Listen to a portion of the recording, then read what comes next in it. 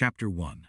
Divine Oracle Ngo Thieu Than, go to the finance department to settle your wages. There is no need for you to return tomorrow. Inside the office, a balding, middle-aged man with a protruding beer belly sat in an oversized leather chair, addressing the young man standing before him. On what grounds? Ngo Thieu Than asked indignantly. In truth, he already had a fair idea of the situation. Hadn't he accidentally walked in on the old man's tryst with his secretary the previous night? Was such a trivial matter really worth taking it this far? On the grounds that I am the boss, the middle-aged man replied with a smirk. This guy is probably afraid I'll go around running my mouth. Ngo Thieu Than thought to himself. Though he wanted to tell the man he wasn't a gossip, he reconsidered and realized it was pointless. With a boss like this, even if he stayed, the man would surely find 100 different ways to make his life miserable sooner or later. Fine, if you want to fire me, so be it. But according to labor laws, a company that unilaterally terminates an employee must provide 3 months' severance pay. Ngo Thieu Than stated. Since he had to leave, he intended to maximize his benefits. What the hell are you? The middle-aged man started to curse, but he suddenly paused. If this matter truly escalated and reached the ears of the tigress he had at home, things would get incredibly messy. Finally, he suppressed his anger and spat out, "You think I'm short on that pittance? Get out, collect your money, and vanish from my sight." Before long, Ngo Thieu Than had settled his wages, packed his belongings, and walked out of the company. Watching the bustling, crowded streets, he felt a sudden sense of aimlessness. 2 years after graduation, his career was non-existent, and now he had even lost his job. In a city like Shenzhen, simply opening one's eyes in the morning cost money. Without an income, he wouldn't even dare add a sausage to his instant noodles. Whatever, I'll just find another job, Ngo Thieu Than muttered to himself. Right then, a poster drifted through the air and slapped directly onto his face. Ngo Thieu Than pulled it off to take a look. It was an advertisement for Divine Oracle, the game that had been taking the world by storm recently. For the past month, advertisements for Divine Oracle had been ubiquitous. Word was that the core artificial intelligence, AI of the game, was not a product of modern civilization, but an epoch-making creation. The origins of this AI remained classified. The game had been developed by 5 of the world's leading gaming giants through this AI. Boasting a maximum level of realism, meaning the 5 senses within the game were identical to the real world. Truly an era-transcending game, Ngo Thieu Than mused. Unfortunately, this game wasn't played on a computer. One had to purchase a virtual reality helmet to play. Damn, one helmet costs 10,000 yuan. In the 2 years I've been working, my savings have never even touched 5 figures. Wait, that's not right. I just collected 3 months' salary. Combined, I have exactly 10,500 yuan. Should I? Ngo Thieu Than began to waver. This game was entirely different from traditional ones. It was said to hold infinite potential. As a frequent gamer, Ngo Thieu Than could recognize its significance. However, while he believed in the game, he lacked confidence in himself. The game was targeted at a global audience. World-class gaming legends and wealthy tycoons with money to burn would surely jump in from the start. Although he had played many games, his skill level, simply put, was incomparable to those elites. This is a massive gamble, Ngo Thieu Than murmured. To him, 10,000 yuan was practically his entire net worth. The few hundred yuan he had left would hardly last a few days in this city. Subtracting the salary he just received, his bank card actually held only 200 yuan. This meant that if he couldn't make money in the game, he wouldn't even be able to pay his rent by the end of the month. To hell with it. I'm doing it. At worst, I'll sleep under a bridge or go back to being a manual laborer. Besides, I've always loved games. I can't pass up an opportunity like this. No sooner said than done, Ngo Thieu Than generously hailed a taxi to the nearest sales point. Why take a taxi when he was so poor? Because Divine Oracle was set to officially launch at 12 p.m. today. And it was already nearly 10 a.m. How could he not be in a hurry? Once he decided to play, he absolutely could not afford to fall behind the others. Arriving at the sales point and seeing the long queue, Ngo Thieu Than once again marveled at the game's popularity. The VR helmets had been on sale for a month, and he had heard the lines were packed every day. Now that the server was about to open, the crowd was still this immense. It took Ngo Thieu Than over an hour of queuing to finally purchase a helmet. Glancing at his watch, it was 11:25 a.m. He hurriedly hailed another taxi to rush home, constantly urging the driver to go faster. He barely managed to reach his apartment by 11:50 a.m. Suddenly, feeling a sharp pang of hunger, he remembered he hadn't eaten anything all morning. Once he entered the game, he certainly wouldn't be coming out anytime soon, and his body might not hold up. Cooking or going out to eat was out of the question at this hour. He rummaged through his apartment and finally found a package of bread that had fallen under the bed at some unknown time. Seeing that the packaging was still intact, Ngo Thieu Than didn't think twice. He tore it open and devoured it in 3 large bites. With a loud burp, Ngo Thieu Than leisurely donned the VR helmet. It was now 11:55 a.m. Why does my stomach feel a bit sore? Ngo Thieu Than's consciousness quickly surged into the game. A grand, sweeping vista appeared before his eyes. It was a battlefield where countless demonic beasts, thick enough to blot out the sun, were attacking the tiny humans below. On the ground, myriads of beasts pursued fleeing humans. Those caught were torn into fragments. Yet, among humanity, there were also countless powerful warriors resisting the onslaught. Noble mages in flowing robes stood suspended in mid-air, manipulating the elements to rain down devastating area of effect attacks on the beast tides below.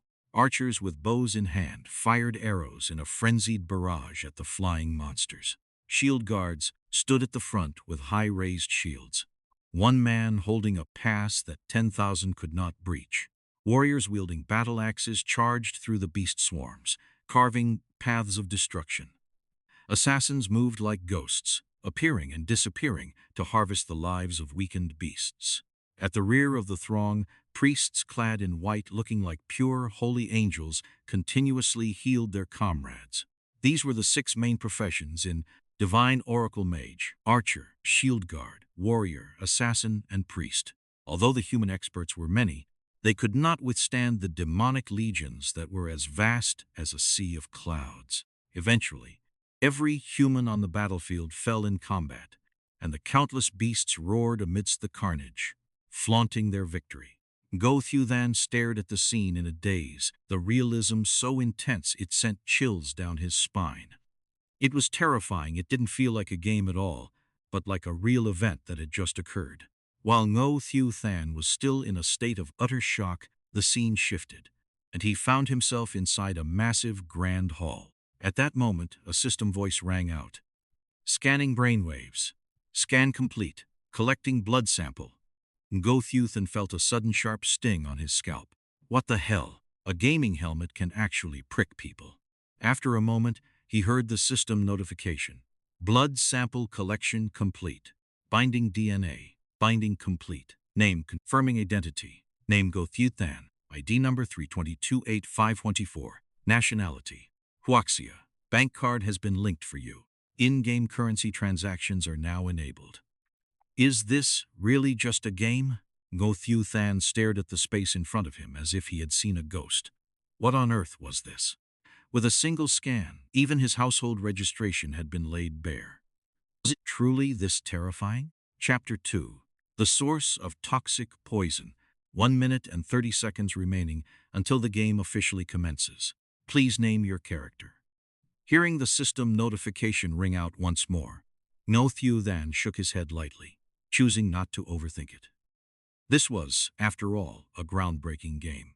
There were bound to be many things beyond his current understanding. Steadying his mind, he spoke. Tran Fong.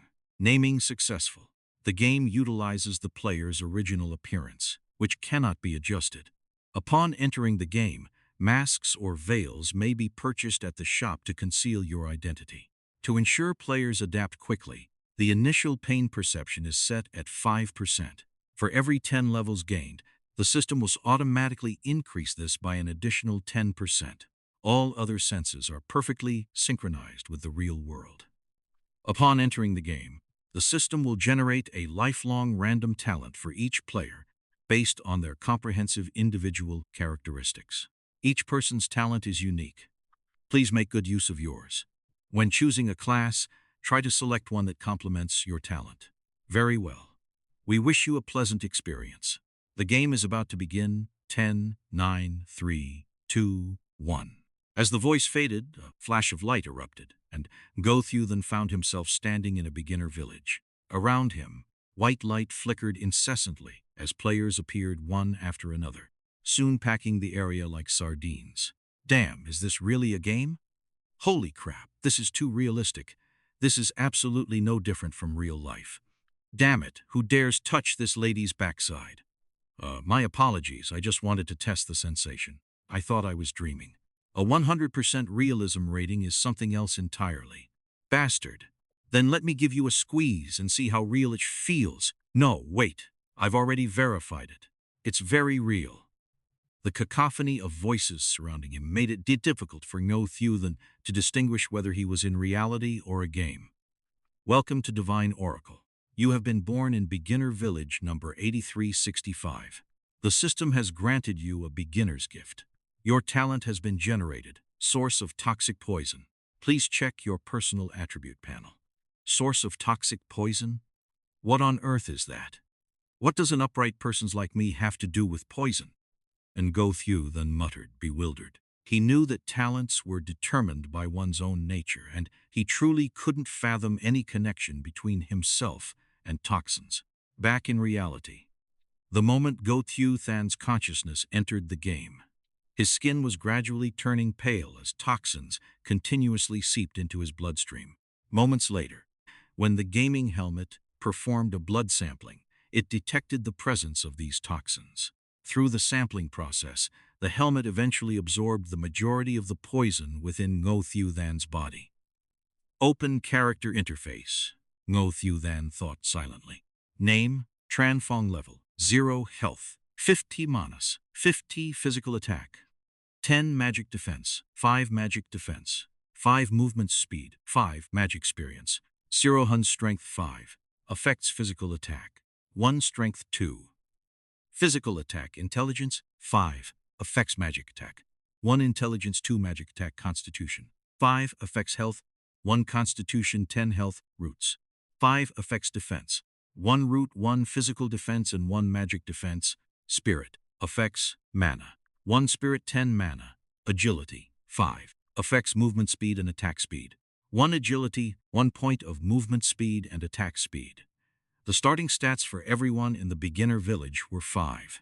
This was remarkably fair, unless a player had a talent that provided attribute bonuses. Skills. Appraisal. Can view information on monsters no more than 10 levels higher than the user. Talent. Source of toxic poison. Normal attacks or skills will attach a lethal poison to the target. Ranged attacks cannot trigger this. Deals 1 point of true damage per second. Stackable up to 1 layer, lasting for 60 seconds. During the poisoning period, the target cannot recover health. Trait. Every time you kill a target 5 levels higher than yourself, the poison damage increases by 1 point. Every time you kill a boss no lower than your own tier, the maximum stacks of poison increase by 1. Each boss tier can only be triggered once. And Ngo Thieu Than stared blankly at his talent. Initially, it seemed like trash. But once his eyes fell upon the trait section, his heart couldn't help but thrum wildly. With his knowledge of gaming, he realized just how terrifying this talent could become if stacked in the future. It felt as though his life was about to change. Houses, cars, money, and beautiful women were all beckoning him. At this moment, he no longer cared whether he was associated with poison or not. He only felt that this talent was incredibly fragrant. He quickly opened his bag and pulled out the beginner's gift. Unsurprisingly, it contained a wooden sword and a cloth shirt. Wooden sword. Physical attack +2 beginner equipment, cloth shirt. Physical defense +1 beginner equipment. It was better than nothing. He immediately equipped them, bringing his attack to 12 and his defense to 6. Looking at the noisy crowd and the unending flashes of white light, He estimated that there were nearly 10,000 people in this beginner village alone. According to official announcements, the Xianxia region alone had 10,000 beginner villages. If every village was like this, it meant that the moment the game opened, the player count for Xianxia had exceeded 1 billion. It was staggering. With great effort, he squeezed through the crowd to find an NPC to see if there were any quests. He found that the entire village only had about a dozen NPCs, all of whom were surrounded by players 3 layers deep. Forget it. Even if there are quests in the early stages, the rewards won't be high. It's best not to waste time. Going out to hunt monsters is better, Ngo Thieu Than thought. Following the path out of the village gate, he reached a grassy field. Many rabbits were hopping about on the grass, but the field was already swarming with players. However, white light occasionally flashed, indicating that some players had fallen in battle.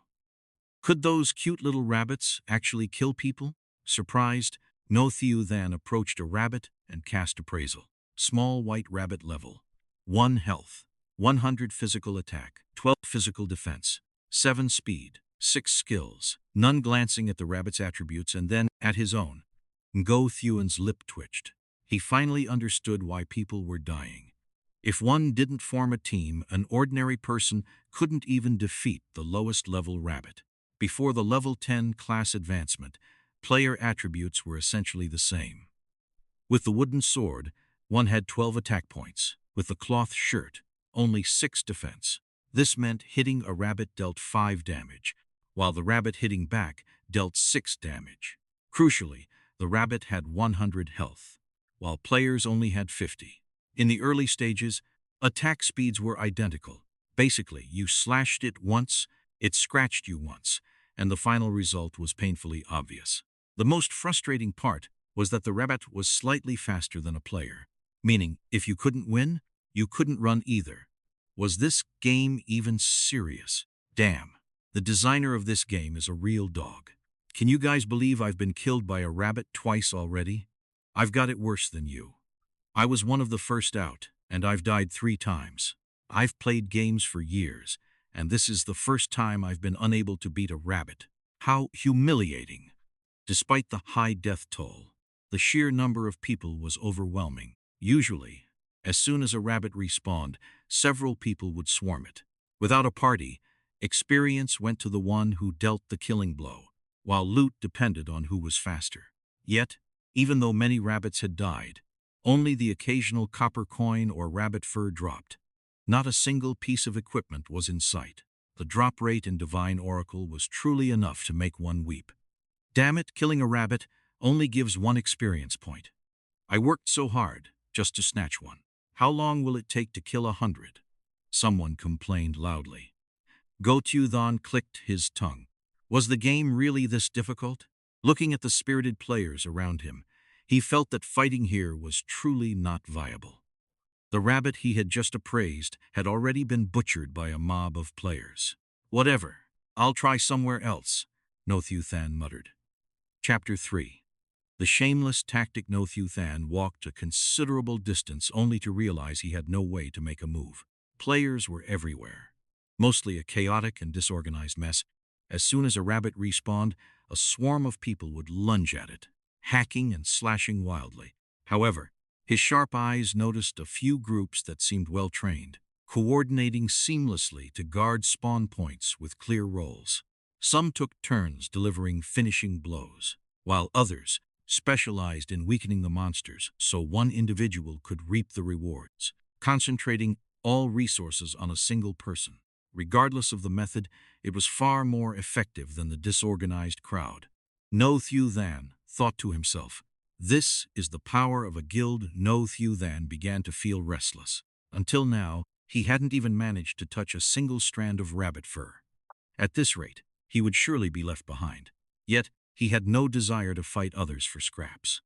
Putting aside whether he could even win such a scramble, even if he were lucky enough to snatch 1 or 2 kills, the efficiency would be abysmal. Should I head to the level 2 monster zone? After a moment's thought, he continued forward. It was worth a look. Certainly better than standing here, staring blankly. Monsters level 5 and below were not aggressive. As long as he didn't provoke them, he would be safe. At that moment, several players waiting for white rabbits to respawn spotted Ngo Thieu Than walking alone toward the level 2 zone. A short youth spoke up. "Look, is that kid planning to go to the level 2 area? Looks like it. Probably couldn't snatch any kills here and wants to try his luck inside. Haha, he'll feel nothing but despair once he gets there. I thought the same as him at first, but after seeing the level 2 stats, I slunk right back here," a slight chubby youth remarked. "Fatty, you went in? Are the monsters in there that powerful?" the short youth asked. "Yeah, they aren't something current players can handle unless it's a group raid. But even then, the gains aren't worth the loss. Just stay honest and hunt rabbits," the chubby guy said, still sounding shaken. Ngo Thieu Than walked for a long time before another type of monster finally appeared. A herd of mountain goats grazing leisurely. Looking around, there wasn't a single player in sight. So many mountain goats, yet no one was fighting them. Ngo Thieu Than stepped forward and cast Insight. Mountain goat level. 2 health, 300 physical attack, 21 physical defense, 8 speed, 7 skill. Charge. The goat lowers its head and rams the target with its horns, dealing physical damage. Cooldown. 5 seconds. Seeing the mountain goat's attributes, Ngo Thieu Than's lip twitched. He finally understood why no one was hunting here. Were these really the stats of a level 2 monster? Damn it. Level 2 and they already have skills? Divine Oracle, what on earth were you thinking? With these stats, who could possibly withstand them at this stage? He suddenly recalled his talent. He had to kill monsters 5 levels higher than himself to increase his toxin damage by 1 point. Originally, he thought it wouldn't be difficult, that he would soon become an elite, marry a beautiful woman, and reach the pinnacle of life. Now, it seemed he had overthought things. If monster attributes scaled like this, how was he supposed to grind his talent? Refusing to give up, Ngo Thieu Than pressed onward. He reached a fork in the road. Ahead was a bamboo forest. The left path led deeper into the woods, and the right seemed to lead to a sandy beach, likely the seashore. He hadn't expected the game to include an ocean. At this thought, he turned right.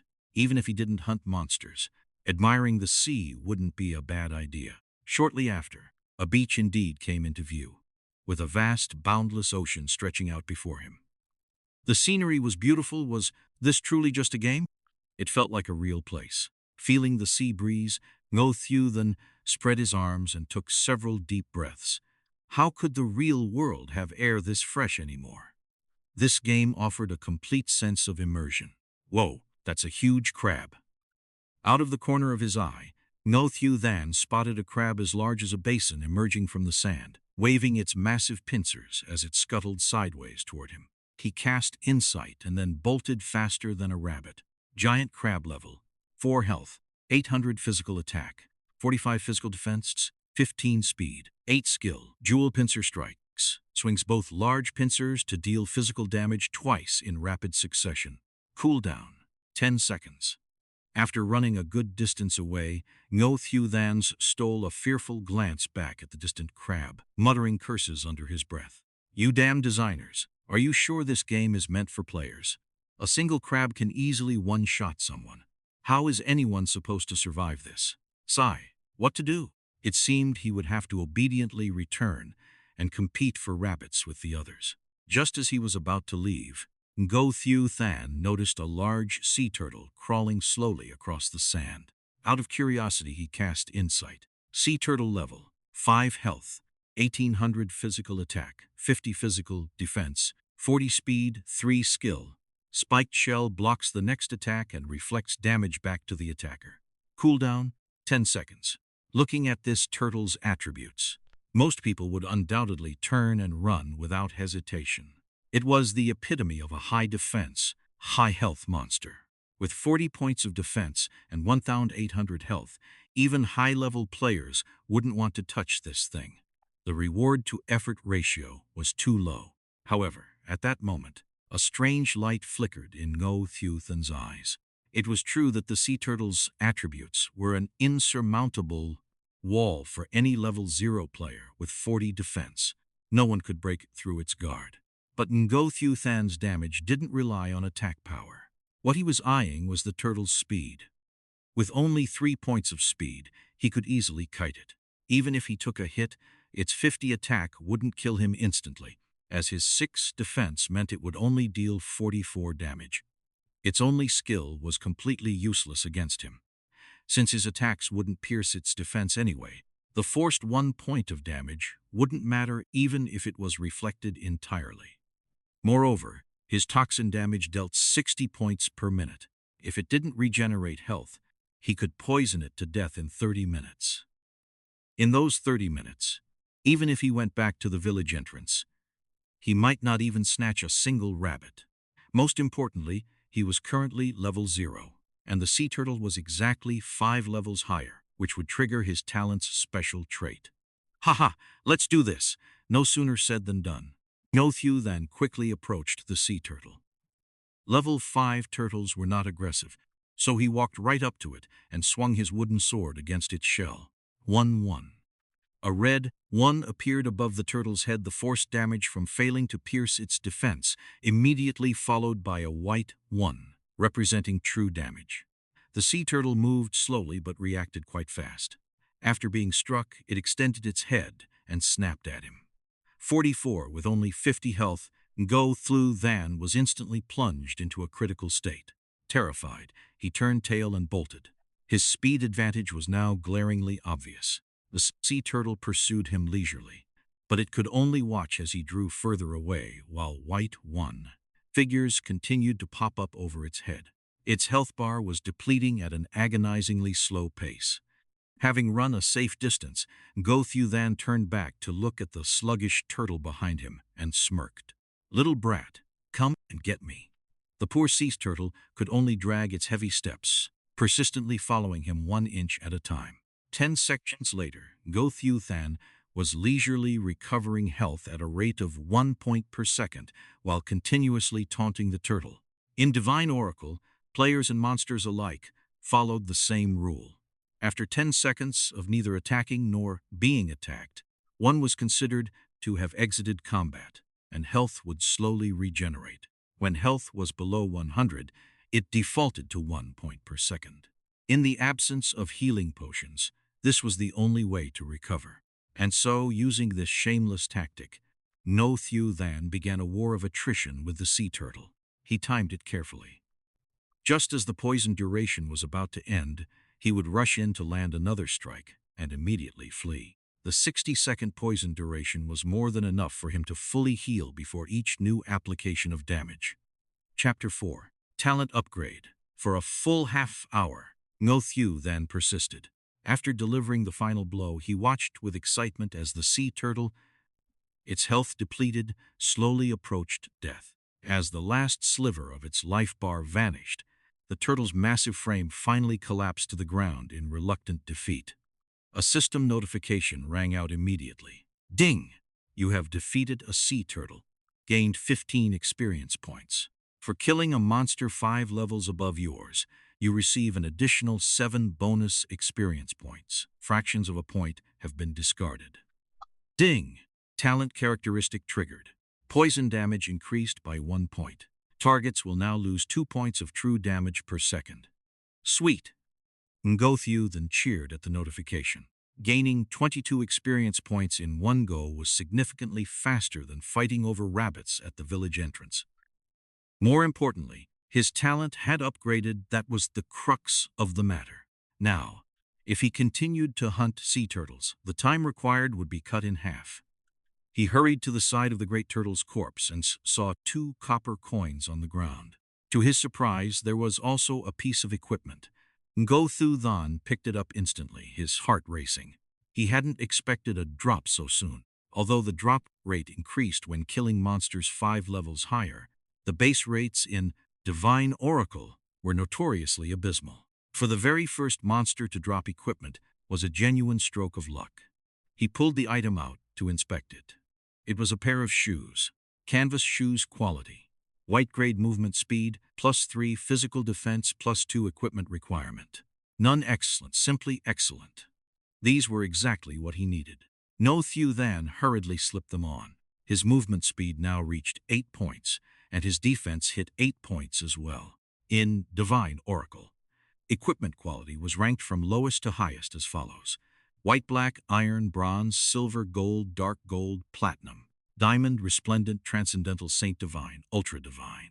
White grade equipment in the early stages had no level requirements.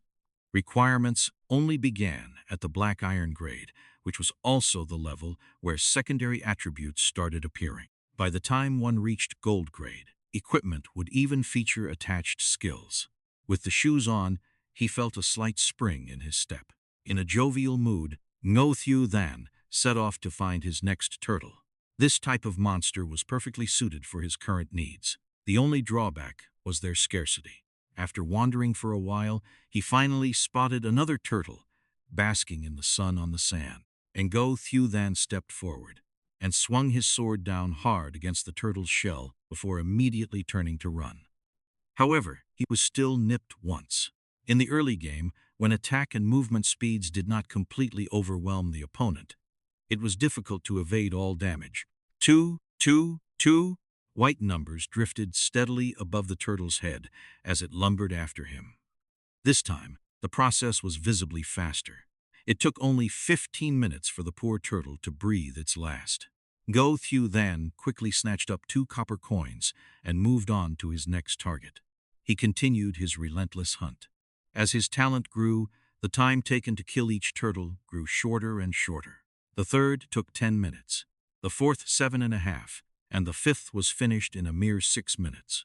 Just then, another system notification chimed. Ding! You have defeated a sea turtle. Gain 22 experience points. Experience bar is full. Congratulations. You have leveled up. HP plus 20, MP plus 10. You have received 5 free attribute points.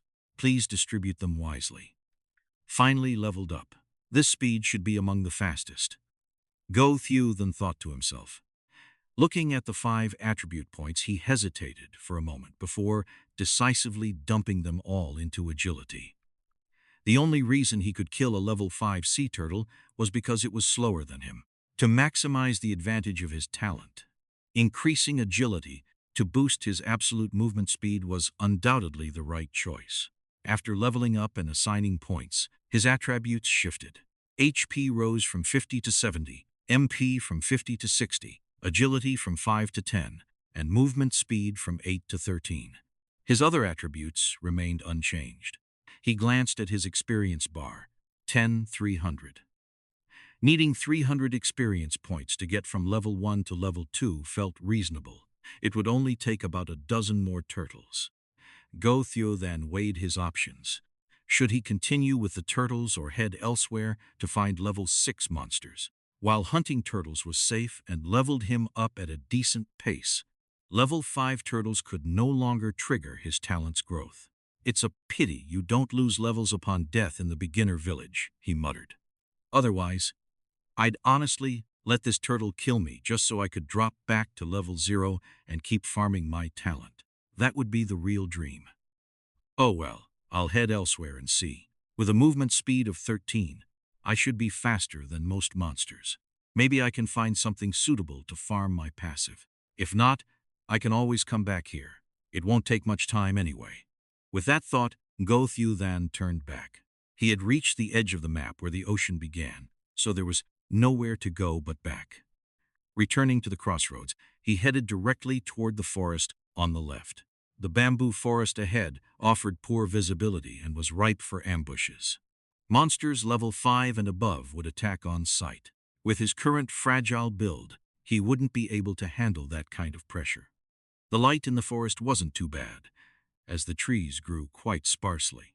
Ngo Thieu Than advanced cautiously. Suddenly, from behind a tree ahead, a pitch-black wild boar charged out. Its twin tusks gleamed with a cold light, its eyes fixed on him. It scraped its front hooves against the dirt before lunging at him with terrifying speed. Holy crap, that's not fair! Ngo Thieu Than cried out in shock. Just as the boar was about to collide with him, he narrowly sidestepped. The beast brushed past his clothes and slammed into a tree, stars appearing above its head to indicate a stunned state. Ngo Thieu Than patted his chest, relieved. It was lucky he had dumped all his points into agility, or he never would have dodged that. He quickly cast Insight. Wild Boar level, 6 HP, 2000 physical attack, 70 physical defense, 30 speed, 11 skill. Savage Charge, lunge forward at extreme speed, dealing physical damage to targets in its path and stunning them for 1 second. Cooldown, 10 seconds. Ngo Thieu Than's mouth twitched. This was a level 6 monster? Divine Oracle was consistent. At least it truly treated players like trash. It was a blessing he had dodged. If he had been hit, he'd likely be taking a free trip back to town right now. Should he fight it? Or go back to bullying the little sea turtles? He hesitated. Strictly speaking, a fight was possible. The boar's attack was 70, while he had 70 HP and 8 defense. He could survive one basic attack, and since his movement speed was higher, he could kite it. The problem was the skill. One hit, and it was game over. He wasn't sure he could dodge every single time. He had only reacted in time just now because the boar had charged from a distance. If it charged while he was in the middle of a swing, he'd be finished. To hell with it, let's risk it. His poison talent currently stripped 6 HP per second. Killing a wild boar would take just over 5 minutes. The risk was worth the reward. Ngo Thieu Than lunged toward the boar. It had just used its skill and was in the 10-second cooldown period. He didn't have to worry about a charge while closing in. He slashed his sword across the boar's back. 1. Defense not breached. Mandatory damage. 6. Poison damage. The boar was no pushover. It tossed its tusks upward in a counterattack. 62 Ngo Thieu Than scrambled away instantly. It was then he realized he had overlooked a critical issue. His health regeneration couldn't keep up. It took 10 seconds to exit combat, meaning in the remaining 50 seconds of a minute, he would only recover 50 HP. To survive another counterattack, he needed his health to stay above 63. If he waited for his health to recover that much before landing another strike, the poison would wear off for about 13 seconds. Once the boar exited combat, it would regenerate 1% of its health per second, that was 20 HP. In 13 seconds, it could recover over 200 HP. This was going to drag the fight out significantly. Level 6 monsters really are a different breed, but since I've started, I might as well go all out. Chapter 5. Extreme Maneuvers. Fearing the wild boar's savage ram skill, Ngo Thieu Than lured it into a dance around several massive trees. Sure enough, after a dozen seconds of failing to catch the small human before it, the boar skidded to a halt. Its front hooves scraped against the earth before its massive frame shot forward like a bolt toward Ngo Thieu Than. Having watched the beast with rapt attention, Ngo Thieu Than lunged to the side, narrowly avoiding the collision. Phew, that was close! Ngo Thieu Than exhaled a breath of relief. However, the difficulty didn't seem insurmountable. The boar had a clear telegraph before initiating the skill, scraping its front hooves twice. As long as one didn't stand directly in its path and possessed decent reaction speed, it was relatively easy to dodge. After all, a skill with high damage, displacement, and a stun would be far too punishing without such a tell. After missing its mark, the boar slammed on the brakes, freezing for about a second before turning to resume its pursuit. Ngo Thieu Than rubbed his chin, a glint flashing in his eyes as he continued to lead the creature in circles. When it triggered the skill again, he dodged with ease, seized the 1-second opening during its recovery, and nimbly slashed at its rump before immediately retreating. By the time the boar turned around, Ngo Thieu Than was already 2 body lengths away. It worked. This way, he didn't have to worry about the boar regenerating health once the poison wore off, as each new application refreshed the duration. He also wouldn't have to fear being blindsided by a sudden skill while closing in for the kill. Several minutes passed in this manner until the boar was nearly drained of health. Just as he prepared to finish it off, another wild boar suddenly burst from a nearby thicket, charging straight at Ngo Thieu Than without warning. Damn it, are you kidding me? Ngo Thieu Than barely evaded the strike by a hair's breadth. He knew there were plenty of wild boars in the area, which was why he stayed close to the trees, but he hadn't expected to be detected regardless. Aggressive monsters were truly a nuisance. He frowned. Under normal circumstances, he should have retreated immediately. 2 boars hitting him once each would be enough to send him to meet his maker. But looking at the first boar, which needed only 1 more strike to die, Ngo Thieu Than couldn't bring himself to abandon the kill. Licking his lips, his gaze grew sharp as he stared at the 2 boars tailing him. He muttered to himself, "Then let's try dancing on the edge of a blade." His talent ensured that such high-stakes situations would become a common occurrence in the future. It was better to get used to them now. He led the pair in circles. He couldn't rush in blindly, or he would certainly be sent flying by their tusks. He had to wait for a precise opening. Suddenly, the near-dead boar scraped its hooves and charged. Ngo Thieu Than remained calm, sidestepping to dodge and preparing to counterstrike. However, the second boar triggered its skill at that exact moment, forcing him to abandon the kill and retreat once more. Son of a... They even know how to coordinate.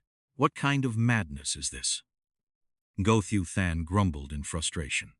Seeing the poison on the first boar about to expire, he knew its health would begin to regenerate if he didn't act soon. Watching the 2 boars moving in tandem, Ngo Thieu Than began a cold analysis. My agility is 13, theirs is 11, and our attack speeds are roughly the same. If I hit one, they can hit me back in return, with a gap of no more than 0.01 seconds. That isn't enough time to pull out of attack range. But what if I don't attack first? What if I wait for them to strike, dodge, and then counter? No, that won't work either.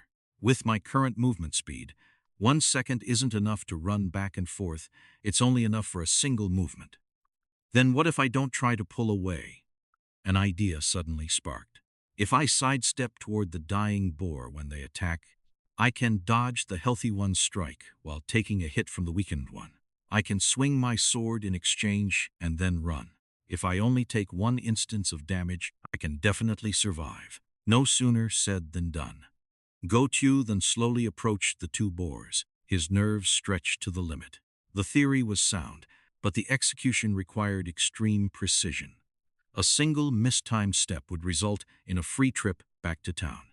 He quickly entered their attack range. Seeing the sharp tusks of both boars lunging forward, he thought, "Now!" His eyes flashed as he tilted his body, sliding toward the side of the dying boar. Its tusks grazed him just as the other boar's attack whistled through empty air. Ngo Thieu Than hurriedly spun and delivered a sword strike, then immediately bolted, putting a body length of distance between them, before the second boar could follow up with a regular attack, narrowly escaping their secondary strike. Phew! That was terrifying. This damn game nearly gave me a heart attack. Still, the mechanical depth of this game is incredible. It seems I'll need a lot more practice to adapt. Next, he only had to wait for the dying boar to succumb to the poison, taking care not to let both hit him with their skills at once. Before long, the first boar collapsed onto the ground in a heap of resentment. Simultaneously, the system notification chimed. Ding! You have slain wild boar. You receive 20 experience points. For killing a monster 5 levels higher, you receive an additional 10 experience points. Ding! Special talent triggered. Poison damage increased by 1 point. Finally took 1 down. That was ridiculously hard. Ngo Thieu Than sighed. Glancing at the boar's carcass, he noticed that besides a few copper coins, there was also a boar tusk. He circled around the remaining boar, quickly snatching up the 2 copper coins and the tusk. Boar tusk, a material. Perhaps the villagers will need it, or it can be sold to a general store for 1 copper coin. Shh, that's it? I thought it was something special. Ngo Thieu Than tossed it into his backpack with a look of disdain. Still, a copper was a copper. Making money in this game was grueling. He only had 12 copper coins to his name. He was killing monsters 5 levels above him, and they only dropped 2 coins each. Seeing groups of players hunting rabbits for hours without seeing a single coin was proof enough of how low the drop rates in Divine Oracle truly were. Chapter 6. Level up. After swiftly dealing with the remaining wild boar, Ngo Thieu Than began searching for more. Each time he found one, he lured it back to the same spot to kill it. He had grown genuinely wary of multiple boars appearing at once. Thanks to his upgraded talent, his killing speed gradually increased. Finally, upon slaying his 8th wild boar, fortune smiled upon him as the system generously dropped another piece of equipment. Wild boar leather armor quality. White health plus 40 physical defense plus 2 requirement. None immediately swapped out his starting cloth shirt. His health rose to 110 points, and his physical defense reached 9. His chances of survival had increased significantly. Moving on. He only needed to kill 2 more to level up. By now, the poison from Ngo Thieu Than's talent had accumulated to 14 points, and the terrifying nature of this talent began to manifest. At 14 points of damage per second, he would deal 840 true damage in 1 minute. A wild boar had 2,000 health. He could now finish one off in just over 2 minutes, meaning he only needed to land 3 hits to ensure its death. Very soon, he took down 2 more boars. The long-awaited golden light of a level-up flashed over him, and the system notification rang out. Ding! Congratulations, you have leveled up. Health plus 20, mana plus 10. You have received 5 free attribute points. Please distribute them wisely. He poured all 5 points into agility, and Ngo Thieu Than's stats shifted immediately. Name, Transfong level, 2 health on 30, 90 plus 40. Mana, 70 physical attack, 12 10s 2. Magic attack, 10 physical defense, 9 5 4. Magic defense, 5 movement speed, 18 15 3. Experience, 10 500 strength, 5 intelligence, 5 constitution, 5 stamina, 5 spirit, 5 agility, 15 skill. Insight, can view information of monsters no more than 10 levels higher than self. Talent, source of deadly poison.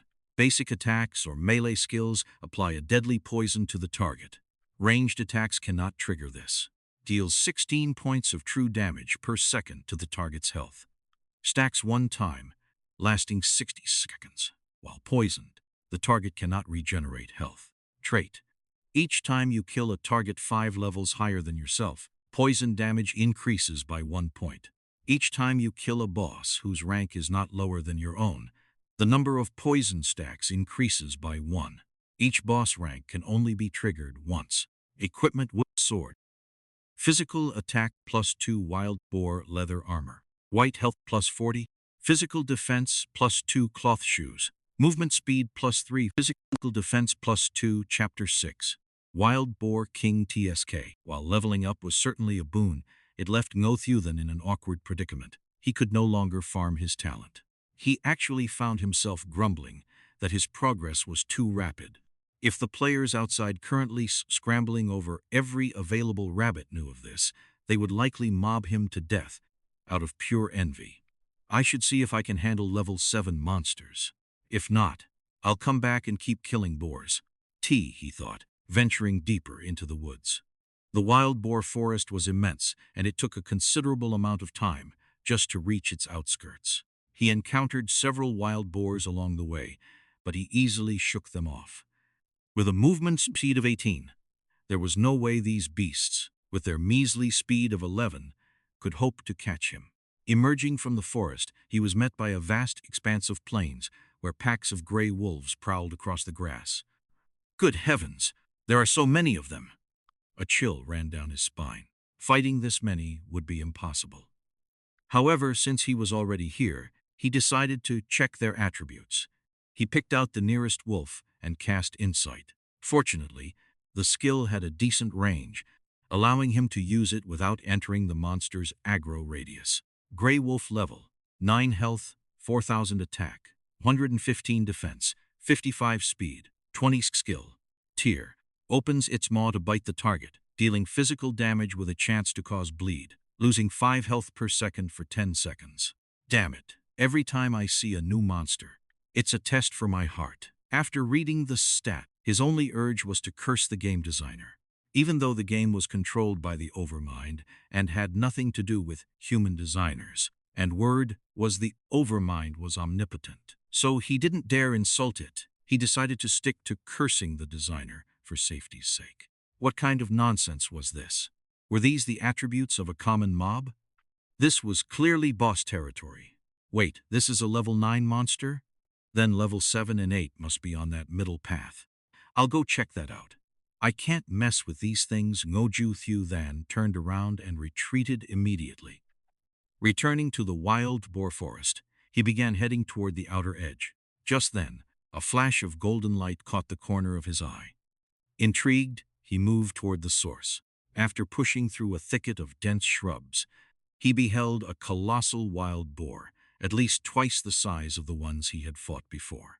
Beneath its feet glowed a golden halo, the distinct mark of a boss in Divine Oracle. Wow, a boss! Ngo Thieu Than's eyes lit up with pleasant surprise as he hastily cast Insight. Wild Boar King, Black Iron Boss. Level Health, 6,000 Attack, 250 Defense, 120 Speed, 30 Skill 1. Stampede, charges forward at extreme speed, dealing physical damage to all targets in its path and stunning them for 1 second. Cooldown, 10 seconds. Skill 2.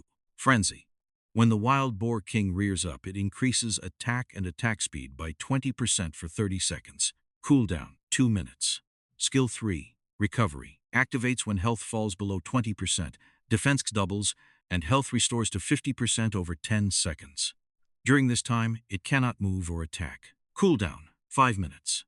I just said that Wolf had boss attributes, and I'm immediately slapped in the face.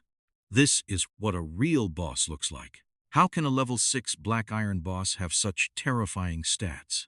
The raw power is one thing, but those skills are disgusting. Without enough damage, it's basically unkillable. That last skill has a 5-minute cooldown. If you can't burn through the health it recovers within 5 minutes, you might as well give up. Well, no use complaining. I'd better get used to it. Besides, while this boss might be an unsolvable puzzle for others, that's not necessarily true for me. My poison can prevent a target from healing. It seems this boss was destined for me. Ngo Thieu Than mused. He immediately laid claim to the Wild Boar King in his mind. There was no reason to pass up a boss when he saw one, especially since he hadn't forgotten his talent's trait. Killing a boss of a rank no lower than his own could stack poison layers. Each additional layer was essentially a massive multiplier to his damage. However, he certainly couldn't fight it yet. He needed a few more levels, at least enough speed to outrun it, and enough durability to survive a single hit. Ngo Thieu Than committed the boss's location to memory and backed away. No one would be coming here anytime soon, so he decided to see if the level 7 monsters were manageable. After all, prioritizing his talent's level was the only way his damage would truly soar. Returning to the crossroads, he took the middle path leading toward a bamboo forest. As soon as he entered, the air became dim and damp. Ngo Thieu Than advanced cautiously, suddenly noticing green snakes coiled around the bamboo stalks ahead, flickering their tongues at him. Goosebumps broke out over his skin as he quickly threw out an insight. Green snake level, 3 health, 550 attack, 32 defense, 12 speed. 7. Skill Snake Venom. Targets attacked by the green snake have a chance to be poisoned, losing 2 health per second for 30 seconds. So, the level 3 monsters were here all along. No wonder I didn't see them earlier. These snakes were bound to make many players nauseous. Most would rather fight crabs than deal with such annoying venom. However, Ngo Thieu Than thought of his own talent. Poison is a good thing. Why call it annoying? Continuing forward, he exited the bamboo forest and entered a dense jungle. The trees were small but grew thick and tight, a stark contrast to the previous forest, and the light remained gloomy. After a short walk, he finally spotted monsters, giant spiders crawling on the trees and the ground. Suppressing his revulsion, he cast Insight. Giant spider level, 7 health, 2500 attack, 90 defense, 40 speed, 13 skill. Web. Sprays a large web in a 2-meter range ahead, binding the target. Caught targets cannot attack or move for 3 seconds. Cooldown, 20 seconds. Good grief, I can't fight these either. Ngo Thieu Than grumbled. He shouldn't have come this way. It felt like every monster here was a direct counter to him. Forget it. If I can't level up my talent for now, I'll go back to the boars. I'll grind a few more levels and then take down that Wild Boar King, and so Ngo Thieu Than returned to the Wild Boar Forest to resume his slaughter. with his poison dealing 16 damage per second. A wild boar fell in about 2 minutes. The grind was relatively fast. A wild boar provided a base of 20 experience points. Having reached level 2, his bonus experience was now 40%, totaling 8 points. Each boar yielded 28 experience, meaning he only needed to kill 18 more to reach level 3. While Ngo Thieu Than was solo farming in the forest, countless players were still fighting over rabbits on the plains outside the novice village. To be fair, the plains were vast and thousands of rabbits respawned at a time, but they couldn't withstand the sheer volume of players. It was a classic case of too many monks and too little porridge. In the midst of the crowd, a group of a dozen people surrounded several rabbit spawn points. They skillfully whittled the rabbits down to near death, before letting an arrogant-looking young man in the center deliver the final blow. As another rabbit collapsed, a golden light flashed beneath the youth's feet. He had leveled up. "Congratulations on reaching level 1, Ngo Thieu," the surrounding group shouted in unison. Ngo Thieu is definitely the first player in our village to level up. I've been looking around, and I haven't seen anyone else with the level up glow yet. Ngo Thieu nodded with satisfaction, immediately dumping all his free attribute points into strength. Seeing his attack rise to 22, he smirked. "Now that I have 22 attack, killing these rabbits is trivial. Should we head to the level 2 area and take a look?" "Better not, Ngo Thieu. Some of our men already ventured into the level 2 zone. The wild goats there are fierce. We can't handle them yet. Unless the brothers all reach level 1 and we have a few people go full stamina to tank the damage, we simply won't be able to kill them. Damn it! Why did they make this trash game so difficult? And they won't even let us top up." "It's frustrating," Ngo Thieu complained. After a moment's thought, he asked, "Has anyone found any equipment drops? Tell them to hand it all over. Pool the gear for me first, so we can break into the level 2 zone early. I'm sick to death of these rabbits." None of our people have seen a single equipment drop yet. The drop rate in this game is abysmal. With so many of us, we haven't even seen the shadow of an item. "There's nothing listed on the auction house either," someone replied. "Son of a," Ngo Thieu cursed. "Keep an eye on the auction house. The moment anyone lists a piece of equipment, buy it for me immediately." Understood. Chapter 7.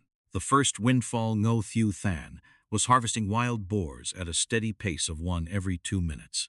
Each boar dropped at least 2 copper coins and a tusk, which was a decent haul. That's the 13th one. As another wild boar succumbed to his poison, Ngo Thieu Than strolled leisurely to its carcass to collect the spoils. Oh, another piece of equipment. He joyfully picked up the item lying beside the monster's remains to inspect it. Butcher's blade quality. White, physical attack. Plus 12 equip requirement. None. Is that all? This seems useless to me, he muttered. A few extra points of attack made no difference in his case. He still wouldn't be able to break through a monster's defense, regardless. Looking at the butcher's blade in his hand, he found it remarkably hideous, even uglier than the beginner's wooden sword. Ngo Thieu Than didn't even bother to equip it. Maybe I should put it on the auction house and see if anyone buys it? The auction system in Divine Oracle was designed for maximum convenience.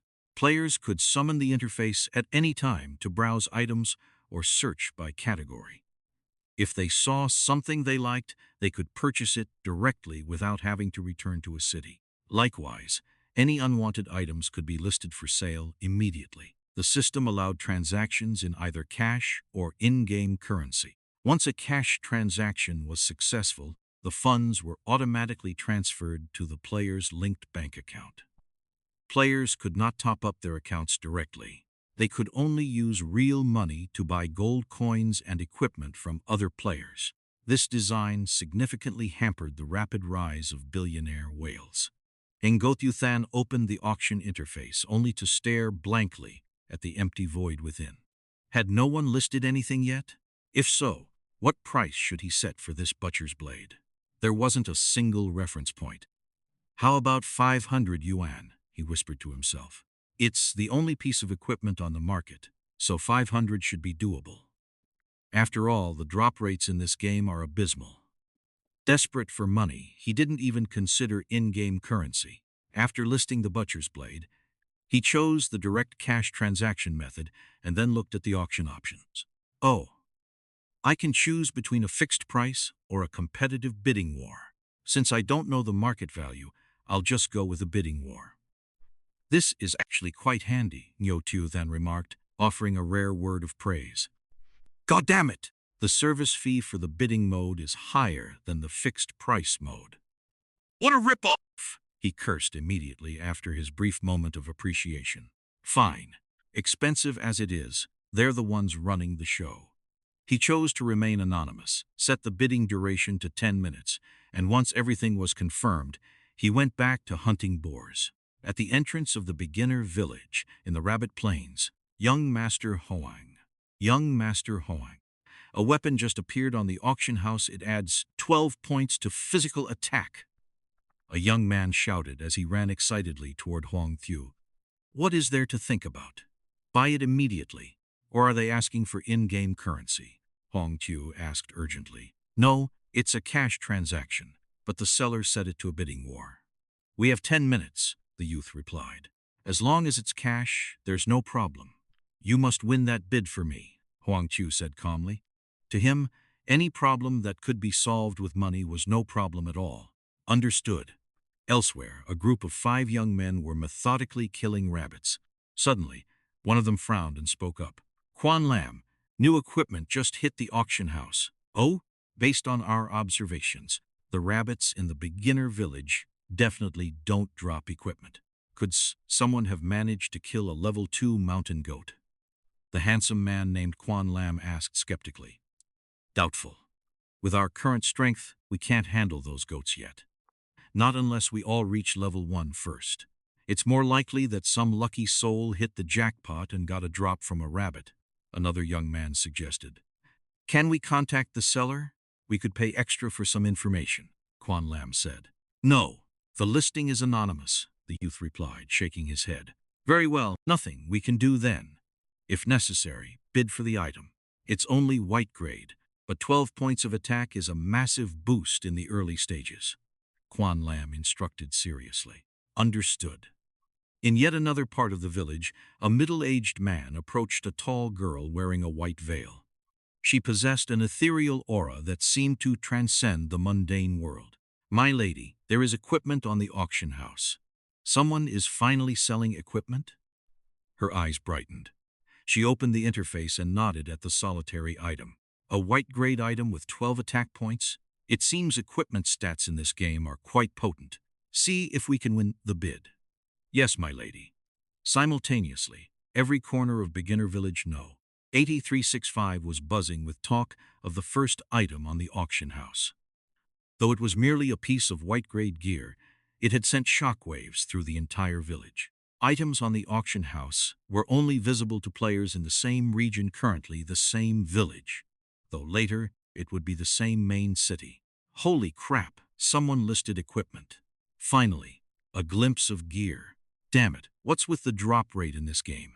I've been playing for over an hour and haven't seen a single piece. I thought the monsters didn't drop anything at all. The lowest tier white gear adds 12 attack, equipping that would literally double your damage. Get real. Look at the current price. It's already smashed past 10,000 yuan. It's just a white item. Rich people really don't care about money. Damn, you're right.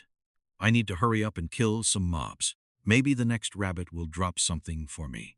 Over 10,000 yuan is enough to last me a few months. My lady, the price has reached 12,000. Should we continue? The middle-aged man asked the beautiful girl softly. Bid up to 15,000, but no higher. A white item isn't worth that much. Everyone will be finding them soon enough, the girl said indifferently. Understood. Quan Lam, a lot of people have their eyes on this. The price has soared to 15,000. It's far exceeded its actual value, one of the youths noted. It's normal, Quan Lam replied. It is the first piece of equipment, and a weapon at that. It's incredibly important for the early game. It's mostly because the drop rates are so low. Otherwise, a white item would never be pushed to tens of thousands. Add another 2,000. If it goes beyond that, let it go. We'll be farming plenty of this kind of gear ourselves soon. Once Chu Back and Lam 2 hit level 1, we're heading for the mountain goats. On the other side, young Master Hong. Do we raise the bid? The man beside Hoang Tu asked. Of course. I have nothing if not money. These peasants think they can compete with me? Hoang Tu replied with a sneer. To him, the value didn't matter. As long as money could solve it, it was trivial. What he wanted was the thrill of being stronger than everyone else. Meanwhile, Ngo Thieu Than, the man responsible for the case, was completely oblivious. He continued his cowardly tactics to grind wild boars. Sigh, if only my poison damage was a bit higher, then I could finish them in 2 hits. Right now, it still takes 3. It's all because of that damn spider, whatever that weird skill is. It's stopping me from farming my talent. Ngo Thieu Than grumbled. That's 18. One more and I level up. He kited the boar, watching its health bar slowly deplete. With his movement speed now at 18 points, killing boars was effortless. Before long, the boar collapsed in defeat. Ding! Congratulations, you have leveled up. Health plus 20, mana plus 10. You have received 5 free attribute points. Please distribute them wisely. Having reached level 3, he once again dumped all 5 points into agility. His agility reached 20, his movement speed hit 23, his health was 150, and his mana was 80. Other stats remained unchanged. Experience, 1,000. I need 1,000 experience for level 4. At level 3, a boar gives 26 points. Have to kill 38 of them, he lamented. Right then. Ding! The item you listed on the auction house has been purchased. The transaction value is 20,000 yuan. After a 3,000 yuan service fee, the remaining 17,000 yuan has been transferred to your linked bank account. What? 20,000? Ngo Thieu Than was stunned. He frantically opened his transaction history. It really was 20,000. He checked his bank notification and stared at the 17,000 yuan balance. He swallowed hard and pinched himself to make sure he wasn't dreaming. A goofy grin spread across his face. A piece of trash gear was worth nearly half a year's salary. Who would ever believe it? Damn, this game is full of big spenders. His mood soared. He looked at the wild boars ahead and suddenly found them adorable. With this one item, he had not only recouped the cost of his gaming helmet, but made an extra 7,000 yuan. He finally didn't have to worry about sleeping under a bridge. Back to the grind. These boars are basically stacks of cash. Chapter 8. Wild Boar Equipment. It took him another hour to cull 38 more wild boars. Upon reaching level 4, he gained 20 points of health and 10 points of energy. Ngo Thieu then poured all his attribute points into agility. During the grind, another piece of equipment finally dropped. A protective headpiece. Wild boar leather cap quality. White health plus 30, defense plus 3 requirement. None in Divine Oracle. Shirts, trousers, belts, and caps were classified as defensive gear, primarily boosting health and defense. Weapons, rings, bracelets, and necklaces were offensive gear, focused on attack and critical hit rate, while boots primarily increased speed. Of course, these were general categorizations rather than absolute rules. Seizing that it was usable, he equipped it immediately. Although selling such items right now would undoubtedly net him a small fortune, he thought of the wild boar king. It was better to arm himself in hopes of slaying it sooner. That would be the true windfall. With his new gear, Ngo Thieu Than's health reached 200. His defense climbed to 12 points, and his agility hit 25. Combined with his boots, his movement speed reached 28 points. One more level and my speed will reach 33, surpassing the wild boar king. I can consider taking it on then. Ngo Thieu then murmured to himself. Given his current attributes, should he try hunting forest wolves? It would be a good chance to stack his talent. As long as it was feasible, he couldn't neglect grinding his talent.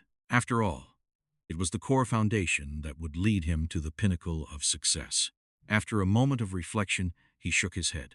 The forest wolf's skill had an attack power of 172. Subtracting his defense, he would still take 160 damage. Combined with the 50 damage from the skill's bleed effect, it was just enough to finish him off. It was better to grind for a few more pieces of equipment to be safe. He glanced at his experience bar. 2000.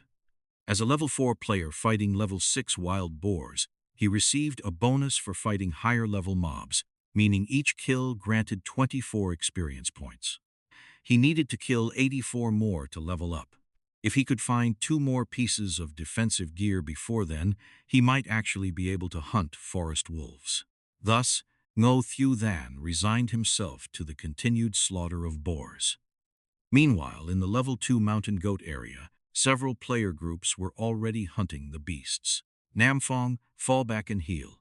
Hao Nian, move up to tank. Everyone else, keep attacking, Quan Lam commanded with calm precision. Very quickly, the mountain goat fell under their coordinated assault. Quan Lam, an item dropped. Hao Nian, a handsome and energetic young man, exclaimed with excitement as he held up a leather cap. Phew! Finally, a drop. Quan Lam let out a sigh of relief. This was the 30-something goat they had killed. Considering the 5 of them had dominated various online games for years, this was the first time they had felt so pathetic. The difficulty of this game made even these veteran gaming titans question their very reality. Why are the stats so poor? Hao Nian grumbled, looking at the cap. What are they? Quan Lam asked. 10 health, 1 defense, Hao Nian said. Speechless, the stats for caps must be naturally low. Since it provides health and defense, Hao Nian, you equip it. Let's keep going. As long as things are dropping, we'll get there eventually. We just have to grind, Quan Lam said steadily.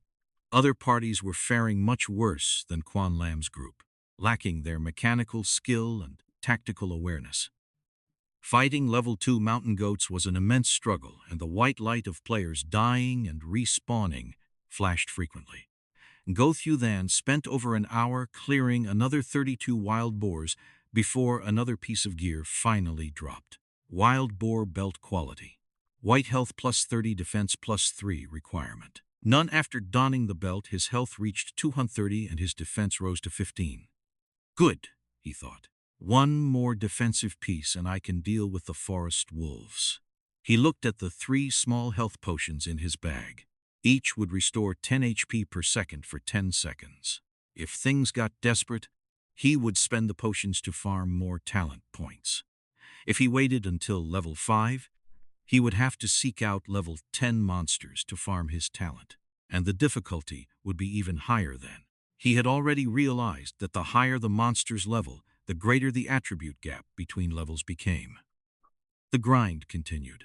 Nearly another hour passed, and 28 boars later, equipment dropped again. But when he picked it up, his heart sank. It was another wild boar leather armor, which he already possessed. Sai T, he thought. I'll just have to put it on the auction house. But the thought of the massive sum of money about to flow into his pockets quickly dispelled his frustration. He listed the wild boar leather armor on the auction house with the same settings. Auction mode, 10-minute duration, and anonymous. He wanted to avoid his private messages exploding. At this stage, staying low profile while quietly getting rich was the way of a king. As soon as Ngo Thieu Than listed the armor, the entire beginner village was thrown into an uproar once more. Major factions scrambled to place their bids. At that moment, Quan Lam stared at the attributes of the leather armor on the auction block, his brows furrowing deeply. What's wrong, Quan Lam? Is there an issue with the gear? Hao Nian asked. What were the stats on your cap? Quan Lam asked in return. Health plus 10, defense plus 1, Hao Nian replied. Chubak, what about the boots we just found? Quan Lam turned to ask Chubak. Speed plus 1, defense plus 1, Chubak said. As soon as Chubak finished speaking, the others began to realize the problem. As elite figures in the gaming world, their understanding of game mechanics far surpassed that of ordinary players. Our equipment provides 2 total attribute points, but the gear on the auction house provides 6, including that butcher's knife from before, which was equivalent to 6 strength points. These 2 items definitely came from the same type of monster, and almost certainly from the same person. Stats like these can't come from rabbits. Logically, It's highly likely this gear drops from level 6 monsters, Quan Lam said gravely. Are you joking? Level 6. Hao Nian looked as if he had seen a ghost. We're getting thrashed by level 2 mobs and you're saying someone is killing level 6s? Exactly, Lam 2 chimed in. Unless they're using a cheat, how could anyone kill a level 6? With how this game is balanced, a level 6 monster would probably one-shot us. Cheating is definitely impossible in this game, Nam Fong said. Tu back, go find out if there are any wild boar spawns. Check their level and attributes. Judging by the item names, they likely drop from boars. At the fork ahead, try going left. If there are boars, that forest is the most likely spot. Got it! Elsewhere, a girl wearing a white veil held a newly dropped tunic in her hand. She looked at the armor on the auction block and fell into deep thought.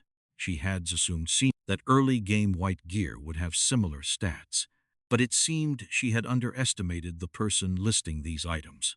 This person's gear certainly didn't come from level 1 or level 2 mobs. Luthuk, could you please find out if there's a monster called a wild boar? Check its attributes and report back to me, the girl said to the middle-aged man standing behind her. Yes, my lady. Tu Back quickly returned to his group, his expression grim as he shared the attributes he had found using an identification skill. Damn it. 2,000 health, 70 attack, and 30 defense? And you're telling me someone is actually killing these right now? Hao Nian cried out hyperbolically. Quan Lam remained silent. Given those attributes, even he would suspect foul play. Such an overwhelming gap in stats wasn't something that could be bridged by mere skill or awareness. Forget it. Don't overthink it. Since we're in the same beginner village, we'll meet sooner or later. Then we'll see what kind of trump card he has. Since this gear likely comes from level 6 mobs and we can't farm it yet, let's see if we can buy it. A 6-point attribute boost is a significant leap, Quan Lam said in a low voice. On the other side, the girl looked at the wild boar, attributes the middle-aged man had shared. After a long silence, she finally said, try your best to secure this equipment. Meanwhile, Ngo Thieu, who had just raised the bid to 20,000, saw that no one was contesting him anymore. He sneered, only 20,000 and nobody dares follow? A bunch of broke losers. Seeing the auction timer nearly depleted, Ngo Thieu waited casually for the success notification. Suddenly, in the very last second, 2 bids appeared simultaneously, one for 25,000 and another for 30,000. In the end, the player who bid to 30,000 won the auction. Son of a... I was sniped. Ngo Thieu felt like he was going to cough up blood. Holding the wild boar leather armor in his hands, Hao Nian said admiringly, You're still the clever one, Quan Lam, anticipating that others would have the same idea. I was going to bid 21,000. If I had, this wouldn't be ours. Ding! Auction failed. The funds have been returned to your linked bank account. Hearing the system notification, the girl in white frowned slightly. She had thought that jumping the price by 5,000 in the final second would guarantee victory. She hadn't expected someone to predict her move so perfectly. Chapter 9. Hunting Wild Wolves. Ding! The item you listed on the auction floor has been purchased. The transaction amount is 30,000 yuan. After deducting the 4,500 yuan transaction fee, the balance of 25,500 yuan has been transferred to your linked bank account. Holy crap! Why did the price go up? Stunned, Ngo Thieu Than clicked on the transaction history. This doesn't make sense at all. Logically speaking, a second piece of equipment should never be worth more than the first, especially since the first was a weapon. How could the price have risen? Ngo Thieu Than truly couldn't wrap his head around it. Earlier, he had considered listing it for a fixed price of 15,000 yuan. It was lucky he hadn't followed through with that plan. He hurriedly checked his bank balance, staring at the figure of 25,500 yuan with a goofy grin. Without a shred of humility, he could admit he had never seen so much money in his life. It felt like a damn dream. Thump!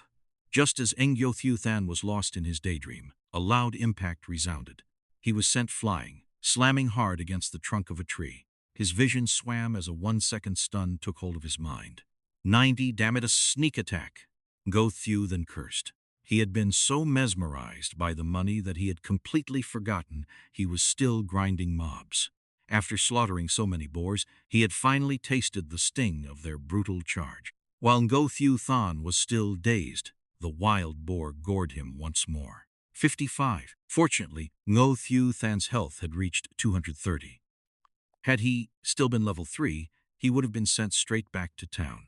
In Starting Village, death didn't result in a level drop, but it did cause equipment to drop, and in Divine Oracle, death carried a guaranteed drop rate. With equipment being so valuable right now, losing even a single piece would be enough to make his heart bleed. Ngo Thieu then spun around, slashed the boar once, and then sprinted a distance away, grumbling incessantly. That actually hurts. Even at 10% pain sensitivity, it's still agonizing. Did that thing hit me in the kidney? He glared spitefully at the wild boar chasing him. You're dead meat. Under the relentless torment of the toxin and Ngo Thieu Than's verbal abuse, the wild boar endured for 2 minutes before finally finding peace. Simultaneously, it dropped 2 copper coins, a tusk, and a piece of equipment. Oh, the drop rate is fast this time. I guess it's making up for the sneak attack. He picked it up to inspect it. Wild boar leather pants quality. White health plus 40, defense plus 2 level requirement. None. After quickly equipping the item, Ngo Thieu Than reopened his character interface. Name, Tran Fong level, 4 health, 270 mana, 90 physical ATK, 12 magic ATK, 10 physical def, 17 magic def, 5 movement speed, 28 experience, 15 since 64 2000, strength, 5 intelligence, 5 constitution, 5 root, 5 spirit, 5 agility, 25 skill, identification talent, source of extreme toxicity, deals 16 points of true damage to the target every second for 60 seconds. Can stack 1 time. Equipment, wooden sword novice gear. Physical ATK plus 2 wild boar leather armor. White, health plus 40. Defense plus 2, cloth shoes. Speed plus 3, defense plus 2 wild boar leather helmet, white. Health plus 30. Defense plus 3 wild boar belt, white. Health plus 30. Defense plus 3 wild boar leather pants, white. Health plus 40. Defense plus 2. His basic defensive gear was nearly complete, a full set of wild boar leather, though unfortunately not a designated set item. It seemed wild boars didn't drop jewelry, but that didn't matter. To Ngo Thieu Than, attack power was secondary. Defensive gear was his true love. Looking at the stats before him, Ngo Thieu Than frowned. These attributes still weren't quite enough to hunt wild wolves, but since he was already wearing a full set of defensive gear, the only way to improve further was to level up, which would defeat the purpose of his plan. And Ngo Thieu Than began to calculate again. A wild wolf had 4,000 HP. His current poison damage was 16 points. He would need to land 5 hits to bring one down, which meant enduring 5 attacks. If they were normal attacks, it would be fine. After subtracting his defense, he would only take 98 damage. With his current health regeneration of 2 points per second, 50 seconds would be enough to recover. However, if he took skill damage, it would be 155 points manageable. But the real fear was triggering the bleed effect.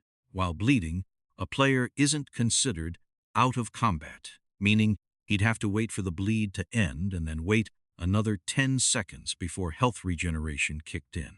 That would leave him with only 40 seconds of actual healing, recovering only 80 HP. In that case, he'd have no choice but to chug potions. Glancing at the 6 small health potions in his backpack, Ngo Thieu Than hardened his resolve. Let's do it. At worst, I'll just use the potions. I'll kill whatever I can. Even 1 extra point for my talent is worth it. Decision made, Ngo Thieu Than immediately set off toward the wild wolf territory. He soon cleared the boar forest and arrived at the wolf plains. Seeing the packs of wild wolves roaming about, he couldn't help but feel a twinge of nervousness. Pulling mobs was a technical skill. Without knowing the monster's aggro range, pulling exactly one was difficult. Fortunately, Ngo Thieu Than's current speed was significantly higher than the wolves. If he accidentally pulled too many, he could just sprint back to the boar forest. Once he left their territory, they would stop giving chase. Ngo Thieu Than approached the nearest wolves, step by step, attempting to lure one away. He quickly entered their aggro range, and 4 or 5 wild wolves immediately lunged toward him in unison. Crap! Too many! Ngo Thieu Than bolted back toward the forest. After a while, the wolves finally gave up and wandered back. He continued to experiment in this manner. After more than 10 minutes and countless attempts, he finally encountered a foolish wolf that followed him out alone. Ngo Thieu Than wore a nightmarish grin as he watched the wolf approach, swinging his sword for a strike. 116, perhaps insulted by Ngo Thieu Than's smile, the wolf immediately lunged with a bite. 155. Ding! You have been afflicted with the bleeding effect. You will lose 5 health every second for 10 seconds. Ngo Thieu Than cursed under his breath. What kind of rotten luck was this? To get hit by the status effect right at the start of the fight. He quickly kept his distance, leading the wolf in circles while painfully pulling a red potion from his bag and gulping it down. The drop rate for these was abysmal. Every bottle used was a bottle lost. Timing it perfectly, just as the toxin was about to expire, he landed another streak. The wild wolf retaliated with a claw swipe, but luckily it wasn't a skill. Ngo Thieu Than breathed a sigh of relief. However, his joy was short-lived. On the 3rd strike, he was bitten again, and as luck would have it, the bleeding effect procced once more. Isn't this bleeding effect supposed to be a percentage chance? Why am I hitting the jackpot every single time? Gritting his teeth, he downed another potion. A single wolf had already cost him 2 potions. The profit margin was looking disastrous. The 4th hit was a normal attack safe. The 5th bite landed, but fortunately, no bleeding occurred. Regardless, even if he had bled on the last hit, he wouldn't have needed another potion. He could just wait to recover before pulling the next one. Soon the first wild wolf collapsed to the ground, its life extinguished. Ding! You have slain a wild wolf. Gained 40 experience points. Slain a monster 5 levels higher. Gained an additional 20 bonus experience points. Ding! Talent triggered. Poison damage increased by 1 point. It had been a long time since he'd heard that specific notification. The sound was deeply nostalgic. Though it had cost him 2 health potions, hearing that sound made Ngo Thieu Than feel it was all worth it. Approaching the wolf's corpse, he noticed it was quite generous, dropping 4 copper coins and a wolf claw. The description for the claw was similar to the boar tusk. He'd check if there were any turn-in quests for it when he returned to the village. However, the experience from the wild wolves was a bit high. At this rate, he would level up after only 6 more kills. In other words, he could only increase his talent by a maximum of 6 more points. It was quite a nuisance. He had never been so annoyed by high experience gains before. The luring process began again. This time, it was much faster, as the gap left by the previous wolf allowed him to easily pull another one. With his talent damage increased to 17, it only took 4 hits to kill a wolf, saving him 1 exchange. Unfortunately, Ngo Thieu Than's luck remained abysmal. Out of 4 strikes, the wolf used its skill 3 times, 2 of which inflicted bleeding. He could only watch in agony as he consumed 2 more potions, silently questioning the lineage of the wolf's entire family. As the second wolf fell, his talent increased again, reaching 18. However, looking at the 2 remaining potions in his bag, Ngo Thieu Than didn't dare continue. If he pulled another wolf, and it landed 3 skills with bleed effects over 4 hits, he'd be a dead man. While the probability wasn't high, Ngo Thieu Than felt the odds were stacked against him personally.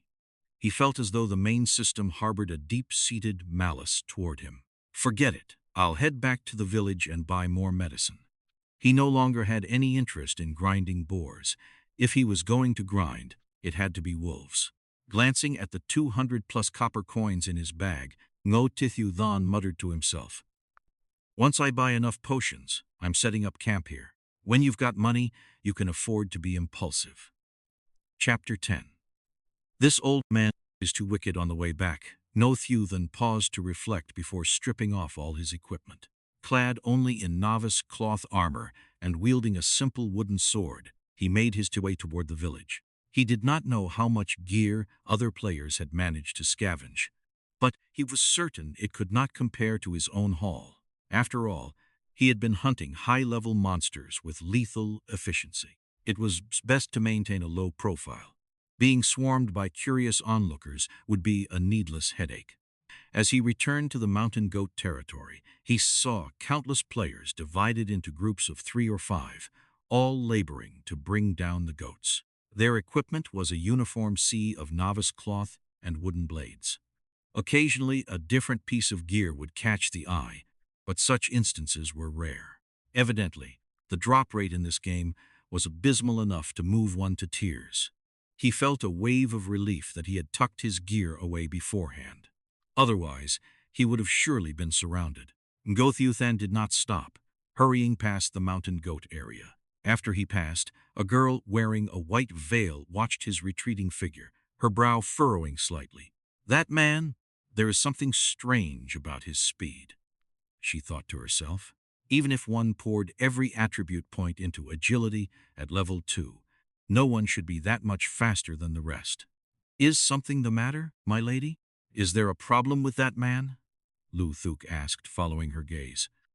By then, however, the figure had already vanished from sight. It is nothing, the girl said, shaking her head. Perhaps she was simply being too sensitive. Ngo Thieu then soon reached the village. At this hour, the settlement was sparsely populated, as most players were out in the fields slaughtering monsters. Let's see if there are any quests to pick up, Ngo Thieu Than mused. He headed straight for the white-haired elder standing at the village gate, who was undoubtedly the village chief. Greetings, village chief. Might there be anything I can assist you with? Ngo Thieu Than asked politely. Adventurer, your current strength is still too low. You cannot be of help to me yet. Why don't you visit Lu Nai Nai in the northern part of the village and see if she requires any aid? The chief replied. Very well, his level was too low to qualify for the quest. Ngo Thieu Than trotted toward the north side of the village until he spotted an old woman sitting on a chair, basking in the sun. He hurried over. Lu Nai Nai, hello! Is there anything I can help you with? Oh, hello, young adventurer. I do have a small matter. Lately, the rabbits outside the village have been breeding far too quickly. They've eaten all the carrots I planted. Could you help me cull those pesky creatures? The old woman asked. Ding! Lu Nai Nai has assigned you a quest. Quest content. Go to the meadows and kill little white rabbits. Bring 10 rabbit furs back to Lu Nai Nai. Reward: 10 experience, 10 copper coins. Do you accept? Wait, that's it? Ngo Thieu Than thought. Can I just say I'm not interested? Wouldn't the time be better spent hunting wolves? He decisively chose to decline. Under Lu Nai Nai's reproachful gaze, he beat a hasty retreat. Were the quest rewards in this game always this meager? Or was that simply the lowest tier of tasks? Ngo Thieu Than wandered through the novice village for a while longer until he spotted a farmer sitting before his doorstep, sighing heavily. This was a classic sign of an available quest. Ngo Thieu Than hurried over and spoke courteously. Greetings, uncle. Is there something troubling you that I might help with? Hello, adventurer.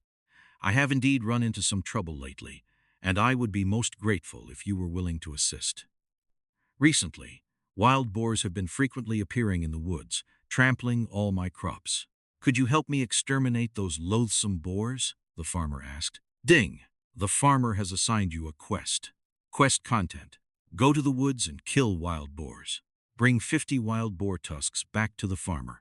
Reward: 500 experience, 200 copper coins. Do you accept? Ha! Isn't this a stroke of luck? Looking at the more than 100 boar tusks sitting in his backpack, Ngo Thieu Than accepted without hesitation. He was just about to turn the items in when he suddenly froze. Damn it! If I hand this quest in, won't I level up instantly? If that happens, how will I continue to farm my talent? He quickly shoved the tusks back into his bag. This old man was truly wicked, nearly baiting him into sabotaging his own talent farming. Forget it.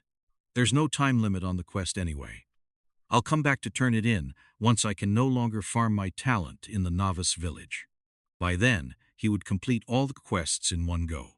The experience didn't matter as much as the copper rewards. Having made his decision, Ngo Thieu Than turned toward the apothecary. There was no need to look for other quests for now. Farming his talent was the absolute priority.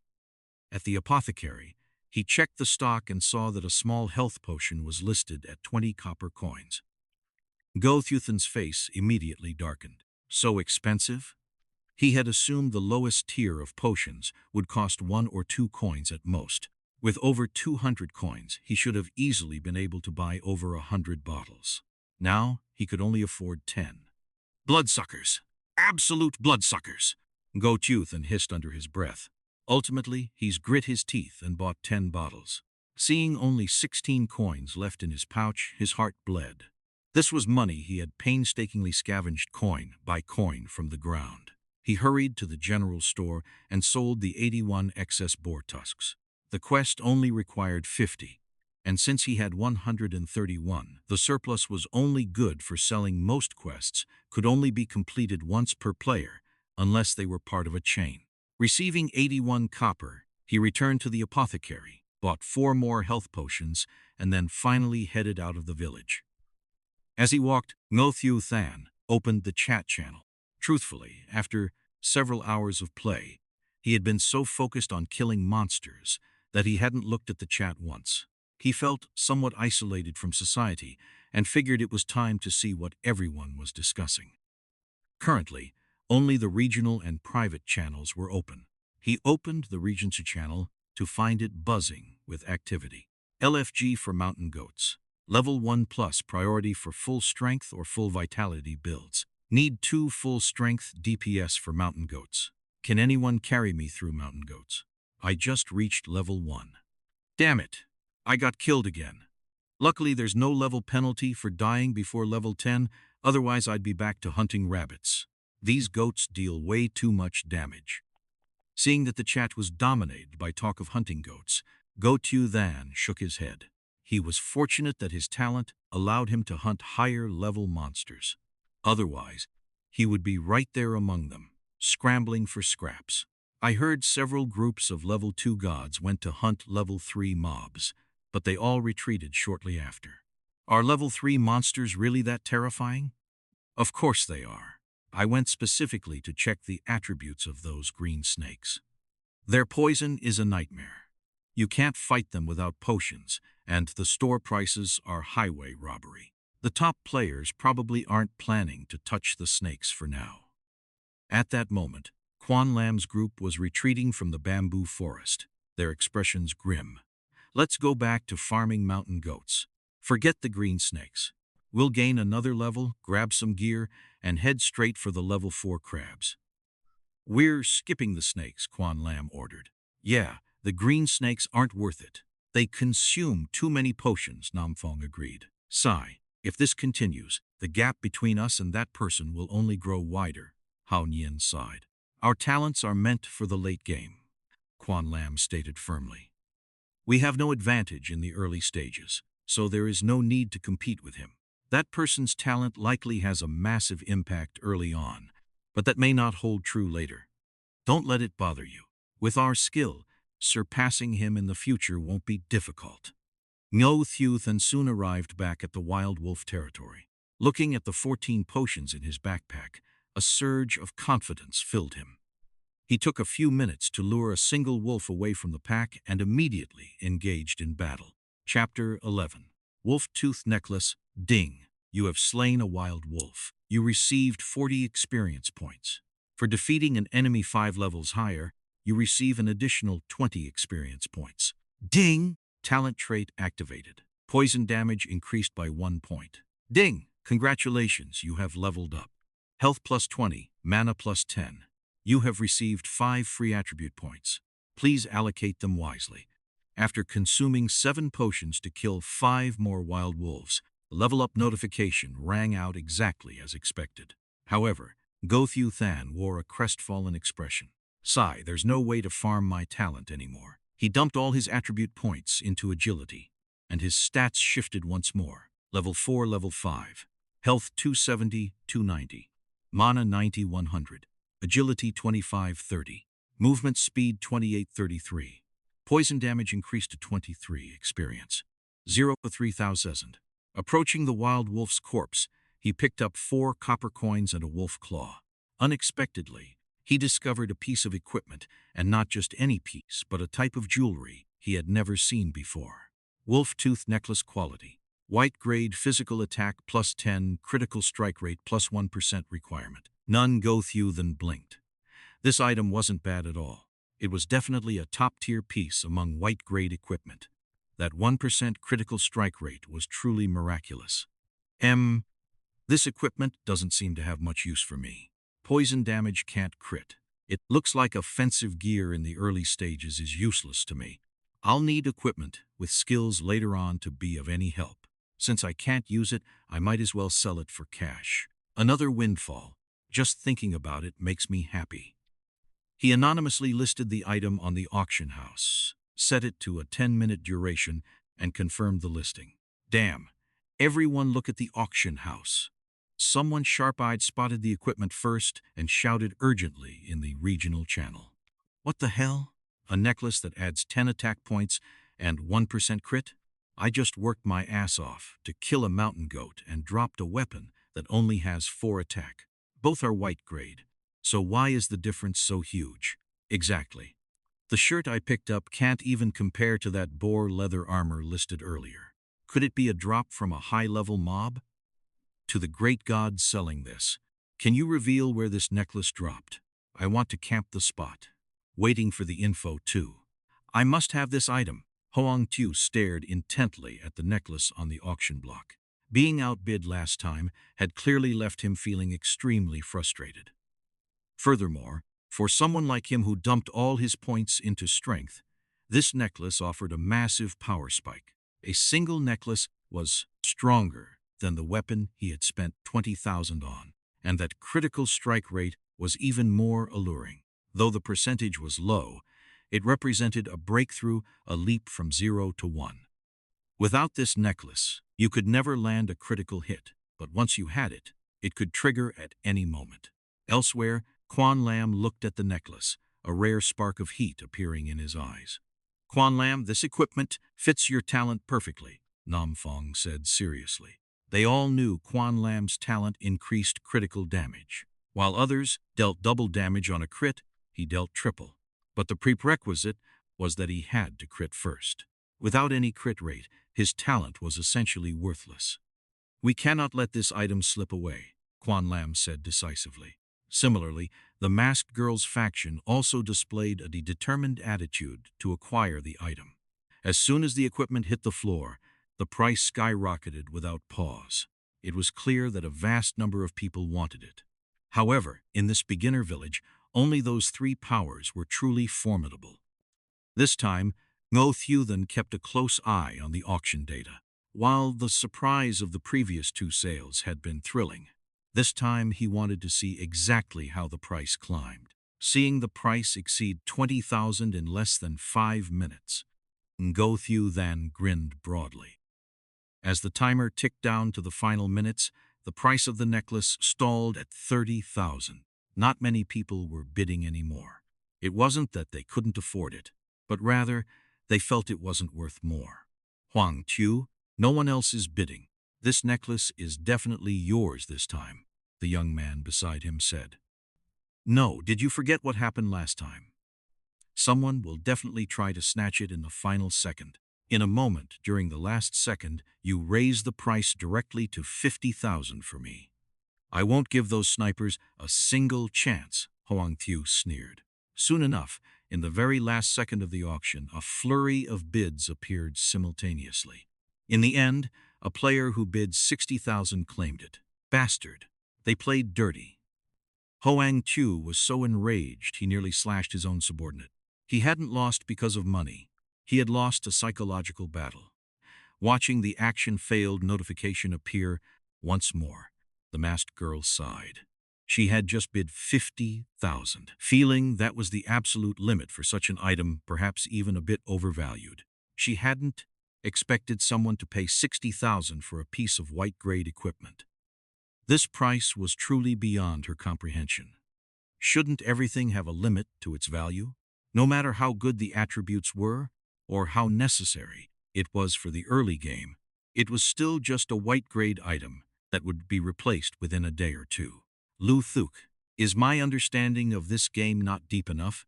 The girl asked the middle-aged man beside her. Miss, I have never played games before. Do you know why the master had me enter this game? Ngo Thieu asked. It's because father intends to invest in business within the game, right?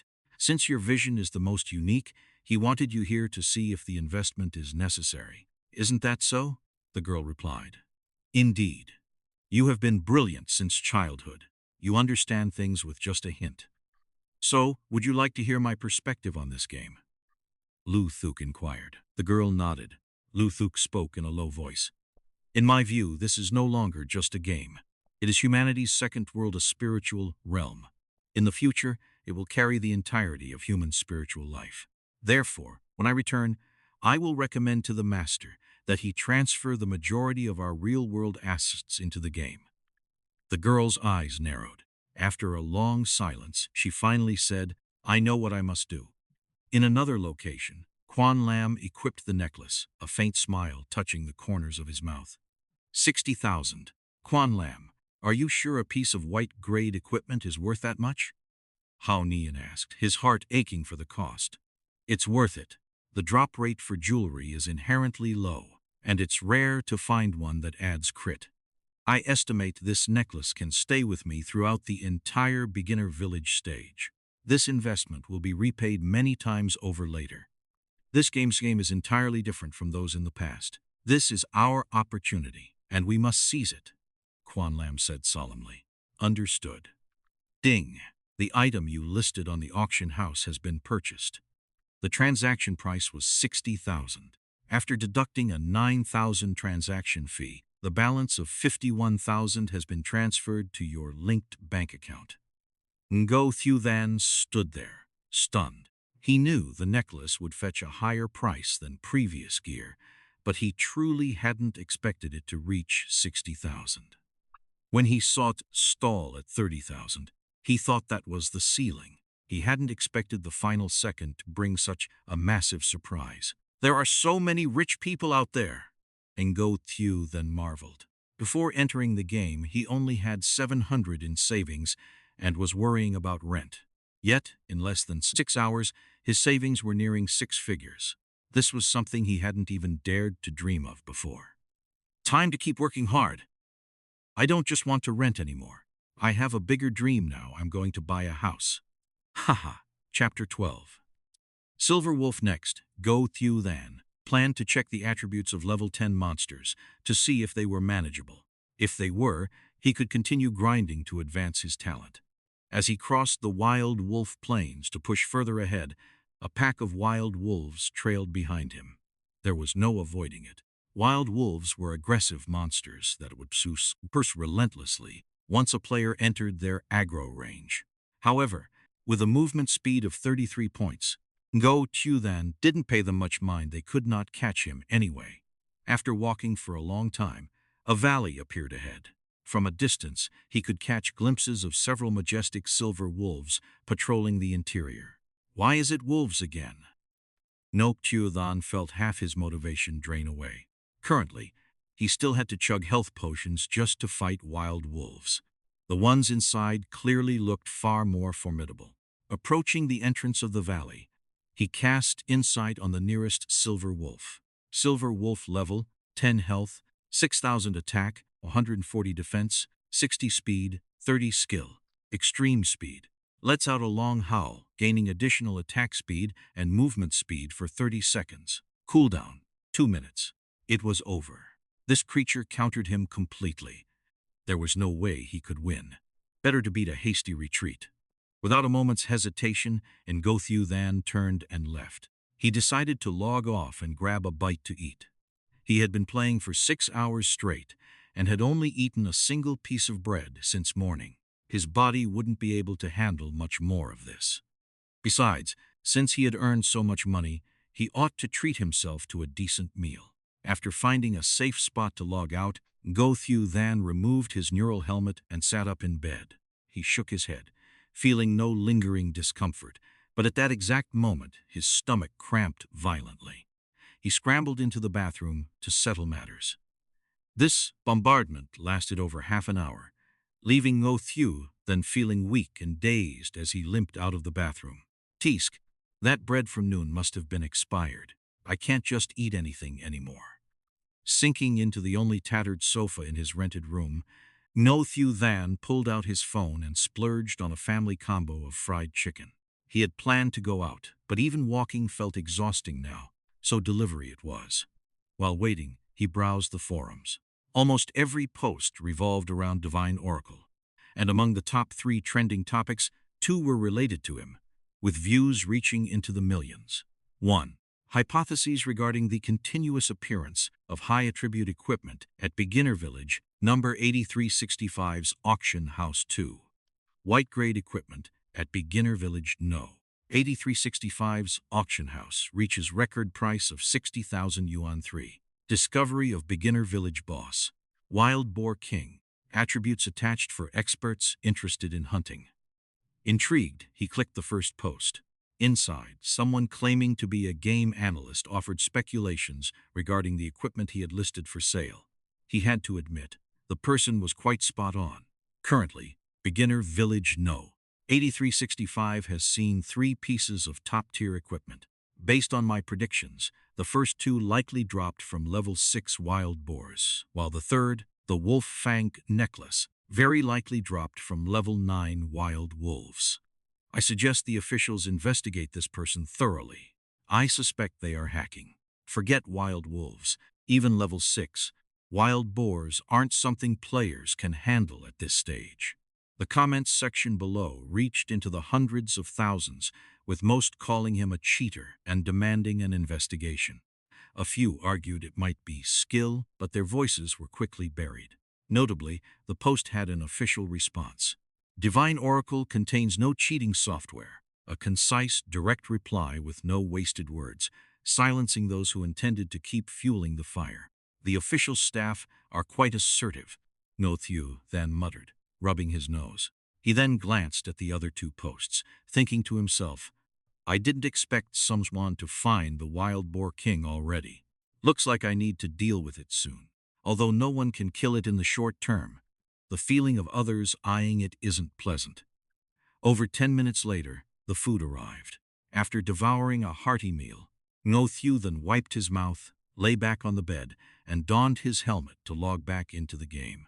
Appearing where he had logged out, Ngo Thieu Than rechecked his attributes. He wasn't ready for the Wild Boar King, and fighting wild wolves was a drain on supplies. Did he really have to go back to hunting boars? To be honest, he felt like vomiting at the mere sight of a boar now. Maybe I'll check what level 8 monsters look like? If he could hunt them, he might find different equipment. Perhaps if he gathered enough attributes, he could take down the Wild Boar King. Level 8 monsters were likely past those spiders. He had to be careful when crossing the spider forest to avoid being bound by those hideous webs. With his current attributes, he wouldn't last more than a few hits if caught. The monster distribution system in this game was truly devoid of logic, likely trapping countless unsuspecting players. One could only imagine most players, once they felt no pressure fighting level 3 green snakes, choosing to venture deeper for a challenge, only to be immediately ensnared by level 7 spiders. That feeling of despair would surely leave a lasting psychological scar. Ngo Thieu Than followed the familiar path to the spider forest, successfully bypassing it thanks to his exceptionally high movement speed. Finally, he spotted the level 8 monsters. However, looking at the warty toads before him, he felt goosebumps prickle his skin. Toad level 8, health, 3200 attack, 100 defense, 48 speeds, 15 skill, tongue pierce, launches its tongue at the target, ignoring defense to deal physical damage and reducing the target's movement speed. Cooldown, 10 seconds. Oh, I can take these. Ngo Thieu Than did a quick calculation. Even if the toad's skill ignored defense, it would only deal 137 damage to him. With 290 health, he wasn't afraid at all. Its poison damage had now reached 23 points. He could finish one off in just 3 hits. his 33 points of movement speed would still be over 20, even if slowed. More than enough to toy with them. Well, they might be ugly, but I just have to bear it.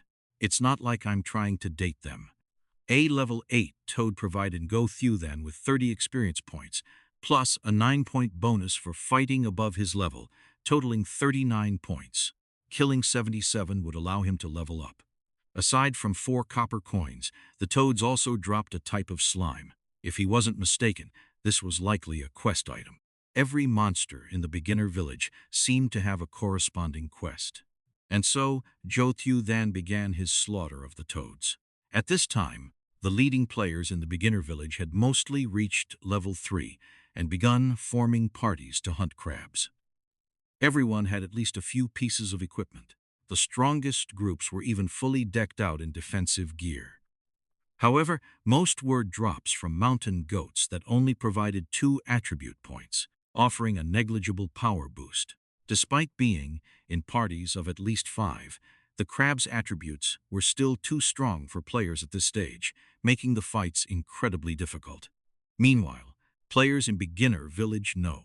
8365 were glued to the auction house, everyone hoping the mysterious tycoon would list more equipment. Although many items had appeared on the market by now, they were unfortunately mostly the kind that added 2 attribute points while being listed at exorbitant prices. Some items likely listed by sellers, stimulated by Ngo Thieu Than's previous transaction, were priced as high as 20,000 to 30,000 yuan, resulting in no interest whatsoever. Right then, a pair of boots was listed with a starting price of 10,000 yuan. It was snatched up within a second of appearing. Damn, what just happened? I think I saw a pair of boots appear and then vanish instantly. Holy crap, I just checked the auction history. A pair of boots with 5 attribute points, priced at 10,000 yuan. That expert definitely listed it. Who the hell has hands that fast?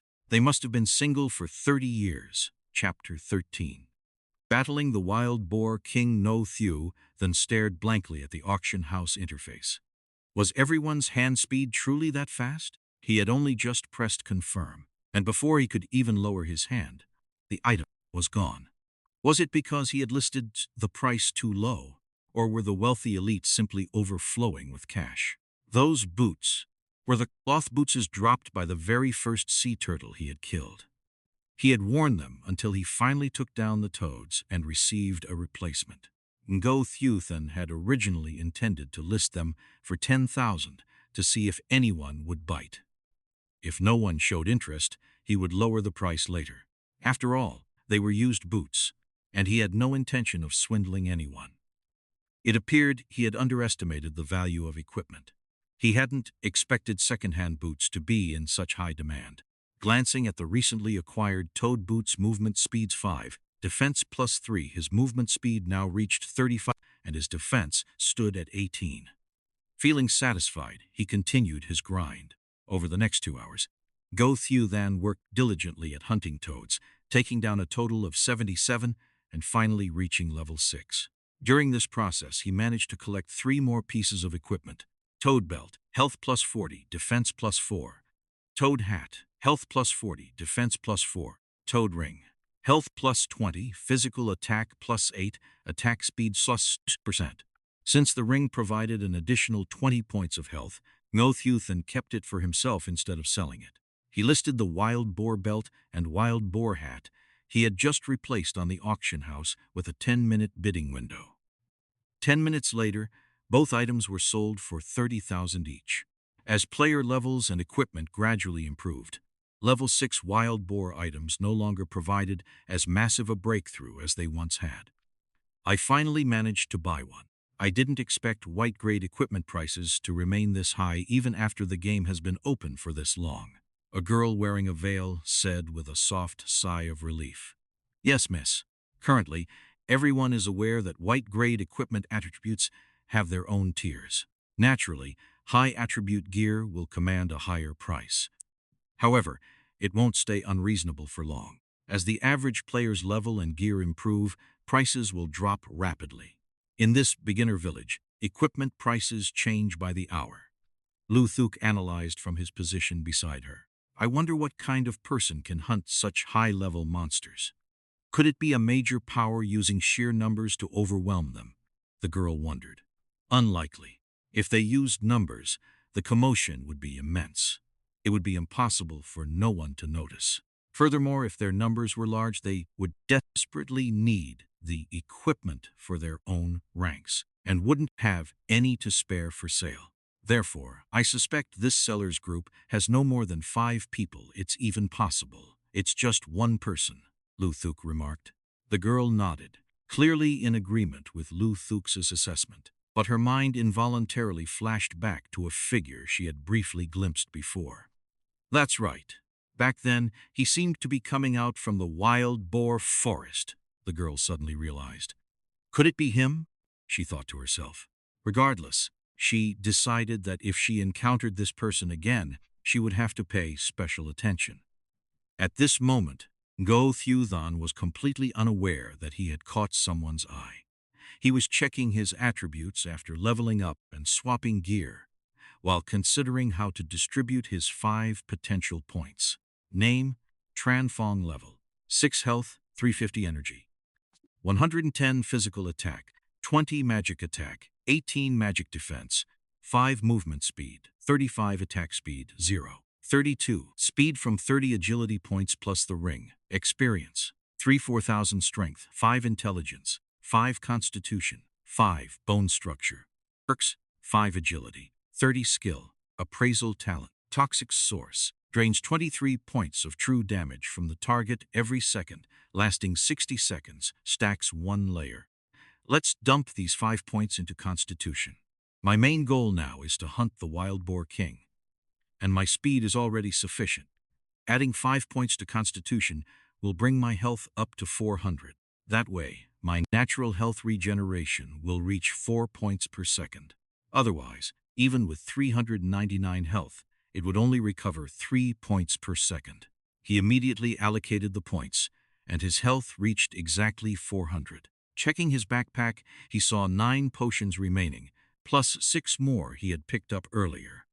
With a total of 15 health potions, he felt ready to confront the wild boar king. This was the boss he had been coveting for a long time. He mentally reviewed the wild boar king's attributes once more. Attack 250. With his defense at 20, the boss would deal 230 damage per hit. In 50 seconds, he could recover 200 points. It was manageable. He was already well acquainted with the savage charge skill. Dodging it shouldn't be difficult as long as he stayed away during its frenzy. His only fear was that the poison effect might wear off during the 30-second frenzy, but there was no other way. At worst, the fight would just take a bit longer. All right, it's decided. Let's do this. Having made up his mind, Ngo Thieu Than headed toward the wild boar king's lair. Seeing the massive frame of the wild boar king again, Ngo Thieu Than still felt a slight tremor of apprehension. Even though his attributes had increased significantly, that sense of oppression remained. He approached slowly, quickly entering the boss's aggro range. The wild boar king let out a roar and immediately launched a savage charge, barreling straight toward him. Damn it! Why is the telegraphing different? Ngo Thieu Than hurriedly sidestepped to dodge. When fighting ordinary wild boars, they would scrape their front hooves on the ground twice before charging. This wild boar king, however, didn't scrape. It went straight from a roar into the charge. Fortunately, his long hours of hunting wild boars had allowed him to form a conditioned reflex to this skill, enabling him to dodge in time. Taking advantage of the 1-second delay the boss experienced after using its skill, Ngo Thieu Than spun around, slashed its rump, and quickly retreated. Watching the damage numbers of 23 continuously tick above the boss's head, he began to calculate the timing. If all went well, it would take about half an hour to poison it to death. However, he couldn't get close during its 30-second frenzy, so he had to account for the possibility of the poison expiring. Given the wild boar king's health pool, it recovered 500 points every second, which was somewhat troublesome. But he would have to adapt. If things looked bad, he would risk taking a hit to reapply the poison. After all, he had potions. Ngo Thieu Than tensely kited the wild boar king, continuously dodging its thrusts and landing a strike after every evasion. For 3 full minutes, the wild boar king was unable to touch him, finally sending the beast into a towering rage. Roar! With a thunderous bellow, the entire boar stood upright, its height instantly exceeding 3 meters. It pounded its chest with its 2 front hooves before resuming its pursuit of Ngo Thieu Than. Good grief, this scene is a bit overwhelming. Fortunately, its movement speed didn't increase, otherwise, this would be impossible to fight. Ngo Thieu Than told himself. He checked the timer and saw that the poison still had 28 seconds left. It didn't matter. Once the poison wore off, it would take 10 seconds before the boss began to regenerate health. He could let it stay in its frenzy for a while. In this manner, the wild boar king was completely led by the nose, by Ngo Thieu Than. All its tricks were useless when it couldn't catch its opponent. Even though Savage Charge no longer had the ground-scraping animation, it would roar instead. With his deep understanding of the skill combined with a movement speed of 35, dodging was not difficult for Ngo Thieu Than. Throughout the battle, the wild boar king entered a frenzy 6 times. Only once did it happen just as the poison was about to expire, forcing Ngo Thieu Than to grit his teeth and take a hit to land a re-poisoning strike. He lost 355 health, but the boss's increased attack speed still wasn't enough to land a second blow before he escaped, unless it could reach a speed of 2 hits per second. Ultimately, Ngo Thieu Than managed to break away in a dramatic fashion. Over half an hour later, the wild boar king's health dropped to 10%, triggering its final survival skill. However, the move was useless. The beast stood frozen for 10 seconds without moving, but it failed to recover even a single drop of health. Perhaps in all the beginner villages, this was the wild boar king with the most pathetic end. Chapter 14. Server-wide announcement. Shaking the world finally.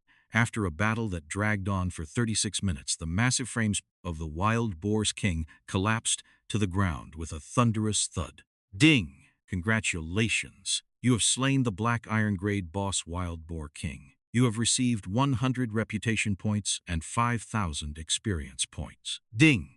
Talent trait activated. Maximum stacks of toxin increased by 1. Ding! Congratulations, you have leveled up. Health plus 20, mana plus 10. You have received 5 free attribute points. Please allocate them wisely. At that same moment, a server-wide announcement echoed across the entire Xianxia region. Server-wide announcement. Congratulations to player Tran Fong for slaying the Black Iron Grade boss, the Wild Boar King. As the first player in the entire server to defeat a Black Iron Grade boss, the system rewards him with 200 reputation points, 10 gold coins, and 10 free attribute points. This announcement is hereby broadcasted. The announcement rang out 3 consecutive times across the Xianxia server. For a moment, the entire game seemed to freeze, falling into a sudden, heavy silence before erupting into a violent frenzy. Holy hell, am I hallucinating? Someone actually killed a boss already? I can't even take down a single crab yet. This has to be a joke, right? Look at the Wild Boar King's stats. How could any player at this stage possibly kill it? Damn, are we even playing the same game? I'm starting to suspect I'm playing a pirated version. In various beginner villages, the leaders of top-tier factions and the titans of the gaming world all suffered a sudden change in expression. They had thought they were leading the pack, only to find someone was already miles ahead of them. Beginner Village number 8365. Quan Lam, could this person be from our village? Nam Fong asked, his voice grave. It's possible. From what I've gathered, no one in other beginner villages has sold equipment with a +6 attribute bonus yet. The highest they've seen is +5. Therefore, the necklace I'm wearing right now naturally brings a lot of possibilities to mind, Quan Lam replied, his voice heavy with contemplation. But you've seen the Wild Boar King's attributes on the forums. I can't even imagine what kind of strength it would take to kill it. Moreover, it's highly likely he did it alone, Nam Fong added. That is something I would like to know as well. Quan Lam sighed helplessly. Elsewhere, a girl wearing a white veil murmured to herself, "Has he truly become this powerful?" Meanwhile, Ngo Thieu Than himself was dazed by the barrage of system notifications. He truly hadn't expected that killing the wild boar king would trigger a server-wide announcement. However, the moment he saw the reward of 10 gold coins, he instantly stopped caring about the fame. Whether there was an announcement or not didn't matter. This reward was truly sweet. 10 gold coins were worth 1,000 silver coins, or 100,000 copper coins. One must realize that until now, his total wealth had never even exceeded 10 silver coins. Furthermore, the 10 free attribute points were equivalent to gaining 2 levels, which was absolutely fantastic. As for reputation, while he didn't know its use yet, it was certainly a good thing. He assumed its purpose would become clear once he reached a main city. Seeing his friend request list and private message window flashing incessantly, reaching 999 plus in the blink of an eye, Ngo Thieu Than felt a headache coming on. He quickly adjusted his settings to block friend requests and messages from strangers. Finally, his world returned to peace. Next came the exhilarating moment of looting. Seeing the pile of items dropped by the wild boar king, Ngo Thieu Than was overjoyed. This was the first time in a long while he had seen so many items drop at once. Pushing his hand speed to the limit, he swept everything into his bag, not leaving a single copper coin behind. When he finally tallied it all up, the wild boar king had dropped a total of 1 gold and 34 silver, 3 pieces of black iron grade equipment, 4 pieces of white quality wild boar equipment, 1 skill book, and a scroll. I didn't expect so many things to drop at once given this game's drop rates. Strange. It seems I'll have to work hard on hunting bosses from now on. This is truly the fastest road to riches. He examined the attributes of the 3 black iron pieces. This was his first time seeing black iron grade gear. Great Fang's blade quality. Black iron physical attack plus 30 bonus attribute. Strength plus 10 level requirement. 6 wild boar king's cuirass quality. Black iron health plus 100. Defense plus 10 bonus attribute. Constitution plus 8 level requirement. 6 wild boar king's greaves quality. Black iron health plus 100 defense plus 6 bonus attribute. Vitality plus 6 level requirement. 6 as expected. Black iron equipment was not something white gear could compare to. In addition to the base stats, they randomly added an extra line of attributes, making them significantly stronger. As for the 4 white pieces, they were actually part of the wild boar set dropped by common mobs. Wild boar leather cap, wild boar leather armor, wild boar leather trousers, and wild boar leather belt. Although Ngo Thieu Than didn't need them, they were all as good as cash. He pulled out the skill book and the scrolls. Looking at the skill book first. Brute force charge. Consumes 40 mana. Dash forward in a straight line for 4 meters. Stops upon colliding with a target, dealing physical damage and stunning them for 1 second. Requirement. Warrior. It had damage, crowd control, and mobility. This skill was absolutely a god-tier PK skill for warriors. In Divine Oracle, after a character reaches level 10, they can teleport to a main city for a class promotion. After the promotion, each profession can learn 2 basic skills, for example, a priest's heal or a mage's fireball. After that, any other skills must be obtained through monster drops. Furthermore, there are no hidden classes in Divine Oracle. Those with more skills are naturally stronger, making the value of a skill book far higher than that of equipment. The value of this skill book hasn't peaked yet. I'll wait until everyone has finished their class promotions before selling it. I should be able to make a fortune then. Ngo Thieu Than calculated silently. He then turned his gaze to the scroll in his other hand. Wild Boar King Summoning Scroll. Summons a Wild Boar King to fight for you, lasting for 30 minutes. The scroll disappears after use. Good stuff. This Wild Boar King is quite formidable. If I ever run into a monster I can't beat, I can release it to carry me. Next, Ngo Thieu Than began allocating his attribute points. 1 level up plus the 10-point reward gave him a total of 15 attribute points. Currently, in the beginner village, the type of monster he found most troublesome was the silver wolf. mainly because its speed skill could push its agility up to 45.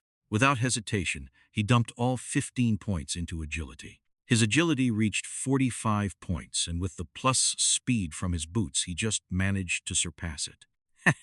Everything was falling into place. He then equipped the Wild Boar King's cuirass and Wild Boar King's greaves. His attributes were instantly refreshed, reaching unprecedented heights. As for the weapon, Ngo Thieu Than still didn't plan on using it himself.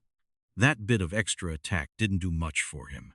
He still couldn't break through defenses and had to rely on his poison. It was more practical to auction it off for money. However, now wasn't the time.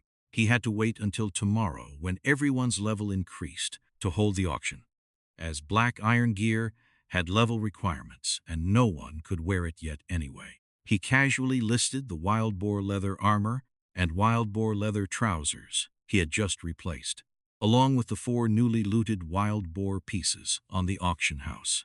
He set them to a 10-minute bidding period. When he listed a whole heap of wild boar equipment at once, another shockwave hit beginner village number 8365. Almost everyone was now certain that Tran Fong, the man who had just slain the Wild Boar King, was indeed from their village. 10 minutes later, all the equipment was sold out.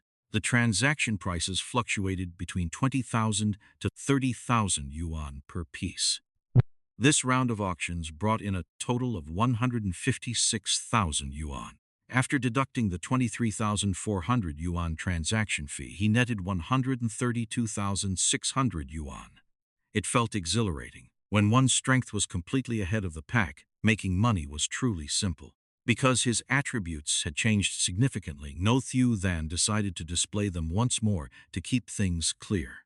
Name: Tran Fong. Level: 7 health, 620 mana, 20 physical attack, 20 magic attack, 10 physical defense, 40 magic defense, 11 movement speed, 50 attack speed, 1 experience, 1003 6000 strength, 5 intelligence, 5 constitution, 18 equipped plus 8, vitality, 11 equipped plus 6, spirit, 5 agility, 45 skill, insight talent, origin of toxic venom, deducts 23 true damage from the target every second, lasting 60 seconds, can stack 2 times.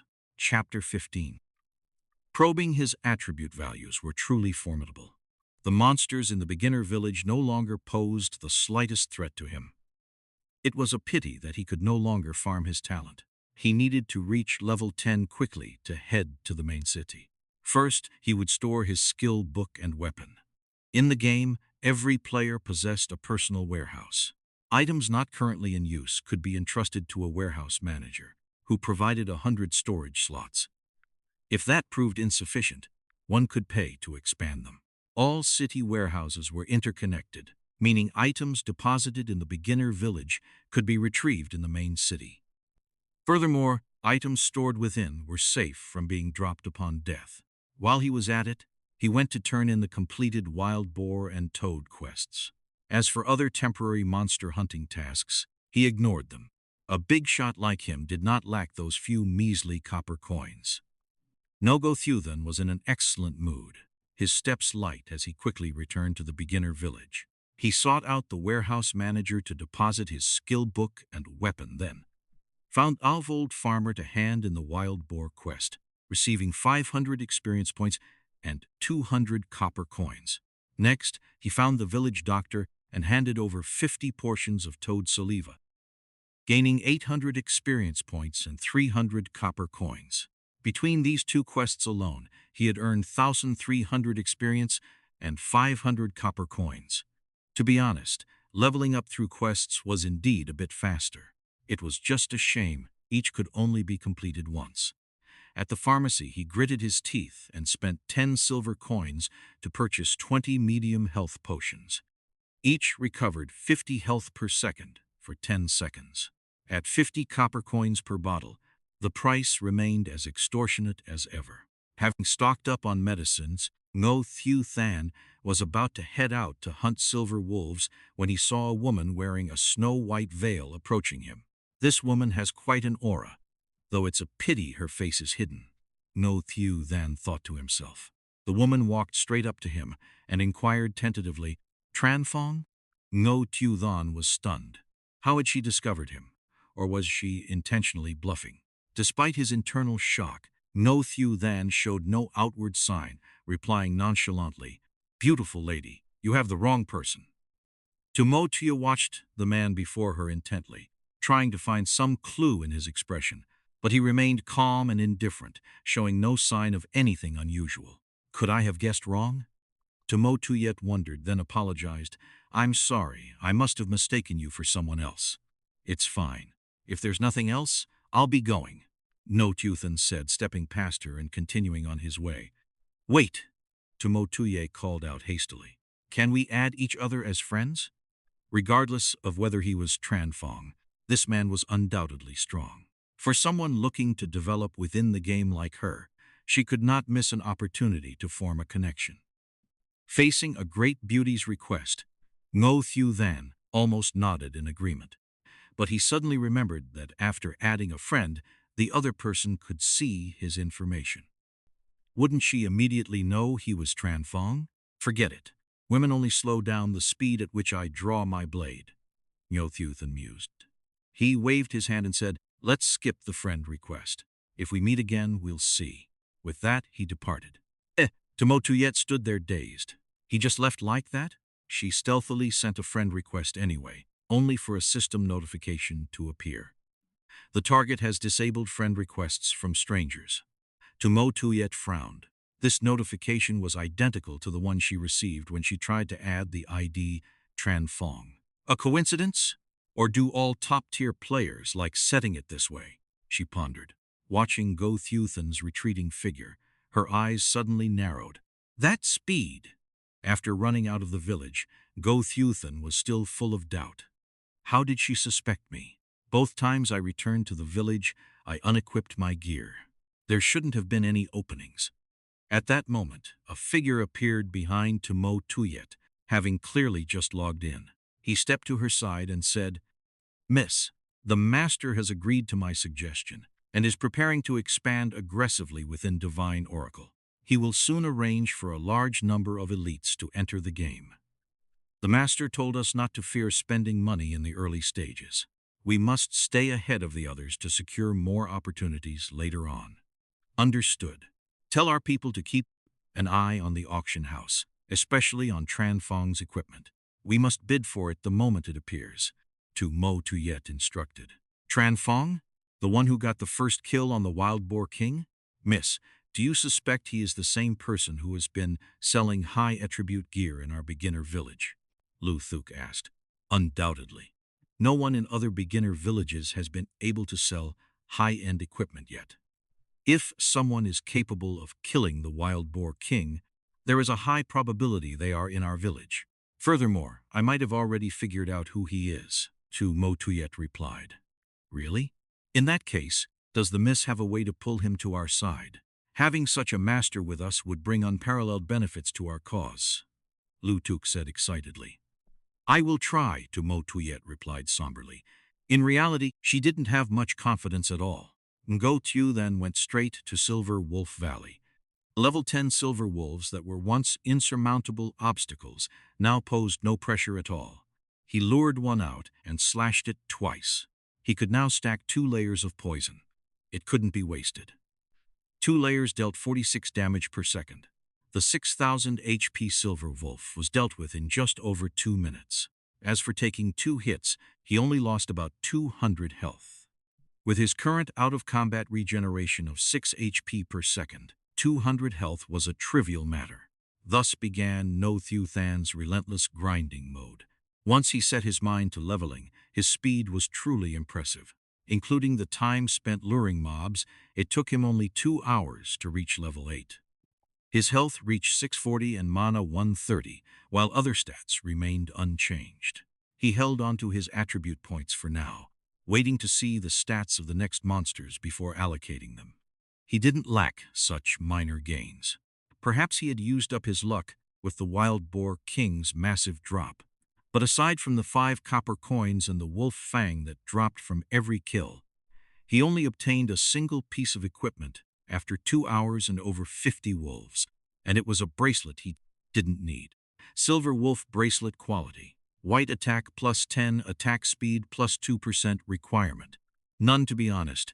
He looked down on these stats, though he didn't know if others would. Having equipped 2 black iron items, Ngo Thieu Than had become picky and could no longer stand the sight of white gear. He casually listed it on the auction house in bidding mode, letting people offer what they wanted. Meanwhile, in the wild Dabor forest, Quan Lam's group finally took down another boar and saw a drop. Picking it up, it was indeed the boar equipment most commonly seen on the auction house. It seems those items really do come from hunting boars. But I don't understand, how was he hunting boars back when we were still struggling with mountain goats?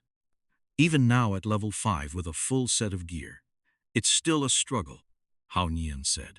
Who knows, but we've finally caught up. With our strength, we'll eventually pass him, Nam Fong added.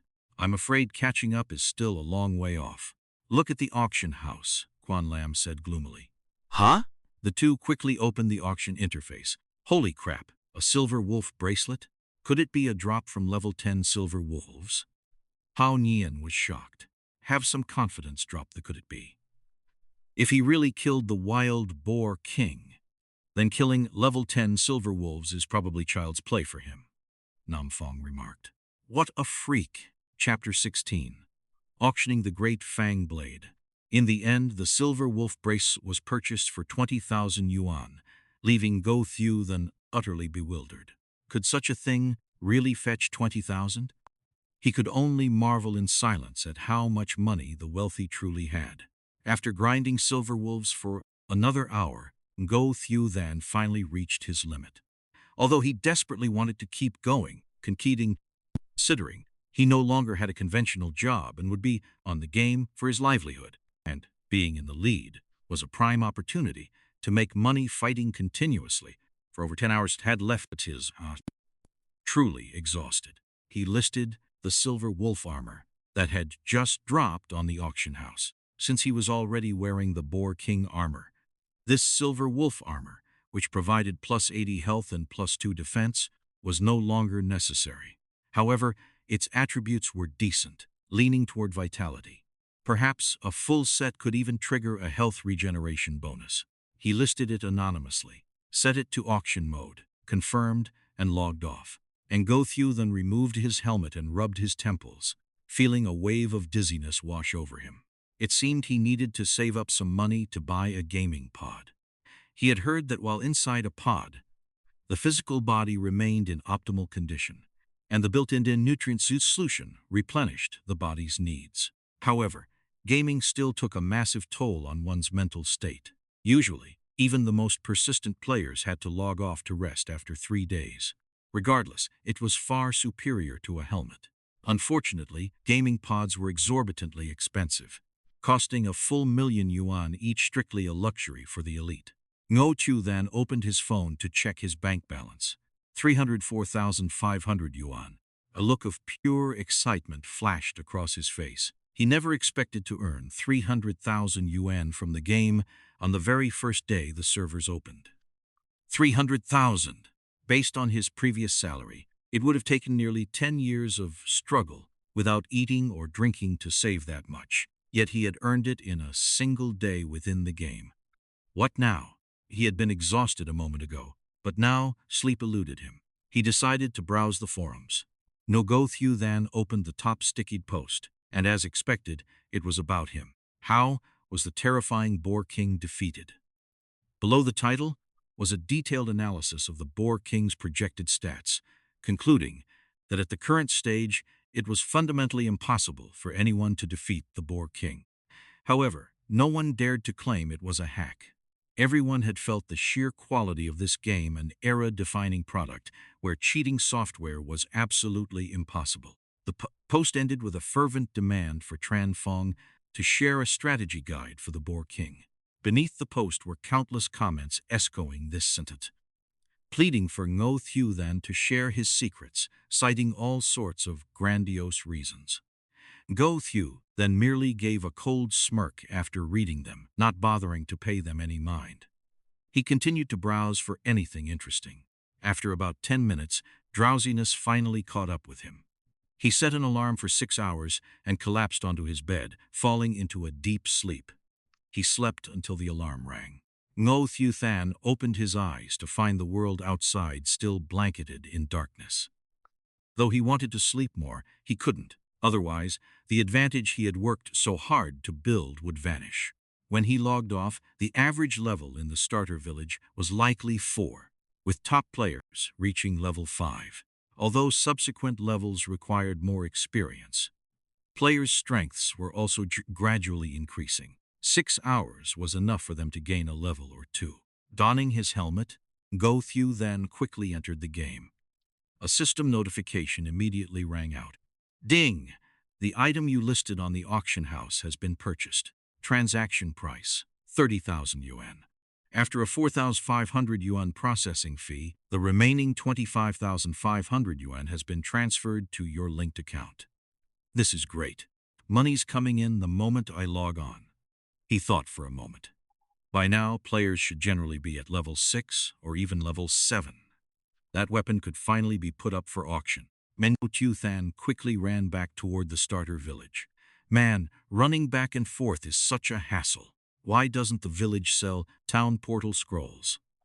Passing through the boar forest, he found the area swarming with people. It seemed everyone was quite fond of boar equipment.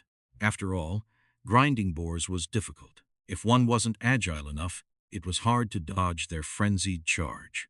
Not everyone could withstand the high damage and the 1-second stun. Most preferred to fight spiders. Since a spider's only skill was webbing targets, fighting them in a group was much safer. But that wasn't Ngo Thieu Than's concern. Many people had boar equipment by this stage, and the Boar King set he wore looked similar enough that he didn't even bother taking it off. He quickly returned to the starter village, pulled out the weapon, and listed it directly on the auction house with a 10-minute duration. After confirming, Ngo Thieu Than once again ran towards Silver Wolf Valley. The appearance of the first piece of black iron equipment on the market caused a massive stir. The regional channel instantly exploded. Holy crap, black iron equipment. Plus 30 attack and 10 strength. That's equivalent to 50 attack points. This weapon alone has more attack than my entire character combined. Black iron gear is truly insane. This weapon definitely dropped from the Boar King. The god who slew the Boar King is definitely in our starter village. Why would the great god sell such a high-tier weapon? Could he already have something better? Impossible. How could there be a weapon stronger than black iron right now? Who knows? Forget it. Just try to snatch it. If I get my hands on this, I'll soar to the top instantly. Everyone, keep a close eye on this for me. I must have this weapon, Huang Chu shouted. Recently, he had been repeatedly outbid on items he wanted, and he was nursing a grudge. The appearance of this item made him delirious with excitement. With this, everything he had missed before was just trash. Why wait this long to sell this weapon? Could he really have found something better? Lam Tu asked, his face full of doubt. Unlikely. Normal mobs in the starter village shouldn't drop black iron gear unless he killed another black iron boss, Hao Nian added. Where would the starter village get so many bosses? He's only selling the weapon now because the players' levels weren't high enough before. If they couldn't equip it, it wouldn't sell for much. Now is the best time to sell. Everyone's level has risen, and they need a powerful weapon to increase their grinding efficiency. As for whether he has something better, we don't know. Perhaps the Boar King dropped more than one weapon, Quan Lam analyzed. It was likely that no one could have imagined that the great god in their eyes was still wielding a novice wooden sword to slay monsters, a sword that couldn't even break an opponent's defense. So, are we going to bid for it? Tubak asked. We have to try, but the price for this will skyrocket. We are professional players, after all. We've made some money over the years, but we can't compete with the true titans of wealth. We'll just do our best, Quan Lam said grimly, clearly lacking confidence. They had managed to snag a few items earlier through clever tactics, but it was clear this starter village was not lacking in wealthy whales. Young mistress. This weapon. Lu Thuk hesitated as he approached to Mo Tuyet. He wanted to urge her to seize it, but he worried she would hesitate over the cost. His young mistress was always rational and not easily swayed by impulse, a trait that was usually good, which made him unsure of how to advise her. "Compete for it," Ngo Thieu Than replied. Hearing her words, Ngo Thieu Than's eyes brightened. "Yes, young mistress, wait for my good news." The price of the great fang blade continued to surge. As the first black iron weapon with undeniable attributes, anyone who possessed it would nearly double their attack power. For early game grinding, this boost was undoubtedly massive. Very quickly, the price surpassed the previous record, hitting 60,000 yuan before charging straight toward 80,000. At this point, the number of bidders significantly thinned out. After all, not everyone treated money like it was mere scrap paper. Chapter 17. Both a blessing and a bane. The timer once again approached the 9-minute and 59-second mark. This was the decisive moment. By now, the price had climbed to 85,000. As the final second ticked away, a flurry of bids suddenly materialized, pushing the final transaction price to a flat 120,000. Damn it! I put in a bid of 110,000 for a black iron weapon and still lost. Ngo Thieu's face was a mask of fury. Lately, he felt as if nothing was going his way, as if there was someone who could read his mind and always bid just a bit higher than him. He had assumed the final price would hover around 100,000, so he had intentionally overbid by 10,000 to snatch it away, yet he still failed. Bastard! Don't let me find out who you are, or I'll hunt you down until every piece of your gear drops. Ngo Thieu spat venomously. Phew! Quan Lam, you were right. These people really don't treat money as money, Lam Tu exhaled. To push black iron equipment to 120,000 in the early stages, I can't imagine what higher tier gear will cost later. One can only say this Tranfong knows exactly how to seize an opportunity. Besides, this piece of equipment is precisely what people need right now. It just so happens our beginner village has a few genuine tycoons. Big spenders of this caliber are relatively rare. Not every beginner village has them.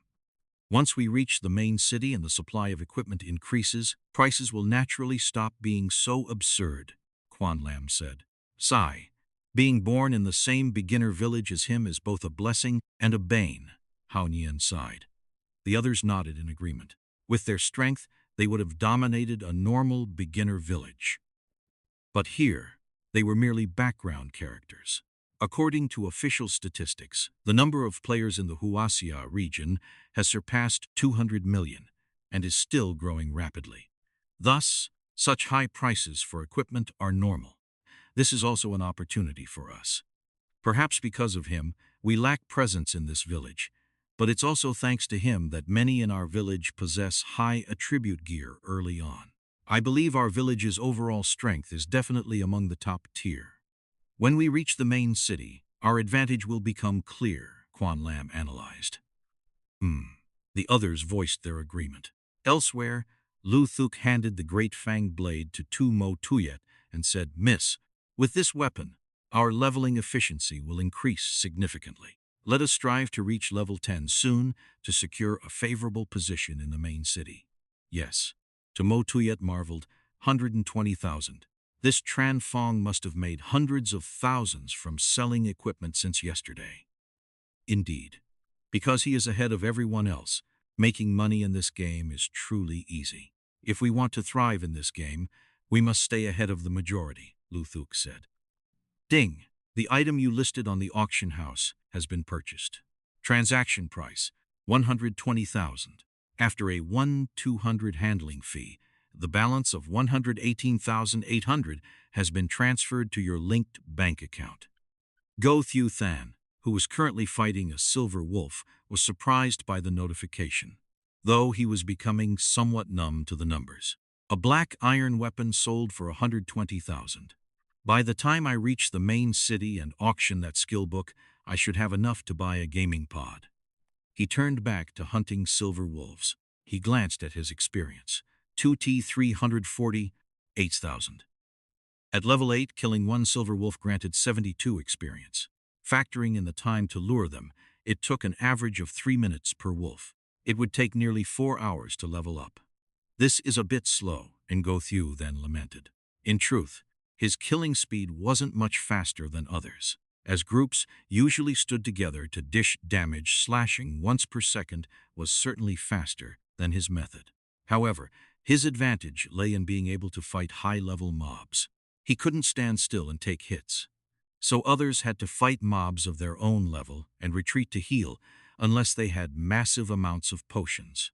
In a large party, experience was split, so their leveling speed couldn't compare to his. His current pace was already exceptionally fast. I need to change tactics, Ngo Thieu Than thought. His health regeneration had reached 6 points per second, meaning he could recover 300 health in 50 seconds, enough to withstand a wave of attacks from 3 wolves. Wouldn't it be better to round them up and use area of effect attacks? No sooner said than done. This time, Ngo Thieu Than lured 3 wolves at once and slashed at one of them.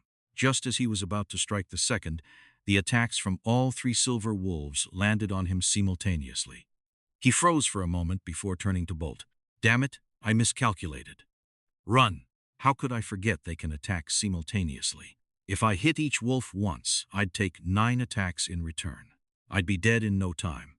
Ngo Thieu Than slapped his forehead in self-reproach. Forget it. I'll stick to the old way unless I can separate them, he told himself. At that moment, one silver wolf suddenly activated the extreme speed skill, instantly pulling away from the other 2 to chase him. Ngo Thieu Than's eyes lit up. Aren't they separated now? Taking on 3 like this was manageable. After hunting for 2 straight hours, he logged out to grab breakfast before returning to the grind. After a total of 3.5 hours, he finally reached level 9. His health reached 660, mana reached 140, and experience sat at 28,10,000. His other stats remained unchanged, and he continued to save his attribute points. In those 3.5 hours, he killed 79 silver wolves, dropping 2 pieces of silver wolf gear. Silver wolf helm, white, health plus 60, defense plus 10. Silver wolf ring, white, attack plus 12, armor penetration plus 1. He equipped the silver wolf helm, replacing his toad hat. His health increased by 20, bringing his total to 680. He listed the silver wolf ring and the discarded toad hat on the auction house. Uncertain of the prices, he set them both to auction. Ultimately, the silver wolf ring sold for 15,000, while the toad hat, likely because others had started finding them, only fetched 5,000 yuan. As expected, without exclusivity, the price couldn't compare.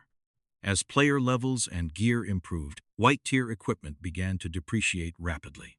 Previously, wild boar gear had sold for as much as 30,000. Now, silver wolf gear only brought in 15,000. Still, it was fine. Ngo Thieu Than didn't mind much. It was just his old hand-me-downs. Selling them for any money was better than the few dozen copper coins a shop would offer. One more level, and he could find the village chief to head to the main city. Following typical game mechanics, the first person to complete a class promotion would surely receive a reward. At level 9, killing a silver wolf only gave 66 experience. To get 10,000 experience, he needed to kill 152 wolves. At an average of 2 minutes per wolf, it would take 5 hours to level up. The mere thought was daunting. Sigh, no way around it. Just have to grind slowly. To become a man above men, Ngo Thieu Than gripped his wooden sword and continued pulling mobs. Just then, a thunderous wolf howl echoed from deep within the valley. Upon hearing it, Ngo Thieu Than noticed the silver wolves in the valley were no longer idling aimlessly. Every one of them adopted a grim stance, as if preparing for battle. Could that sound be a boss? Ngo Thieu Than guessed. I'll go take a look. He immediately sprinted toward the depths of the valley at high speed. He skillfully evaded the silver wolves along the way. Even if he couldn't avoid them entirely, it didn't matter, as they couldn't keep up with him. A movement speed of 50 was no laughing matter. Chapter 18. The Silver Wolf King Ngo Thieu Than ran for about 5 or 6 minutes before finally reaching the depths of the valley. There, he beheld a massive silver wolf. It held its arrogant head high, emanating a powerful aura of kingship. Damn, one look at this thing and you know it's a beast. Ngo Thieu Than muttered under his breath as he cast an insight spell. Silver Wolf King, Bronze Boss. Level, 10 health, 200,000 attack. 5 and 50 defense. 200 speed, 40 skill 1. Extreme speed. Unleashes a long howl that increases attack and movement speed for 30 seconds. Cooldown, 2 minutes. Skill 2. Vicious Wolf's Howl. Howls at the sky, dealing soundwave damage that ignores defense to all targets within a 10-meter radius, while simultaneously reducing the target's damage output for 10 seconds. Cooldown, 1 minute. Skill 3. Summon when the Silver Wolf King's health falls below 30%. It summons nearby silver wolves to join the battle. Damn it, a bronze boss. Shouldn't it drop bronze-grade equipment? But these attributes are a bit explosive. 200,000 health. Even if it stood still and let me hit it, it would take over 2 hours. Not to mention those disgusting skills. That second skill is an indiscriminate area of effect attack that ignores defense. With my current health, it would definitely be an instant kill. Isn't this difficulty a bit too high? Is this really a boss for a novice village? That third skill is even more shameless. How many silver wolves are in this valley? If they all get summoned here, there's no way to fight. Ngo Thieu Than looked dejected. He had thought another grand harvest was waiting for him, but it turned out there was absolutely no way he could win. Forget it. If he couldn't mess with it, couldn't he at least hide from it? Ngo Thieu Than backed away. It was more logical to reach level 10 first and quickly complete his class advancement. Thus, he returned to his relentless monster grinding mode. At this time, except for Novice Village 8365, major factions in other novice villages had begun organizing personnel to raid the Pig King. Someone in Novice Village 8365 had posted the attributes of the giant serrated blade on the forums, making countless people green with envy. Iron-grade equipment was simply incomparable to white gear, so everyone began their assault on the Pig King, believing that since someone had already killed it, it was surely winnable. However, reality dealt a harsh blow to many. Numerous teams paid a tragic price, yet in the end, not a single one managed to kill the Pig King. Many teams used lives to chip away at it, struggling to bring its health below 50%, only for the Pig King to recover back to 100% in an instant. Then, because the fight exceeded 5 minutes, it recovered again. This cycles repeated until they were forced to give up. Their damage output was insufficient. The Pig King had 120 points of defense, and there were currently very few players capable of breaking through that, let alone enough to deplete its entire health pool within 5 minutes. Consequently, the forums exploded. Everyone was tagging Tran Fong, wanting to know how he managed to kill the Pig King, but no one received a response. "The forums are blowing up," Lam Tu said gleefully as he closed the interface. In truth, one could open the forums while in-game, but Ngo Thieu Than had been so focused on grinding that he was unaware of the commotion. "Maybe I should follow the trend a bit? I also want to know how he killed the Pig King," Hao Nian added. His talent must be able to counter the Pig King's healing ability. Otherwise, at this stage, no one could possibly deal 15,000 damage within 5 minutes. Especially with the Pig King's defense being as high as 120 points, Quan Lam stated with certainty. On the other side, "Young lady, didn't you say you knew who that Tran Fong was? Could you ask him how he killed the Pig King?" Lu Thuk asked to Ngo Thieu curiously. At the mention of this, Ngo Thieu's cold expression vanished instantly, replaced by a look of slight embarrassment. "I haven't been able to contact him yet. He hasn't accepted my friend request." "Ah, I see. Achoo, who's talking about me?" Ngo Thieu Than rubbed his nose and continued his diligent slaughter of silver wolves. Finally, after spending about 6 hours killing 152 silver wolves, he reached level 10.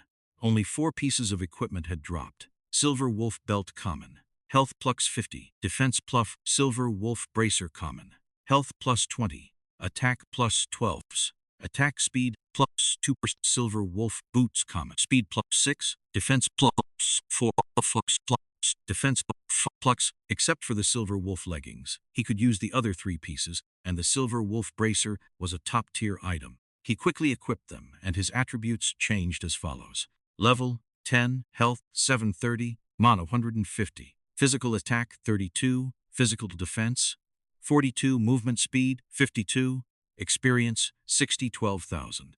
Other stats remained unchanged. Opening the auction house, he saw that many people were already listing toad equipment for prices ranging from 5,000 to 20,000 yuan, but none were selling. It seemed that those with money and power now looked down on such gear, while casual players were unwilling to spend that much. After a moment of thought, Ngo Thieu Than listed the toad belt and toad boots he had just replaced for 2,000 yuan each. Small flies were still meat after all. He listed the silver wolf leggings for 10,000 yuan. Since no one else was hunting silver wolves yet, a wealthy player would surely buy them. Sure enough, the 3 items were snatched up almost immediately, netting him 12,600 yuan. TSK, after waking up from a nap, the income from selling white gear had dropped significantly. After all, white gear now offered limited benefits for player progression. Now that he was finally level 10, he needed to find the old village chief to teleport to the main city for his class advancement.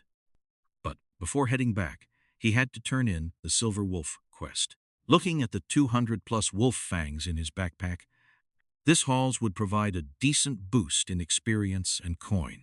In the backpack, materials of the same type could stack up to 1,000, so they didn't take up much space. Ngo Thieu Than quickly returned to the novice village to find the general store owner to turn in the quest, as it was he who had issued the task for wolf fangs. Handing over 100 fangs, he received 2,000 experience points and 10 silver coins, a generous reward. He sold the remaining materials to the owner, receiving over 100 copper coins in return. Ngo Thieu Than walked to the village entrance to find the chief and said politely, "Chief, hello. I've reached level 10. Can you teleport me to the main city?" "Oh? Adventurer, the speed at which your strength has grown astonishes me. However, I am truly sorry. The teleportation array to the mainland's main city has fallen into disrepair and is broken. Could you help me by going deep into Silver Wolf Valley to kill the Silver Wolf King and bring back its magic core? With the Silver Wolf King's magic core, I can repair the array and send you to the main city," the chief said. Ding! The village chief has issued a quest. Quest content: go deep into Silver Wolf Valley, kill the Silver Wolf King, and bring its magic core back to the village chief. Quest reward: title Novice Village Hero. What? Are you kidding me? I still have to fight that wolf. Ngo Thieu Than was speechless. He had thought that if he couldn't mess with it, he could at least avoid it. But he ended up having to face it anyway. Reluctant as he was, he couldn't refuse the quest. Otherwise, there would be no way to reach the main city. Furthermore, the reward was a title. Titles were difficult to obtain, and one could equip multiple titles with stacking attributes, though only one could be displayed at a time. Therefore, no one could turn down a reward that included a title. Chapter 19. Making friends after accepting the quest. Ngo Thieu then glanced at his attribute panel. He then poured all 15 free attribute points he had accumulated over the last 3 levels into agility. To defeat that boss, his speed had to exceed its own.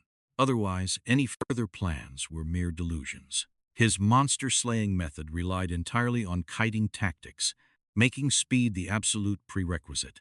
After adding the points, his agility hit the 60 mark, and his movement speed reached 67. Ngo Thieu Than calculated silently. His speed was 67, while the Silver Wolf King's was only 40. Even if the boss buffed itself, it would only reach 60. However, its second skill had a 10-meter range, making it nearly impossible to dodge. That defense-ignoring strike could instantly strip him of 715 health, leaving him crippled in a single blow. But that was manageable as long as he didn't die. He could just chug a potion. What he feared most was being hit by that skill, followed by a basic attack, and then topped off with a fierce wolf howl. He would be dead meat before he could even think of running. If he couldn't solve the problem of the boss's second skill and basic attack combo, he could forget about hunting it, as he would inevitably face that exact situation. Task: if I can't leave the novice village, there's nowhere else to improve my strength. This is a real predicament.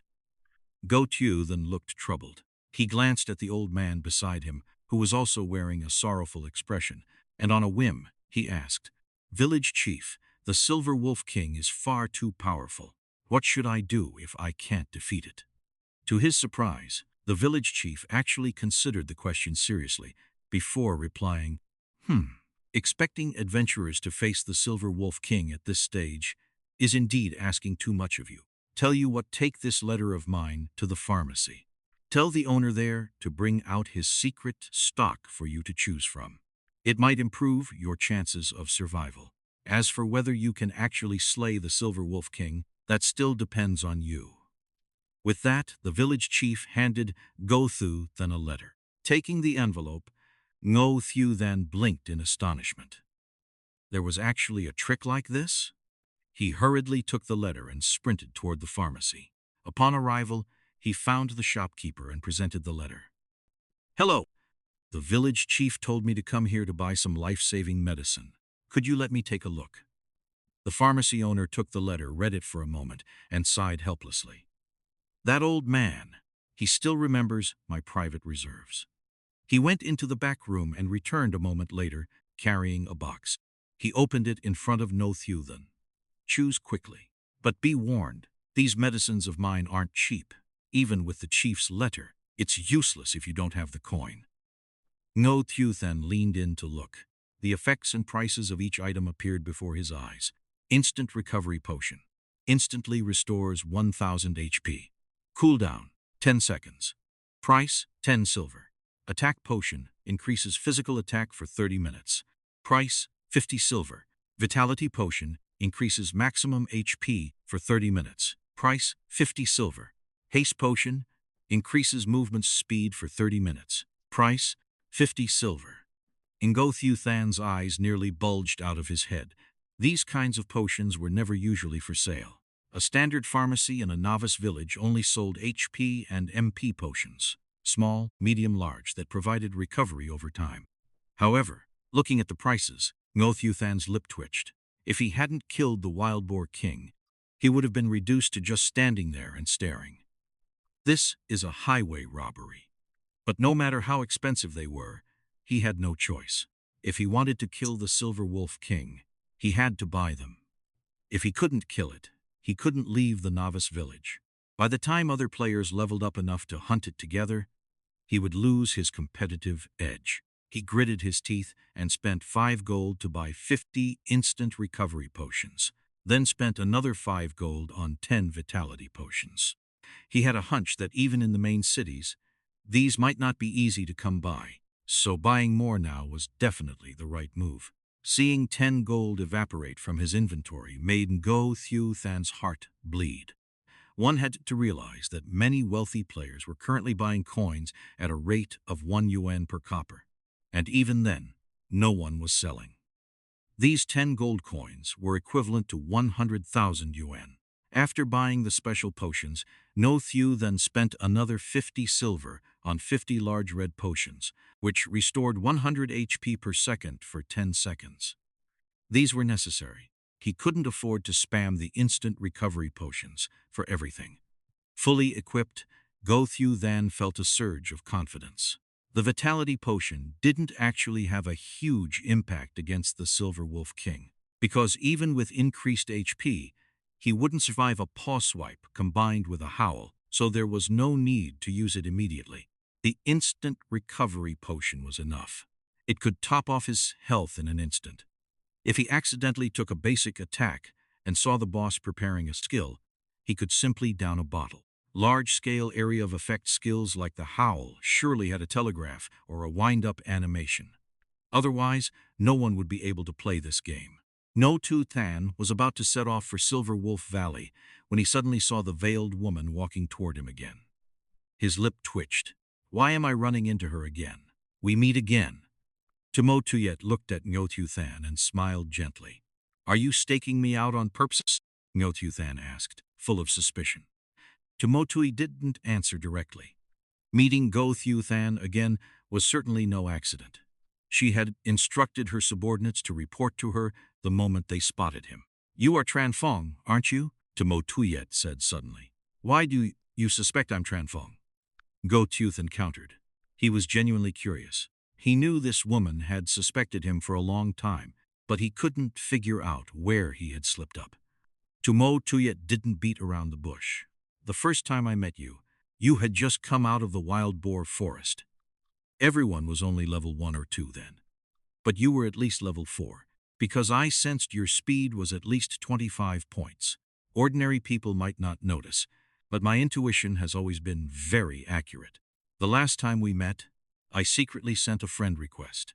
The system notified me that the user does not allow strangers to add them exactly what happened when I tried to add Tran Fong.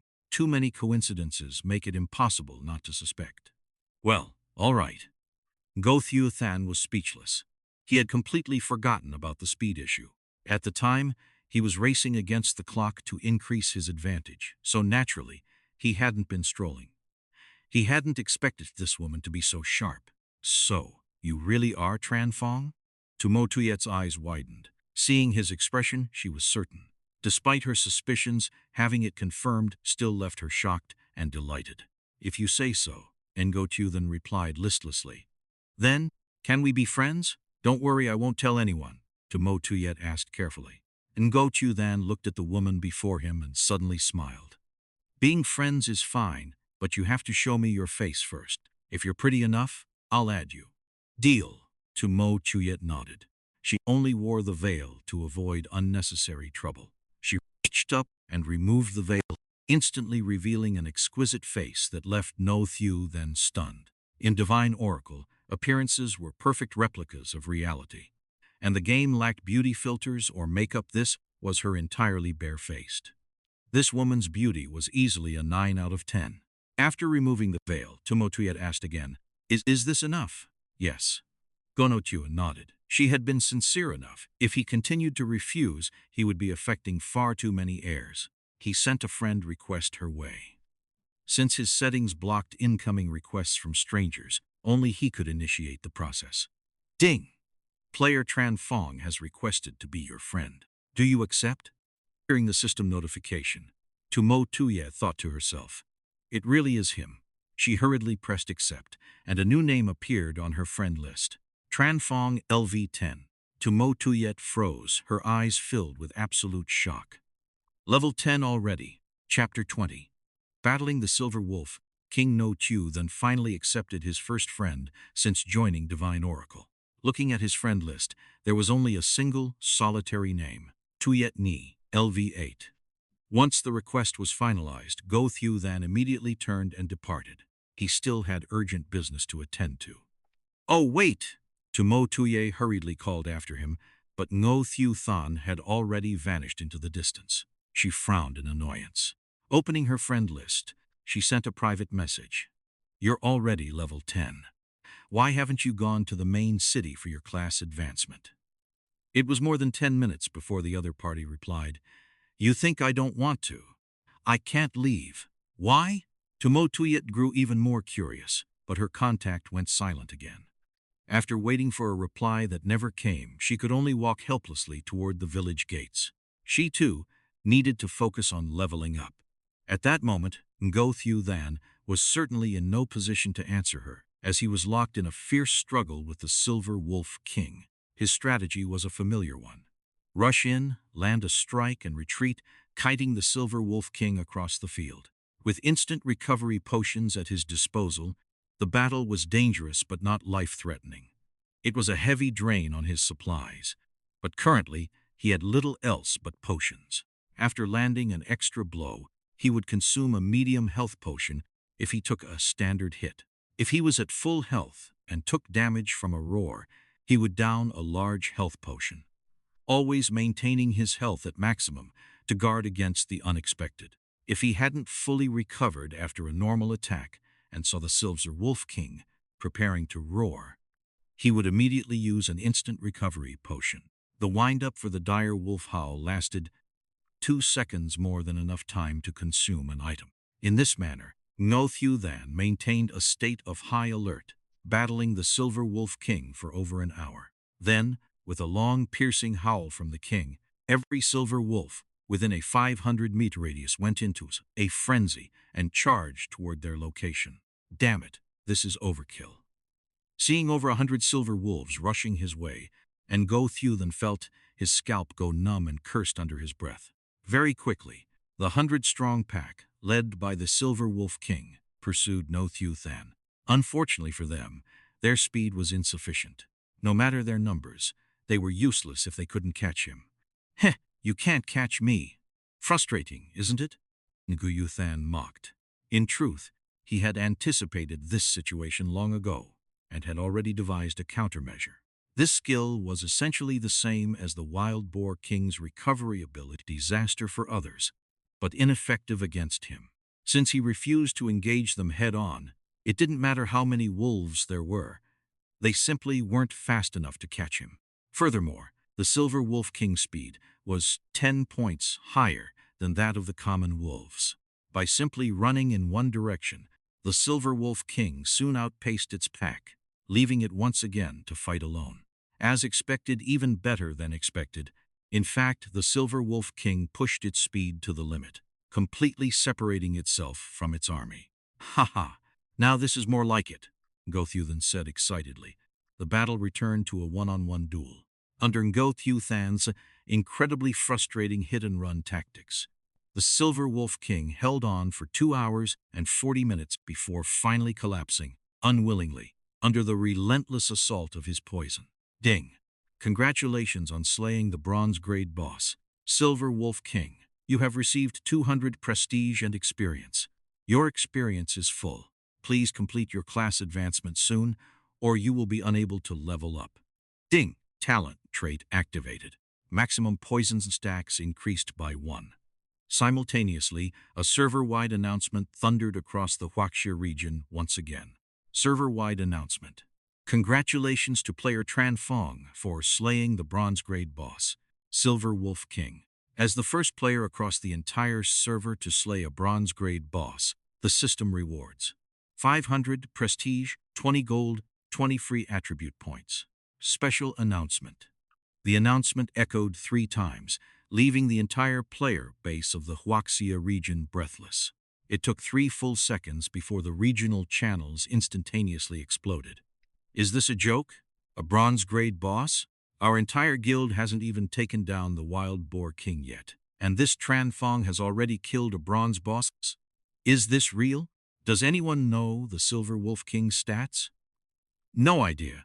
I've never even seen the Silver Wolf King, but it's definitely stronger than the Wild Boar King. This Tran Fong is too overpowered. Look, everyone. Someone posted the Silver Wolf King's attributes on the forum. Heavens, those stats are way beyond the Wild Boar King. How is it even killable? Holy crap, what kind of god is this Tran Fong to be so powerful? At that moment, in Beginner Village No. 97, over 100 well-trained players with coordinated teamwork and full gear were surrounding the Wild Boar King. Their leader was a man in his late 20s, with a resolute face. His eyes shone with excitement as he watched the Wild Boar King near death. He was a renowned expert in the gaming world and the leader of the illustrious guild, Proud World Heroes Ngo Thieu Than.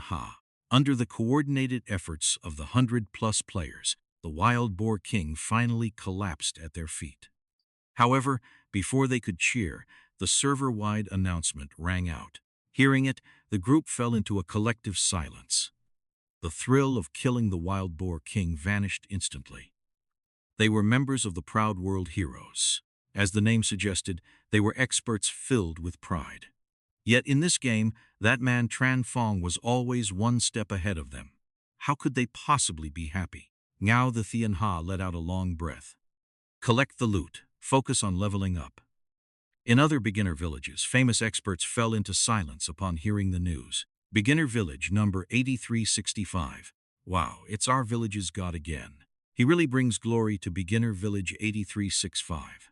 I can brag about this later. I'm from the same village as the great god Tran Fong. Exactly. So cool. I can live off this story for years. By the way, has anyone ever actually seen Great God Tranfong? We've been in the same village all this time, and I haven't seen his face once. Nope, the Great God doesn't show his ID. He could be standing right in front of you and you wouldn't know. Makes sense. True experts are usually humble. All I can say is, Tranfong is mighty. Big brother Tranfong, please add me. The kind of friendship where we can meet in real life? Quan Lam's group looked at each other in silence after hearing the system announcement. The gap between them seemed to be growing ever wider. I really want to see what kind of person can create so many miracles, Quan Lam mused. Meanwhile, Ngo Thieu Than stared at her friend List with a shocked expression. Was this the business he had mentioned? He just casually went off to do something, and the entire Xianxia region suffered another earthquake. No wonder he hadn't replied to her message. He was busy fighting a boss.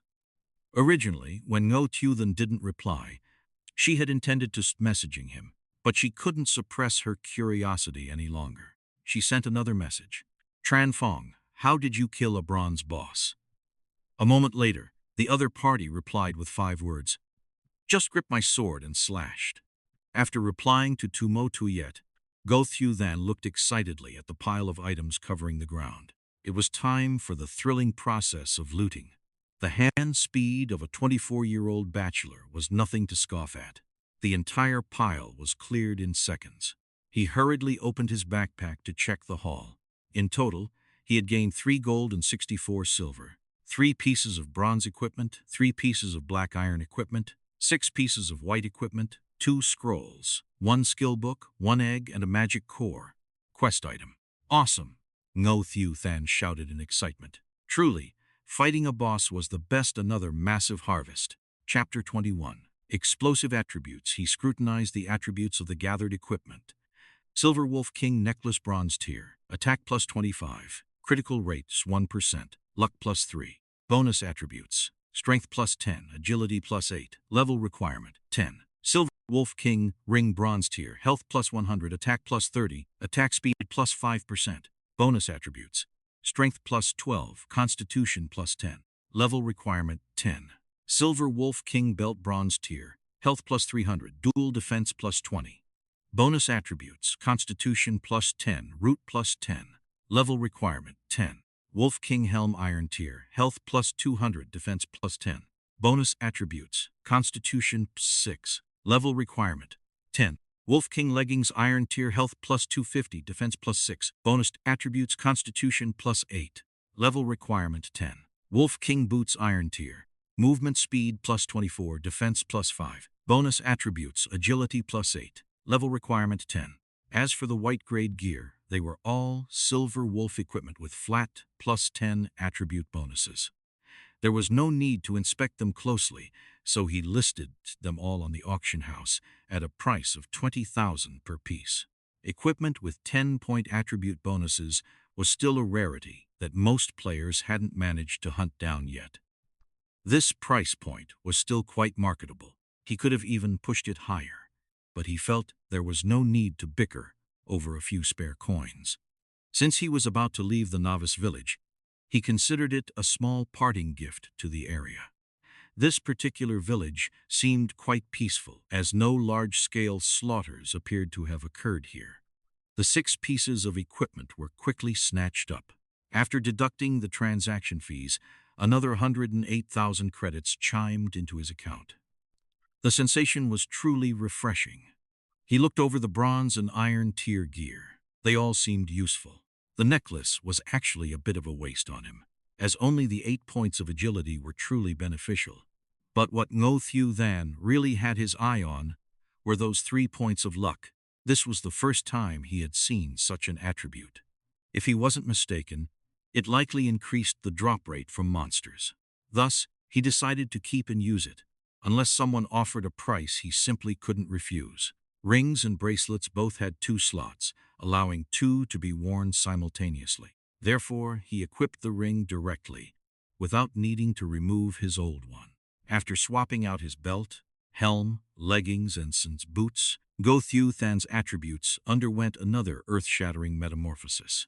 Name: Tranfong. Level 10. Health 7. 10. Mana, 150 physical attack, 131 magic defense, 66 magic defense, 25 movement speed, 100 attacks, 1. 15-second critical rate, 1% experience, 0 Toothloosen strength, 27 intelligence, 5 constitution, 52 root, 15 spirit, 15 spirit, 5 agility, 76 skills, insight, talent, origin of extreme poison. Deals 23 points of true damage to the target every second, lasting 60 seconds. Can stack up to 3 times. Equipment. Weapon, wooden sword, novice equipment, helm, wolf king helm, iron tier armor, wild boar king armor, iron tier pants, lot wolf king leggings, iron tier belt, silver wolf king belt, bronze tier boots, wolf king boots, iron tier necklace, silver wolf king necklace, bronze tier bracelets, silver wolf bracelet, white grade left ring, toad ring, white grade right ring, silver wolf king ring, bronze tier. Looking at his current attribute panel, the corners of Ngo Thieu Than's mouth curled upward. These attributes were truly explosive. If he had possessed these stats before fighting the Silver Wolf King, he wouldn't have wasted over 20 instant recovery potions. Those were pure gold. It seemed that stacking attribute gear was incredibly potent. Once players were fully geared, it would only be a matter of time before they could solo elite monsters in the wild. Pulling out the skill book to take a look, his eyes suddenly brightened. This was a skill he could use. Extreme Speed. Consumes 50 mana. Upon activation, immediately grants 20% movement speed and 20% attack speed, lasting 30 seconds. Cooldown, 2 minutes. Applicable to all classes. Well, aren't I something? Both boss kills dropped the boss's signature skill. Is this a first kill privilege? Ngo Thieu Than thought to himself. This skill was an immense boon to him, and better yet, he could learn it immediately. He closed his eyes and initiated the learning process. The skill book vanished from his hands, and the skill finally appeared in his previously empty skill tab. Excellent. Finally, a skill of his own. He then took out the 2 remaining scrolls to inspect them. Guardian Scroll. Upon use, grants a shield that grants immunity to all damage for 10 seconds. Luck Scroll. Upon use, increases the user's item drop rate for 30 minutes. Both were high-quality items, so he tucked them away. Finally, there was 1 egg remaining. This was the most important prize, and Ngo Thieu Than couldn't wait to check it, and it was exactly as he had suspected. Pet egg can hatch into a Silver Wolf King cub. Random potential, maximum not exceeding A rank. Pet potential ranges from D at the lowest to SSS at the highest. The higher the potential, the greater the growth capability. A pet's bloodline determines its limit. For example, this Silver Wolf King egg has a maximum potential of A. Not bad, but he wouldn't hatch it yet. He would wait until he reached the main city, or perhaps selling it wouldn't be a bad idea either. His top priority now was his class promotion. Just as he was about to list the equipment he had just replaced onto the auction house, he suddenly received a message from his friend list. Tuyet Ni, do you have any gear left? Ngo Thieu Than thought for a moment before replying, a few pieces. With that, he took screenshots of the attributes of the old items he intended to sell and sent them over. Direct trading between players didn't incur service fees. As long as the other party offered a fair price, this kind of transaction was naturally more profitable. On the other end, Ngo Thieu looked at the gear screenshots Ngo Thieu Than had sent. Her eyes lit up instantly when she saw an iron tier item among them. A large part of the reason she had added him as a friend was to see if she could buy equipment directly from him. Earlier, when Ngo Thieu Than listed 6 items on the auction house, her hands had been a bit too slow, and she failed to secure a single one, which prompted her to message him. She had assumed he had sold everything, but to her surprise, he still had stock and iron tier gear at that.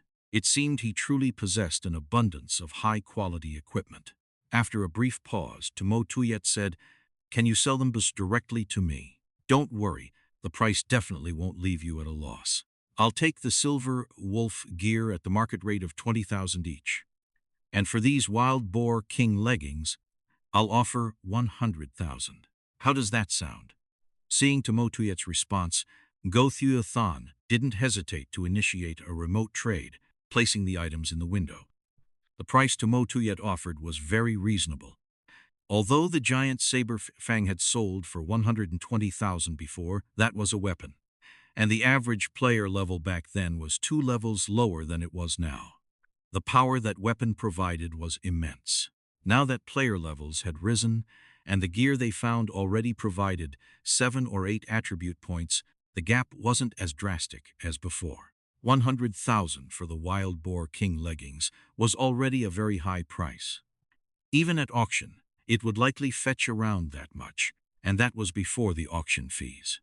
A private trade was pure profit. Seeing the other party enter the sum of 180,000, and Ngo Thieu Than pressed confirm. The transaction was completed, and 180,000 was transferred directly into his linked bank card. Looks like I've found myself a wealthy lady, Ngo Thieu Than mused. Spending 180,000 on a few pieces of gear without even blinking an eye was quite the feat. Chapter 22. Jinling City. After completing the trade din, Ngo Thieu Than hurried back to the novice village. He found the village chief and presented the magic core. Chief, here is the Silver Wolf King's magic core you requested. The village chief gazed at the magic core in Ngo Thieu Than's hand, his voice trembling with excitement. Marvelous! With this, the teleportation array to the main city can finally be repaired. This novice village has been sealed for far too many years. Adventurer, thank you for your contribution to the village. This is your reward. Ding! Quest completed. You have received the title Novice Village Hero. Would you like to equip it? Equip, Ngo Thieu Than replied. Then immediately checked the title's attributes. Novice Village Hero, awarded for completing the quest to repair the teleportation array. Only one person per novice village can obtain this. Attributes Lux, plus 10. Luck attributes again. Ngo Thieu Than was slightly stunned. Luck was an incredibly rare attribute. Until now, only the necklace he wore provided a meager 3 points.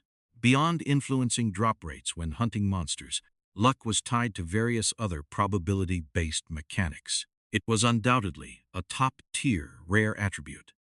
At that moment, the village chief busied himself with a circular diagram at the edge of the village. A few minutes later, the pattern suddenly erupted in a brilliant white glow, and a radiant smile spread across the chief's face. Simultaneously, a system announcement echoed in the minds of every player in Novice Village number 8365. System announcement. Player Tran Fong has assisted the village chief in repairing the teleportation array. Players in this village who reach level 10 may now seek out the village chief to teleport directly to the main city. So reaching the main city required repairing the teleportation array first? It seems so. Didn't the system just mention it? I wonder if the quest was difficult. Difficult or not, the great god has already finished it for us. Once we hit level 10, we can head straight for our class promotion. It truly is good to bask in the shade of a great tree. The guy above speaks the truth. While the players in Village 8365 were marveling at this convenience, they did not overthink the matter, assuming the quest couldn't have been too grueling. At that moment, Ngo Thieu Than suddenly remembered asking Tran Fong earlier why he hadn't left for the main city despite being level 10. He had mentioned he couldn't go yet. As it turned out, it was because the array needed repairing. Driven by curiosity, she sent him a message. What did the quest to repair the teleportation array involve? A moment later, the reply came back in just 4 words. Kill the Silver Wolf King. Ngo Thieu Than stood dazed for a long while before finally recovering. She murmured to herself, just to fix the array, you went and slaughtered the Silver Wolf King? Ngo Thieu Than struggled to find the words to describe her current emotions. She realized that other novice villages would surely face similar obstacles. But if those places lacked a monster like Tran Fong, the Silver Wolf King would likely stall their progress for a long time. This was a massive boon that Tran Fong had secured for the entirety of Village 8365. At this thought, Ngo Thieu Than's eyes brightened. She currently possessed 2 pieces of black iron equipment. In this entire novice village, excluding that freak Tran Fong, her gear was undoubtedly the best. With such a significant advantage, She could secure substantial benefits for herself.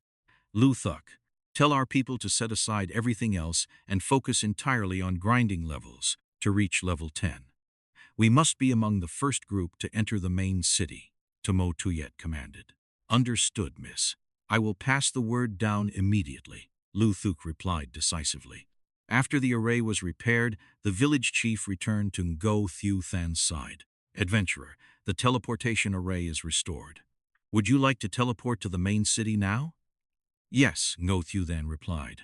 Then please step into the circle of light and select the main city you wish to reach. Since you are the hero of this village, this teleportation will be free of charge, the chief said. In the game, there were a total of 8 secondary main cities and 4 primary main cities. Novice villages could only teleport to secondary cities. Players needed to reach level 100 before they could move from a secondary city to a primary one. Ngo Thieu Than stepped into the light and a system prompt appeared. Please select the city you wish to teleport to. Below was a list of the 8 secondary main cities: Autumn Water City, Bays City, Giant Deer City, Fengyong City, Golden Sand City, Mobay City, Polar Ice City, and Jinling City. Ngo Thieu Than chose Jinling City at random. It mattered little where he went, only the environment would differ. Each city had its own characteristics. For instance, Bays and Autumn Water were near the sea, Golden Sand and Mobay were near the desert, and Polar Ice sat beside a glacier. Since teleportation arrays would eventually link all cities, the initial choice was not critical. A beam of light flashed, his vision blurred, and soon the surroundings sharpened. Ngo Thieu Than found himself standing in the heart of a colossal city filled with ancient, majestic architecture. The streets were bustling, and the city walls towered high, giving one the sensation of having traveled through time. Magnificent. That dilapidated novice village can't even compare, Ngo Thieu Than muttered, slightly shaken.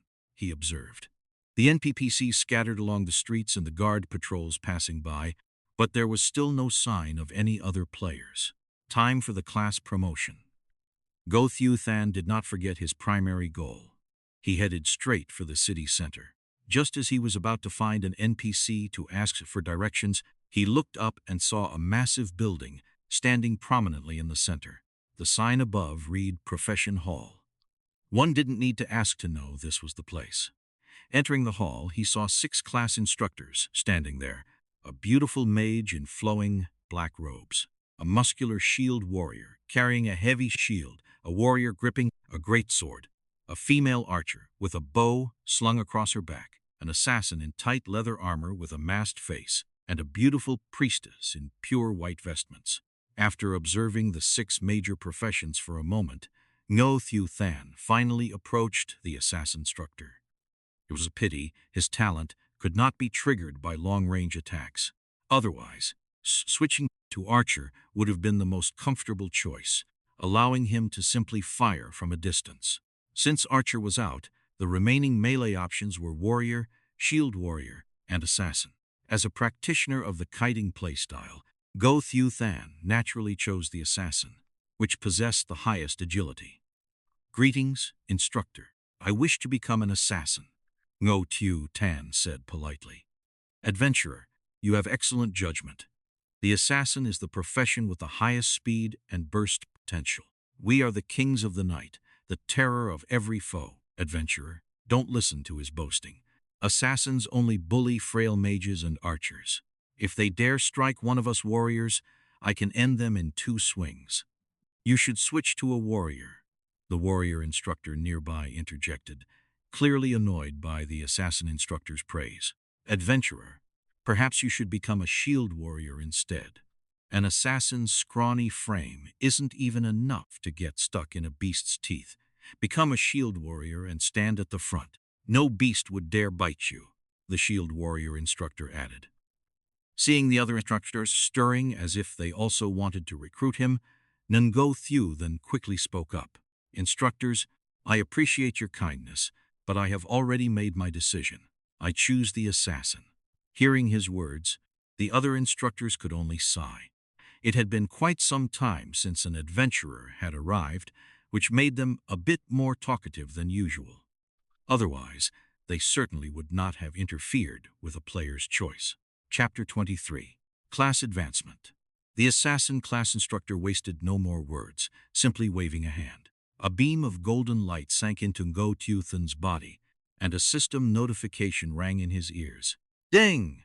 Congratulations on your successful class advancement. Would you like to reallocate your free attribute points? After leaving the newbie village, the first class advancement offered a single opportunity to reallocate free attribute points, and it was the only such chance. This was primarily a consideration for mages, because they lacked skills in the early stages and relied entirely on basic attacks. They could not afford to invest in intelligence without severely hindering their leveling speed. Consequently, most initially prioritized strength, rendering those early points wasted once they transitioned to the mage class. Providing this reallocation opportunity during the first advancement was a thoughtful gesture from the system.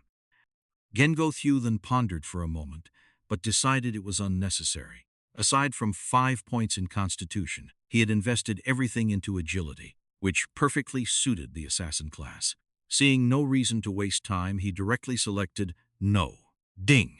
Congratulations on becoming a great assassin. Following your advancement, you will gain an additional 2 points in agility automatically upon every level up, in addition to your free attribute points. This bonus will increase as your level rises. Each profession possessed its own specialized attribute growth. Warriors gained 2 points in strength, mages 2 in intelligence, shield guards 2 in constitution, archers 1 in agility and 1 in strength, and priests 1 in intelligence and 1 in spirit. All remaining points were left to the player's discretion. With the advancement complete, his accumulated experience was released, instantly propelling him to level 11. He gained 40 health, 20 mana, and 10 free attribute points, while his agility automatically increased by 2. Level LV10 LV11. Health 1710, 1750. Mana 150-170. Agility 76-78. Movement speed 100-102. Attack speed. Remaining attribute points 30.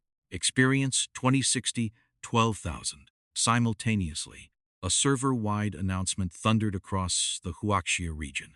Server announcement. Congratulations to player Tran Fong for his successful class advancement. As the first player to advance, the system rewards 1,000 reputation, 50 gold coins, and a special skill book. May other players continue their efforts. Server announcement. Congratulations to player Tran Fong for successfully advancing to the assassin class. As the first player in the entire server to become an assassin, the system rewards 500 reputation, 20 gold coins, and a specialized class skill book. May other players continue their efforts. These 2 consecutive announcements plunged the Xianxia region into silence once more. It was that Tran Fong again. It could be said that no one in the Xianxia region was unaware of that name now. Since the server opened, Tran Fong had been on the television so frequently that it was impossible not to notice him. Just who is this legendary Tran Fong? How can he be so formidable? Exactly. The server has only been open for a day, and he's been on the announcements 3 or 4 times already. Damn it, I'm only level 8 and he's already advanced. We entered at the same time, and I haven't even logged out once. How can the gap be this wide? Requesting contact info. I need to carry Legends bags. Ngo Thieu Than stared at his level 9 experience bar, his expression darkening. In other newbie villages, countless experts frowned.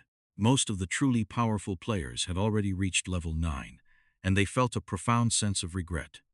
Quan Lam, the title of first assassin is gone, Hao Nian said regretfully. I didn't expect him to choose assassin. It is a bit of a pity, but archer suits me as well, Quan Lam replied. He had originally considered assassin, due to its high critical rate and his preference for melee combat, but archer was also highly compatible with his talent. Well, if we reach level 10, and the first archer spot is still open, you should take it.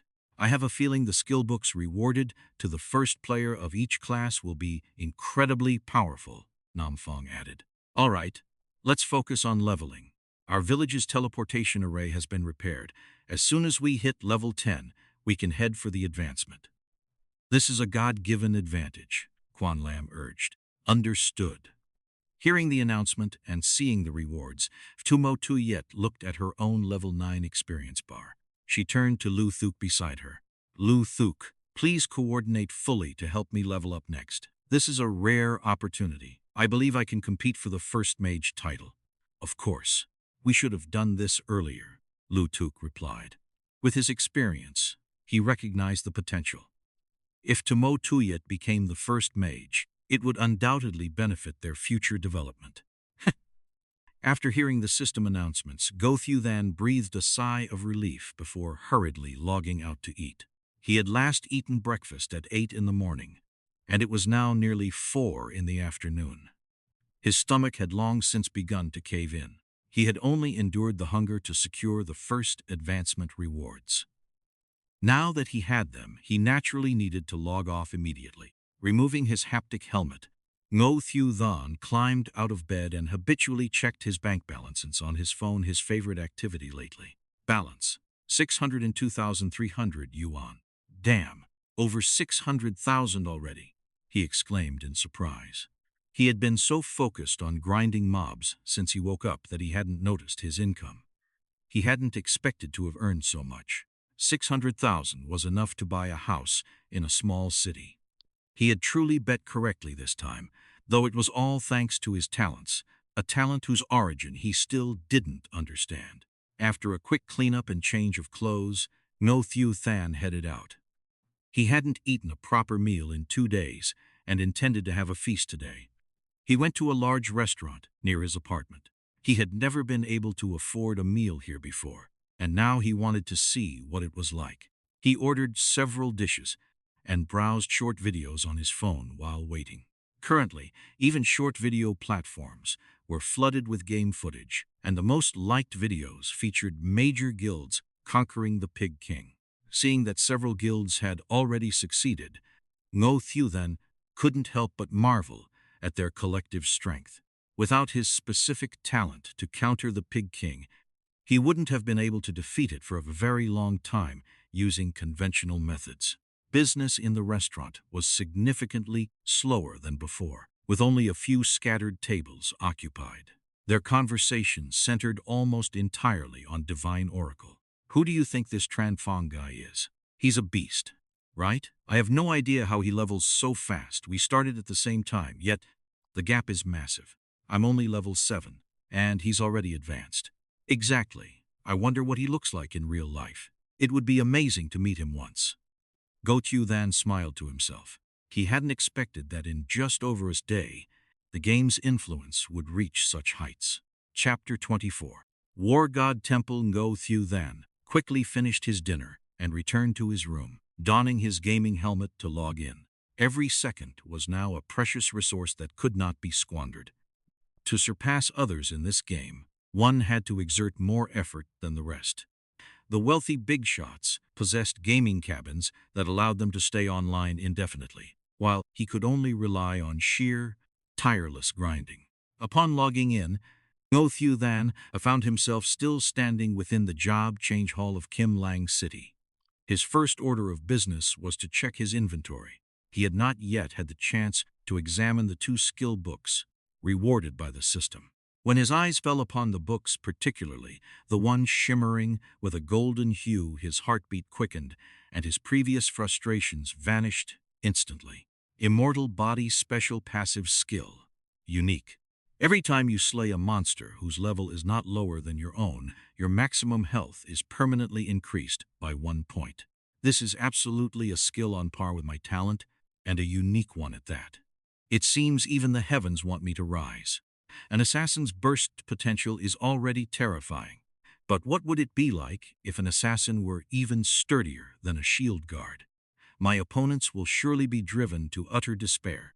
If he were to put this up for sale, the price would exceed all imagination. However, a skill of this caliber was something he would never sell. It was unique skill, after all. Since he was not currently lacking money, there was no reason to let it go.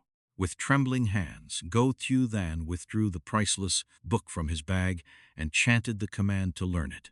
Only when he saw the skill appear in his interface did his mind finally find peace. Without learning it immediately, he would have felt as though he were merely dreaming. He then turned his gaze toward the remaining skill book. Void purifies all negative status effects from the self and shifts the body into a void space, rendering it untargetable for 1 second. Mana cost, 100. Cooldown, 5 minutes. Learning requirement, Assassin. Another god-tier skill. Ngo Thieu Than wasted no time in learning it as well. Either of these two books was of immeasurable value. It seemed his endurance and hunger in the race for the first-place position had truly paid off. After acquiring these, along with the 2 basic assassin skills, his skill bar now boasted a total of 6 abilities. Insight allows the user to inspect information on monsters no more than 10 levels higher than themselves. No cost, no cooldown. Extreme speed increases movement and attack speed for 30 seconds. Mana cost, 50. Cooldown, 2 minutes. Stealth enters an invisible state with reduced movement speed, lasting for 5 minutes. Consumes 1 mana per second. Cooldown, 1 minute. Attacking, taking damage, or being touched will break the invisibility. It can also be manually cancelled. Note: bosses 10 levels higher or normal monsters 30 levels higher can see through this, and the archer's eagle eye skill can also detect it. Backstab maneuvers behind the target to launch an attack, dealing physical damage while ignoring the target's defense. Mana cost, 30. Cooldown, 30 seconds. Immortal Body Special Passive Skill. Unique. Every time you slay a monster whose level is not lower than your own, your maximum health is permanently increased by 1 point. Void purifies all crowd control and negative status effects from the self and shifts the body into a void space, rendering it untargetable for 1 second. Mana cost, 100. Cooldown, 5 minutes. Gazing at these skills, Ngo Thieu Than's hands itched with anticipation, and he felt a sudden urge to hunt monsters immediately. However, he restrained himself. He needed to explore the main city, first to understand its layout and see if there were any available quests. Ngo Thieu Than stepped out of the job change hall and onto the street. He observed that the buildings lining the main road were primarily shops for daily necessities: weapon shops, clothiers, jewelry stores, pharmacies, and general stores. He entered a weapon shop and opened the merchandise list, his expression immediately darkening. What on earth was this? Were they trying to steal his business? The shop actually sold various types of white-grade equipment. How was he supposed to sell his own white gear in the future? Fortunately, he had already unloaded all that gear back in the novice village and had made enough money. Thinking of this, he felt somewhat relieved. It no longer mattered. Furthermore, white-grade equipment beyond level 10 had level requirements. He estimated that players would likely not even spare a glance at such gear later on. Aside from buying and selling, the weapon shop also offered the chance to learn the smithing life skill. This meant that after learning it, players could forge their own weapons. Each player could learn a maximum of 3 life skills, but Ngo Thieu Than had no intention of doing so. It was too time-consuming, especially in the early stages, where it cost both money and effort, only to produce mediocre equipment. He would rather spend that time hunting bosses. Reasoning that the clothing and jewelry shops were likely the same, he headed to the general store and purchased 2 town portal scrolls. They cost 10 silver pieces each, an extortionate price. Suddenly, his eyes caught sight of a map scroll priced at 1 gold piece. What could be so expensive? Ngo Thieu Than looked closer. Map scroll. Upon use, activates the map function. This scroll records the distribution of monsters within a 10-kilometer radius of Kim Lang City. No wonder I was wondering why this game didn't have a map. It's a good thing the novice village wasn't too large, or I would have gotten lost. So it turns out one has to spend money to buy a map scroll to activate the function. 1 gold piece? How greedy. Despite his grumbling, Ngo Thieu Than did not hesitate to pay. He currently possessed a small fortune of over 90 gold pieces, and this was something every player would eventually need. After purchasing and using the scroll, the map icon on his interface immediately lit up. Opening it, he saw that the map information and monster distribution within a 10-kilometer radius were clearly displayed. Areas further away remained shrouded in darkness, requiring manual exploration. As a player traveled through new areas, the map would automatically light up and record them. Not bad. Worth the money. Ngo Thieu Than muttered to himself as he continued his tour of Kimlang City. The city was immense. Beyond the functional NPC areas, there were residential districts where all sorts of NPCs lived. There were likely NPCs with special quests hidden among them, but with such a dense population and so few quest givers, it all came down to fate. The rewards for special quests were usually quite handsome. Next was the player trading area. There, one could set up stalls and trade freely without any middleman fees, making it far more honorable than the auction house. There were also consignment shops, where one could place equipment for sale without having to stand there personally, which was much more convenient than a stall. However, these shops had to be purchased with gold, and the price was astronomically high.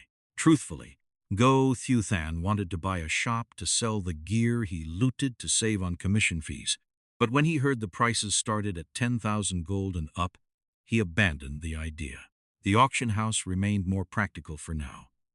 Following that were the arena, taverns, the city lord's manor. The sights left Ngo Thieu Than quite dazzled.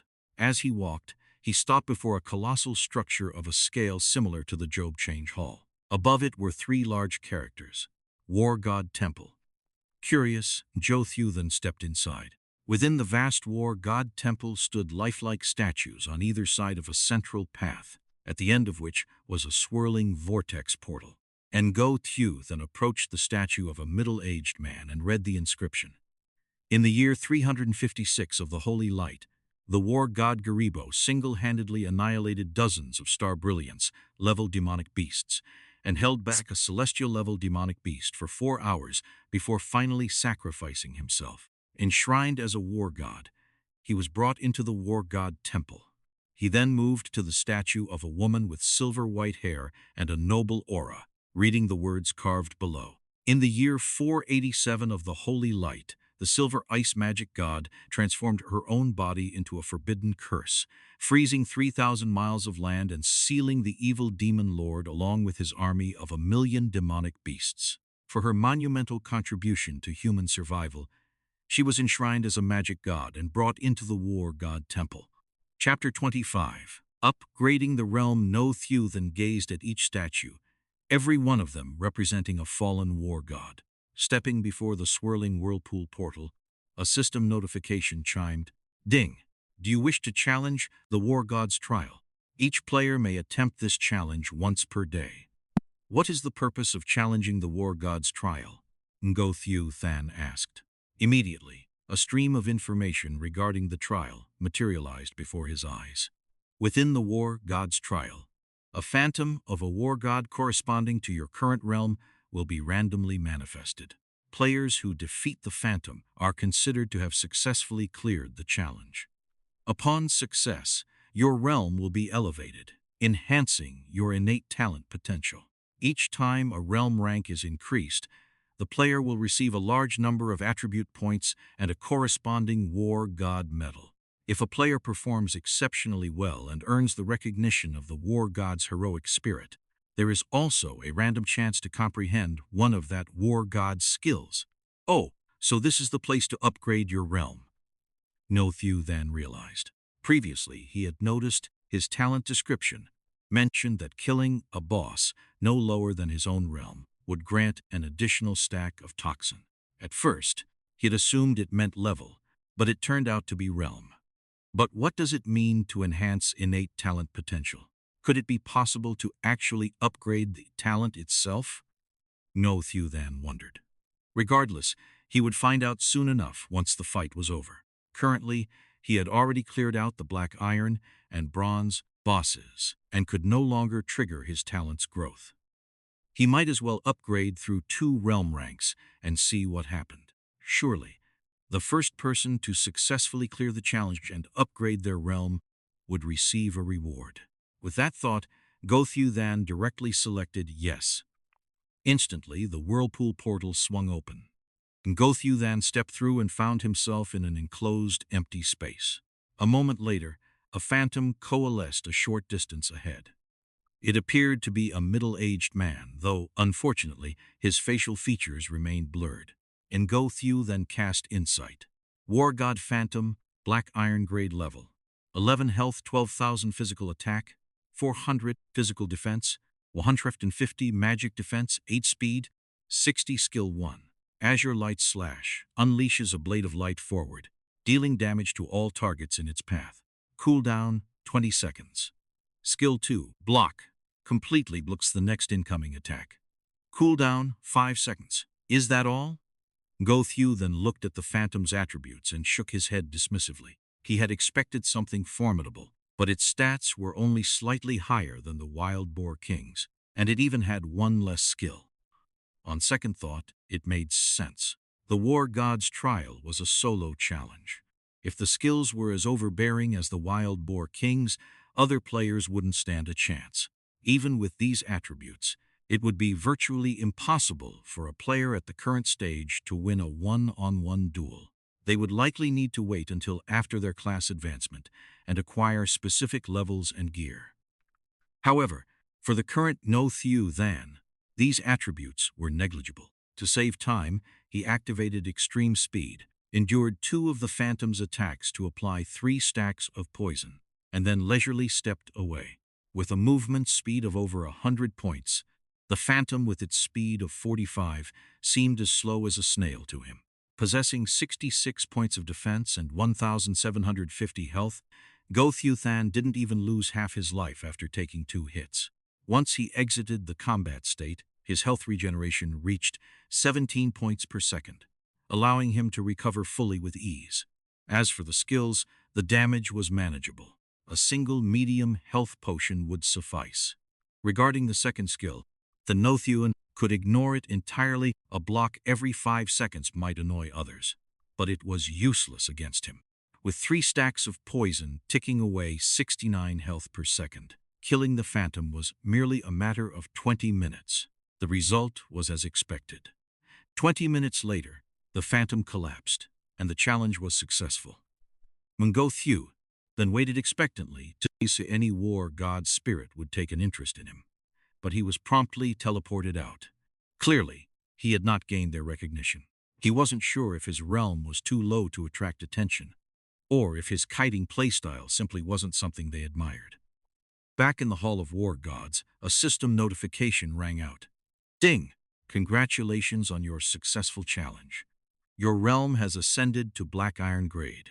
You have received +10 to all attributes and 10 free attribute points. You have received the War God Medal, Black Iron Grade. As the first player to reach the Black Iron realm, the system rewards you with an additional +10 free attribute points. Oh? There's no server-wide announcement?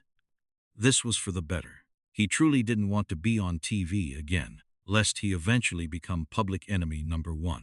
Upgrading the realm increases attributes significantly. +10 to all attributes is equivalent to 60 points, plus the 10 free points makes it a total of 70. And this is just the lowest realm. The increases will surely be even more massive later on. It seemed that aside from equipment, the realm was the key factor in tiering the strength of players. He took out the War God Medal to inspect it. Its attribute was simple yet brutal. Increases all attributes by 10%. He liked that. Looking at his free attribute points, he had a total of 50 unallocated points. Ngo Thieu Than studied his stats and considered his options. Since he possessed the undying body, he didn't necessarily need to increase physique. Nor were strength or wisdom essential. Only 3 attributes were useful to him. First was definitely agility, which was his current priority. Next was bone structure, as he would undoubtedly face mages and magic attacking monsters later, and his current magic defense was too low. Finally, there was spirit, as his mana pool would surely be lacking once he acquired more skills, though it was sufficient for now. After weighing agility against bone structure for a moment, Ngo Thieu Than ultimately put 20 points into agility and 30 into bone structure. His agility was already quite high and could be moderated for now, while his defense was a more pressing concern. With his realm upgraded, points allocated, and metal equipped, Ngo Thieu Than's power surged once again. Name: Tranfong Realm. Black Iron level. 11 health, 910 mana, 2 physical attack, 157 magic attack, 32 physical defense, 11 magic defense, 70 movement speed, 142 attack speed, 150 seconds, critical rate, 1% experience, 2% 20,000, strength, 37 plus 3, 40, 51 16, 62 plus 6, 68, bone structure, 55's 560 spirit, 15's 116 agility, 108's 10 118. These attributes were entirely unlike those of a level 11 player. He had wandered around nearly all of Jinling City, but had not encountered any NPCs that triggered a quest. It didn't matter, though. Ngo Thieu Than hadn't held much hope to begin with. This game was primarily centered on grinding monsters. Outside of the beginner villages, there were very few quests in the main cities.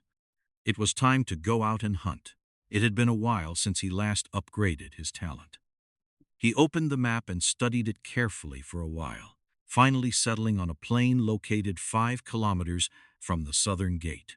A tribe of goblins lived there, exactly level 16, and continuing in that direction would lead to monsters ranging from level 17 to 20.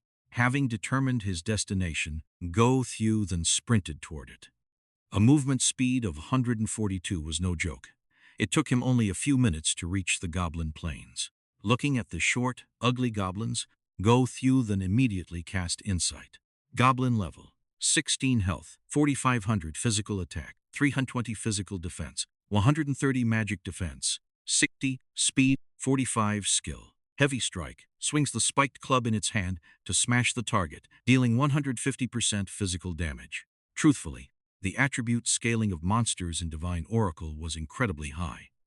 This goblin's attack and defense already surpassed the Wild Boar King's. It simply had 2 fewer skills. It was quite frustrating that even common mobs possessed such stats. However, for the current Ngo Thieu Than, it was a trivial matter. Activating extreme speed, his movement speed exceeded 200, and his attack speed reached 1.3 seconds. He rushed forward, applied 3 stacks of poison, took 2 hits from the club, and then ran away. Following that, he continuously poisoned 3 more, pulling them together. He directly withstood the attacks of all 3 to stack poison on them. With his defense at 111, a goblin's club only dealt 209 damage to him, and their skill only did a little over 300. Still, 3 monsters were his limit. He occasionally had to use a potion. Chapter 26. Nan Tai Lang. 5 minutes later, all 3 goblins collapsed to the ground simultaneously. Ding! You have defeated Goblin X3, gaining 540 experience points. For slaying enemies 5 levels higher than yourself, you receive an additional 270 experience points. Ding!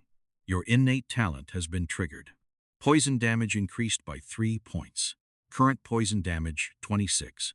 Ding! Undying Body has taken effect. Health limit increased by 3 points. Undying Body has currently increased your total health limit by 3 points. Listening to the continuous chime of notifications, Ngo Thieu Than felt a surge of exhilaration. With both his innate talent and undying body growing at the same time, it meant that the more monsters he killed, the stronger he would become. However, the experience gained from slaying higher-level monsters was a bit too high. A single monster yielded 270 points. At this rate, he would level up after killing just over 100, which was far too fast. Right? How could I have forgotten about that? Ngo Thieu Than suddenly remembered the pet egg in his inventory. Pets would share a portion of the player's experience points. He didn't really need it to fight or do anything specific. Sharing some experience was actually a good thing so that he wouldn't level up too quickly. Acting on the thought, Ngo Thieu Than quickly retrieved the Silver Wolf King pet egg from his inventory and proceeded to hatch it according to the system's instructions. A flash of light erupted, and the egg in his hand vanished. A small wolf cub, no larger than a puppy, appeared at Ngo Thieu Than's feet, affectionately rubbing its head against his pant leg. Pets hatched by players automatically recognize them as their masters. Ding! Hatching successful. You have obtained a silver wolf king cub. Aptitude: A. Please provide a name. Looking at the little creature's silver fur, Ngo Thieu Than pondered for a moment before saying, "Let's just call him Ngan Tai Lang." Ding! Naming successful. He checked Ngan Tai Lang's attributes. Ngan Tai Lang, pet, aptitude. A level 0 health, 200 mana, 100 physical attack, 20 physical defense, 10 magic defense, 5 speed, 10 skill 1. Extreme speed, increases movement speed and attack speed for 30 seconds. Mana cost 50. Cooldown, 2 minutes. These attributes are slightly stronger than a rabbit's. No wonder wolves eat rabbits. Aside from innate skills at birth, a pet would comprehend a new skill every 20 levels. Leading the little wolf to continue hunting goblins, he noticed the cub seemed eager to test its strength. He quickly barked an order. "Go wait in the back. Just stay there and soak up the experience. With those stubby legs of yours, you'll be clubbed to a pulp before you can even do anything." Ngan Tai Lang obediently scurried to the rear to hide. "At least you're well behaved." Seeing Ngan Tai Lang retreat, Ngo Thieu Than continued his grind. With Ngan Tai Lang sharing the experience, he could farm more points for his innate talent and undying body at each level. Meanwhile, after much effort, Ngo the Tian Ha finally reached level 10. He eagerly sought out the village chief with the intention of becoming the first to teleport to the main city, only to be informed that the teleportation array could only be repaired after the Silver Wolf King was defeated. Upon hearing this, his face darkened instantly. At the same time, in many other novice villages, top-tier players who had grinded tirelessly day and night to reach level 10 encountered the same issue.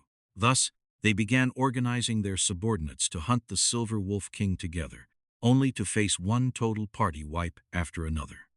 Immediately, the forums exploded. A post titled, "The Terrifying Silver Wolf King, the Roadblock of the Novice Village," was quickly pushed to the front page.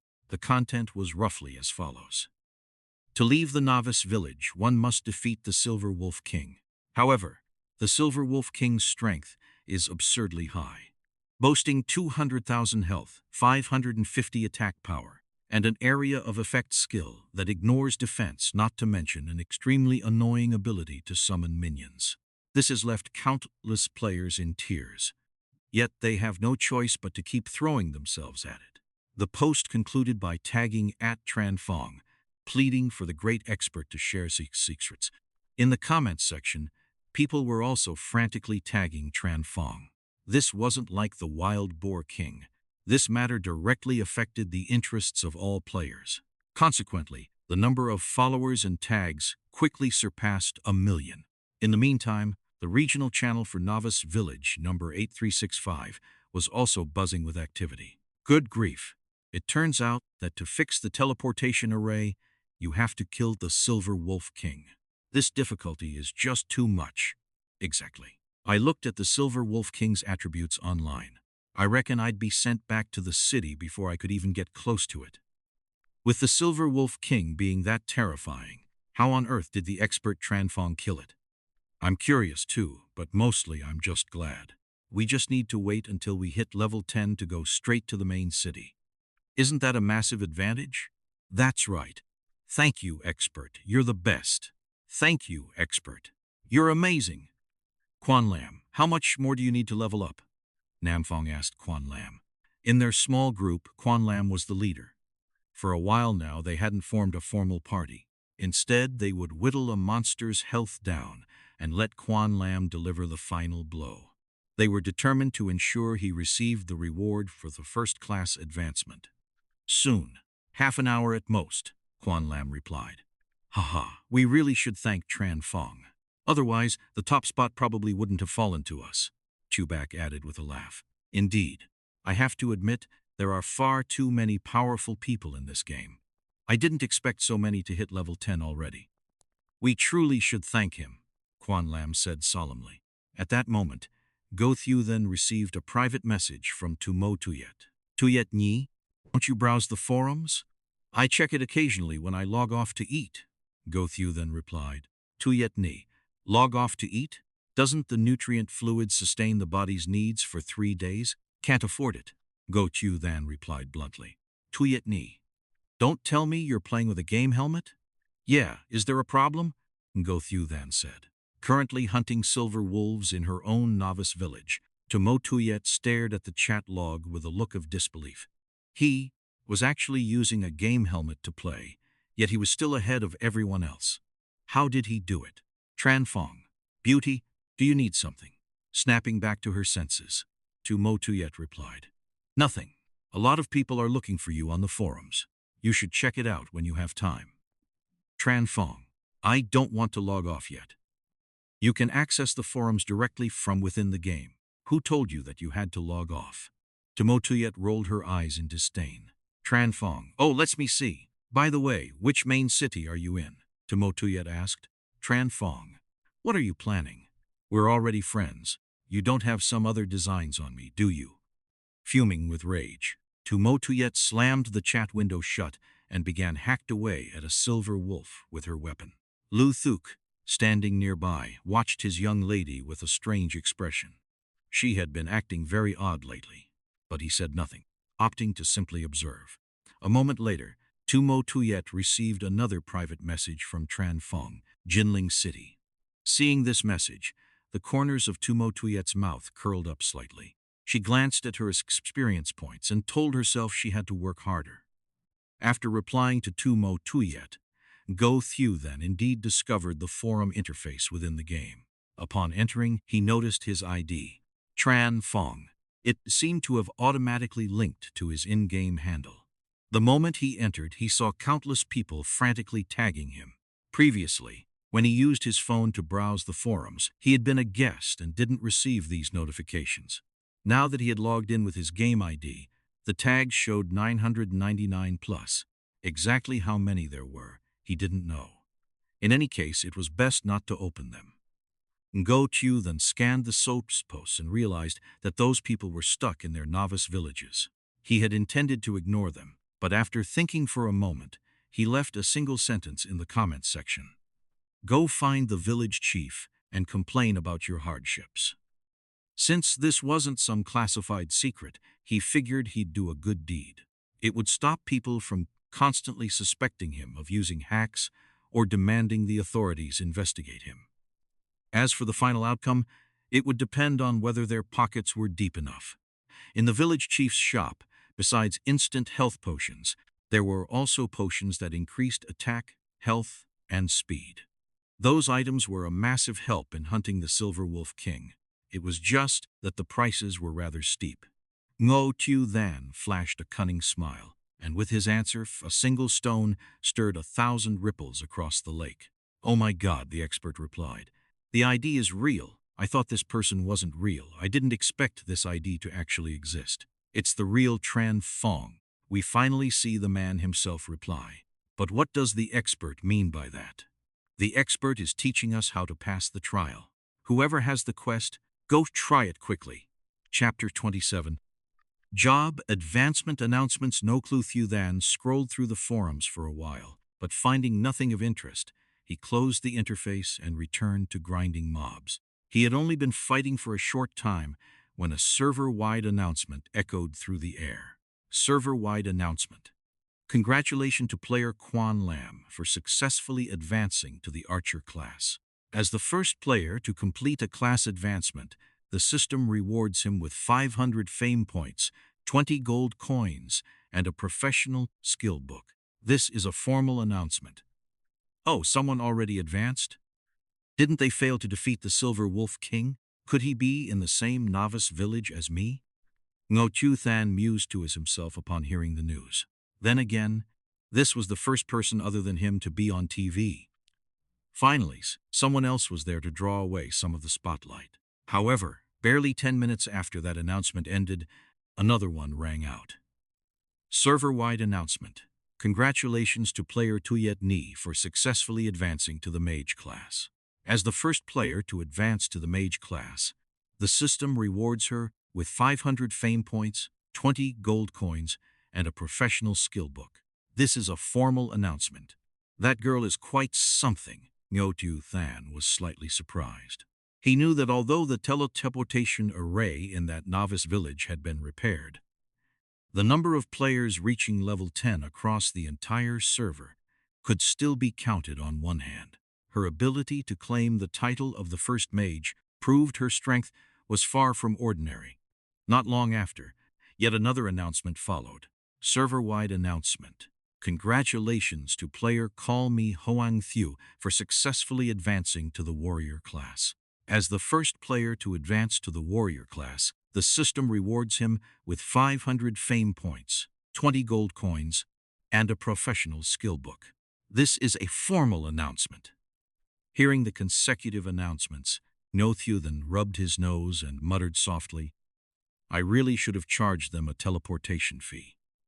Meanwhile, players in other novice villages were filled with immense envy and bitterness. Why wasn't I born in the same novice village as great god Tran Fong? This is so demoralizing.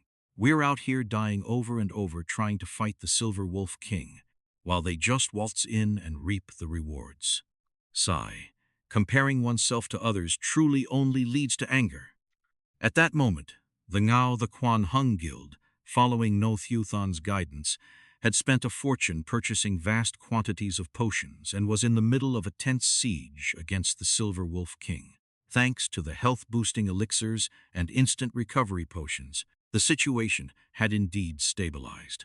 Although it cost a massive amount of potions, which was to say, a massive amount of money to buy them, nearly draining all the currency in the novice village and causing the exchange rate to spike, the results were undeniable. Beyond the vanguard team fighting the Silver Wolf King, there were at least 1,000 other players standing guard behind them.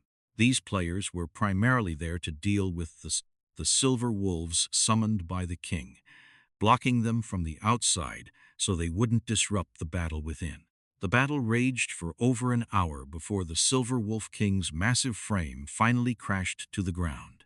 Everyone let out a long sigh of relief. Ngo Thieu gathered the dropped equipment and quickly ran toward the village, shouting orders as he went. "Thieu Than, Ko Fong, both of you just leveled up, right? Hurry and follow me. The first place rewards for Shield Guard and Priest are still up for grabs. Go and get them, fast." When the group reached the novice village and saw the village chief repairing the magic circle, their faces were etched with anxiety. At that exact moment, another server-wide announcement rang out. Server-wide announcement.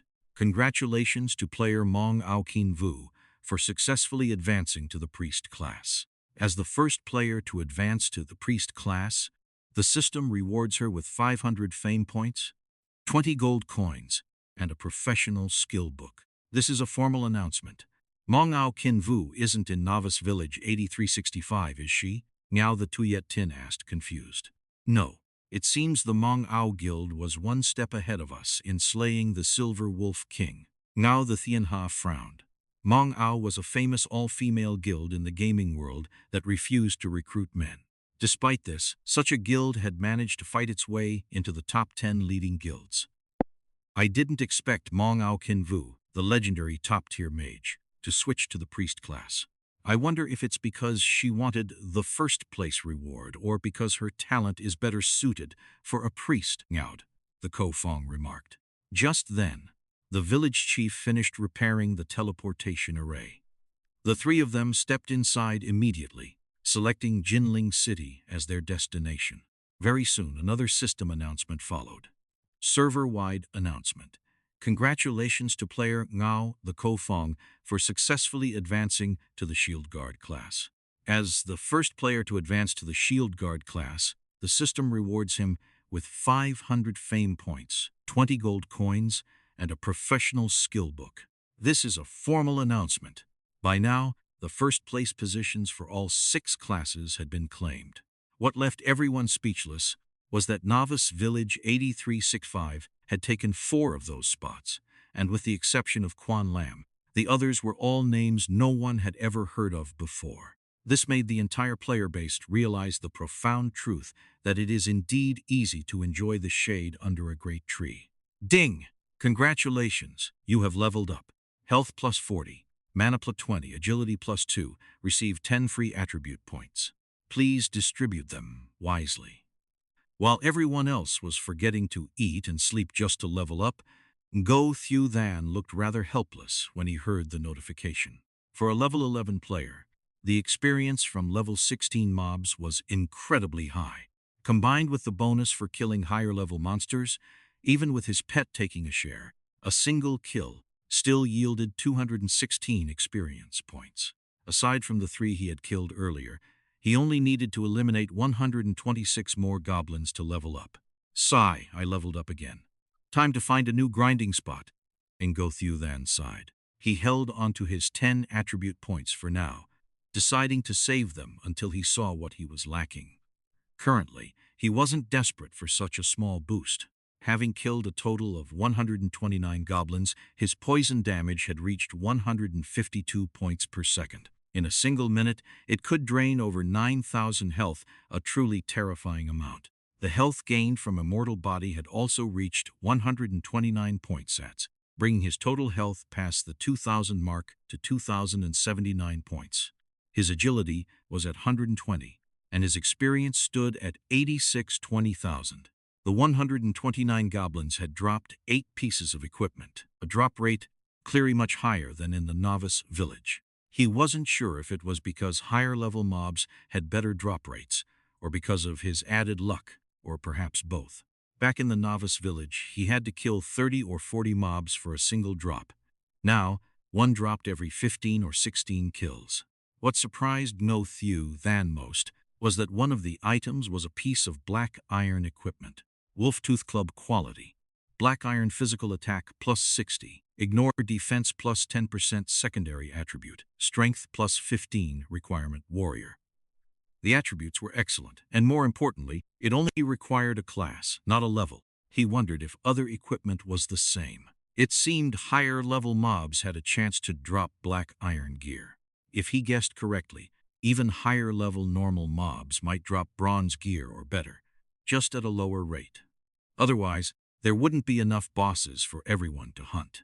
This item was an absolute rarity for a warrior and would surely fetch a good price. He tucked it away for now, waiting until more people entered the main cities before putting it on the auction block. The remaining 7 items were all level 16 white-grade gear. These couldn't be sold to players or used by him, so they would likely be sold to the system shop. He felt that in the future, only white gear would have level requirements, while equipment with attributes would require a specific class. If that were the case, there would be no need to pick up white gear later on. What pleased him even more was Ngan Tai Lang.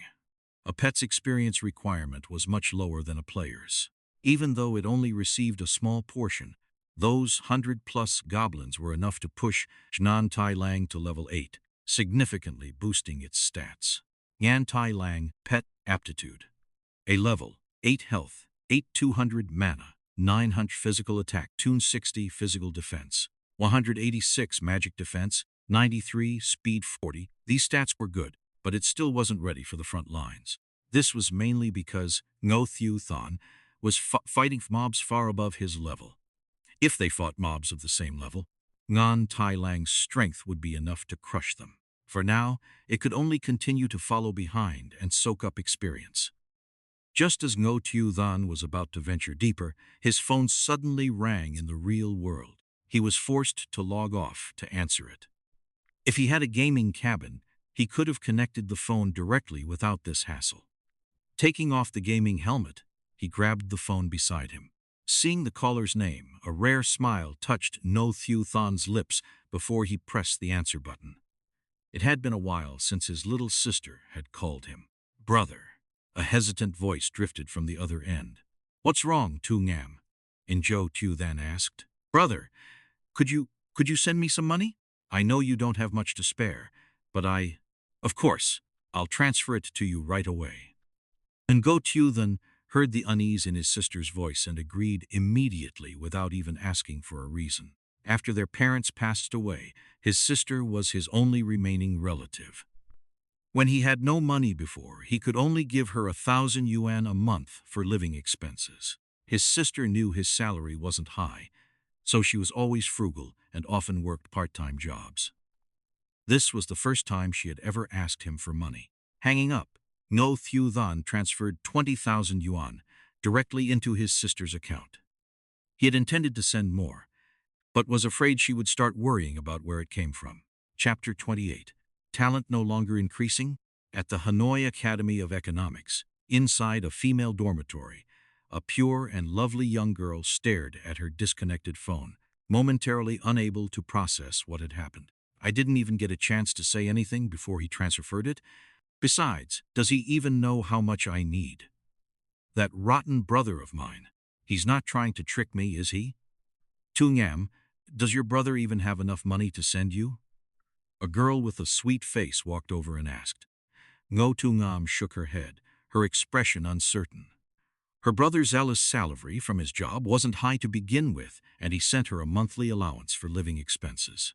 He certainly couldn't have saved much. It was just that, other than her brother, she had no one else to turn to for a loan. If you ask me, that woman did it on purpose. Just because the guy she likes has a crush on you, she goes out of her way to target you.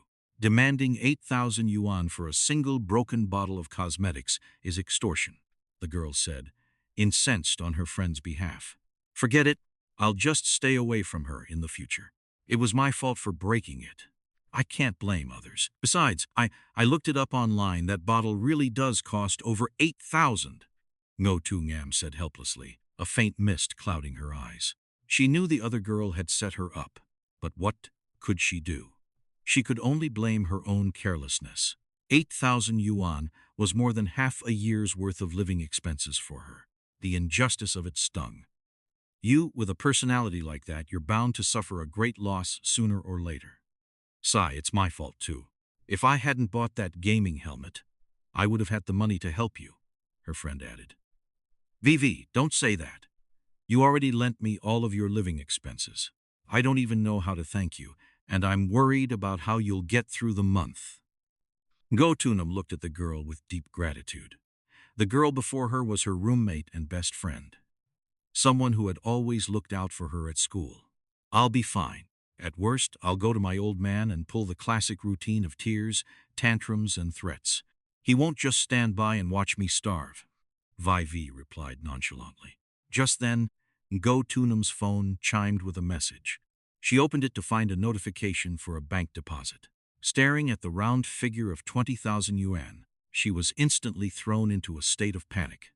My God, Tungam, your brother is loaded. My dad only gives me 3,000 a month, and getting an extra cent out of him is like pulling teeth.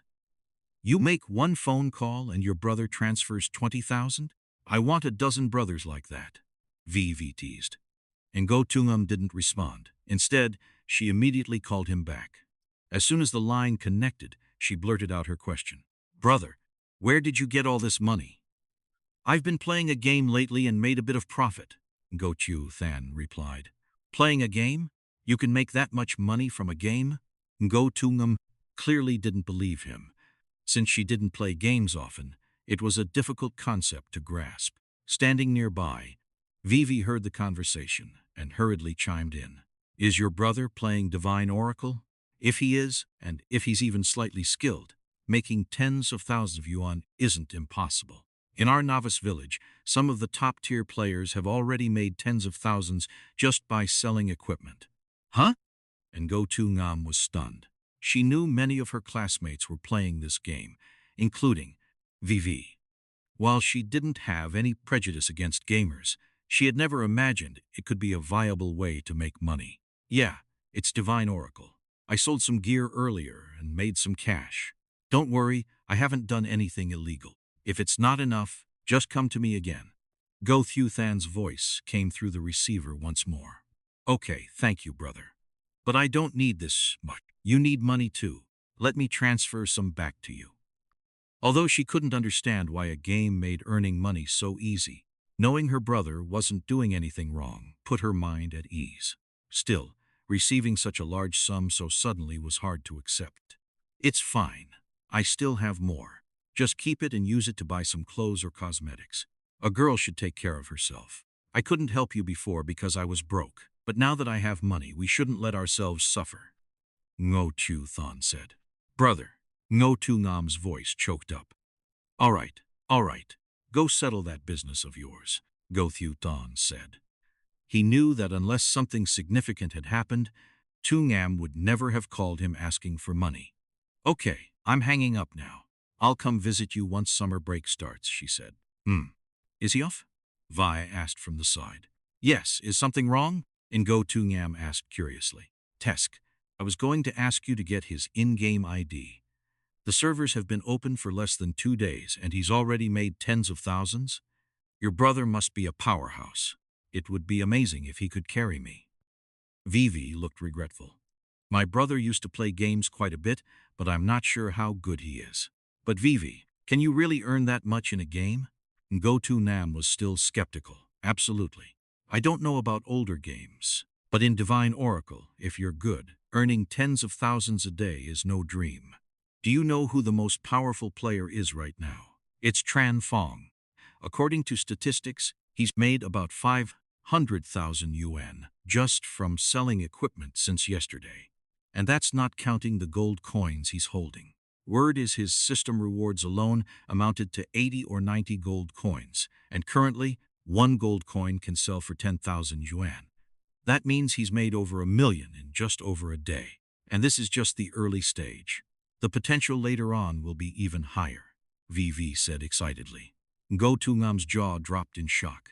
This was entirely beyond the scope of her knowledge. Then, maybe I should try playing too? She found herself swayed by the idea. Oh, definitely. Your brother just sent you 20,000. Even after paying that woman 8,000, you'll still have 12,000 left. That's enough to buy a gaming helmet. It's settled then, Vi decided for her. On Ngo Thieu Than's end, after hanging up the phone, he put his helmet back on and entered the game. He didn't linger, heading straight into the depths of the wilderness. Ahead lay Black Bear Ridge, home to many level 17 black bears, his next grinding target. Upon reaching Black Bear Ridge, Ngo Thieu Than's focus sharpened at the sight of the massive beasts. He immediately cast an observation skill. Black Bear level 17 health, 18,000 physical attack, 350 facet physical defense. Magic defense, 100 speed, 40 skill.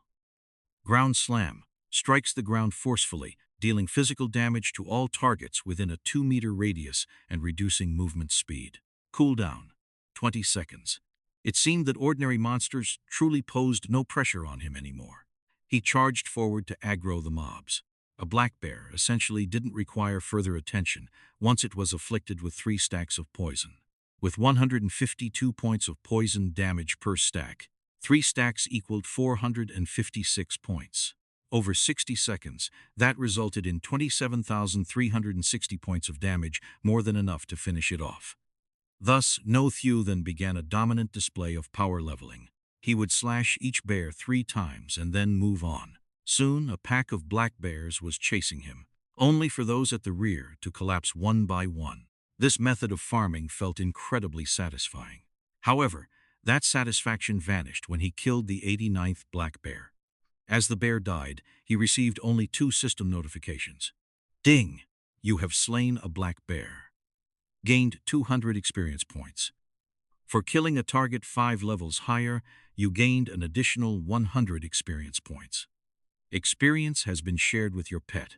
Your pet Ngan Tai Lang gained 60 experience points. Ding! Indestructible body has triggered. Maximum health increased by 1 point. Indestructible body has currently provided 218 additional maximum health. Indeed, the notification for his talent increase was missing. Ngo Thieu Than read through the system logs several times to be sure, but it wasn't there. He then checked his talent details. His poison damage had stopped at exactly 240 points. To confirm the situation, he killed 2 more black bears. His experience increased, and indestructible body leveled up, but his talent remained stagnant. Ngo Thieu then began to panic.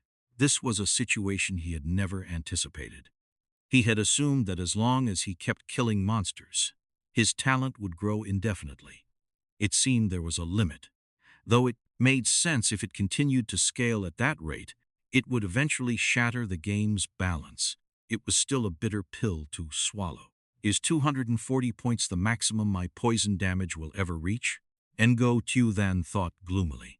While 240 damage per second was terrifying at this stage, as players grew stronger and their stats ballooned, this amount of damage would eventually become insufficient. If that were the case, this talent would effectively become obsolete. Chapter 29.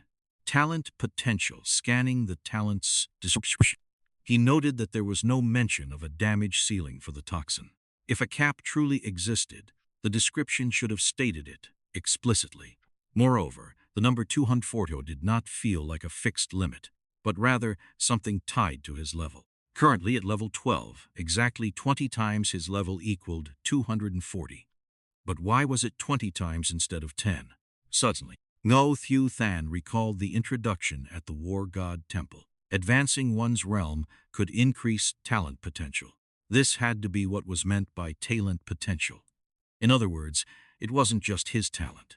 Perhaps everyone's talent potential had a limit, and players could expand that limit by raising their realm. If this was true, his initial talent limit was likely 10 times his level. But because he had ascended a realm, it had increased to 20.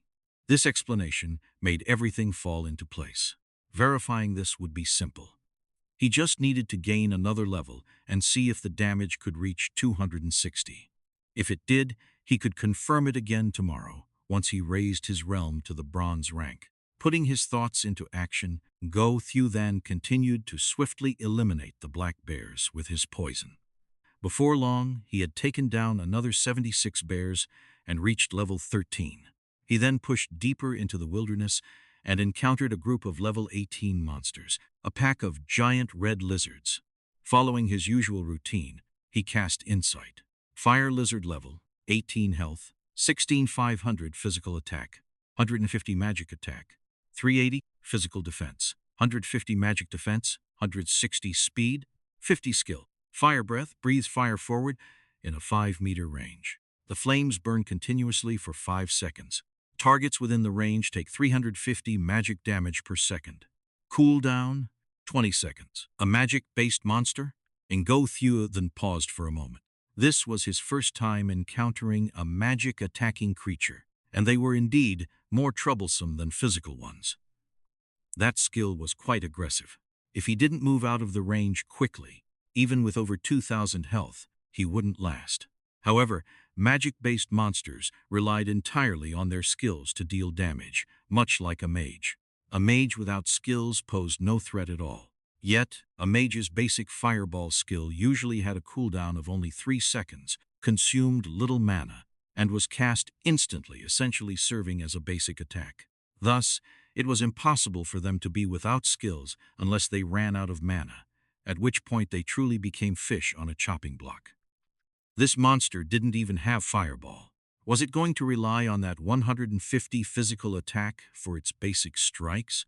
Ngo Thieu Than smiled. That was still enough to pierce his armor. The pressure wasn't overwhelming, provided he was careful to dodge the skills. The only issue was that he couldn't pull a large group of these monsters at once. If they created a literal sea of fire, he would have nowhere to run. He decided to pull them one by one. After all, it only took about a minute to finish one off. He lured a lizard out and struck it twice. Though he moved quickly, he still took 1 second of damage from the skill, but it wasn't a significant setback.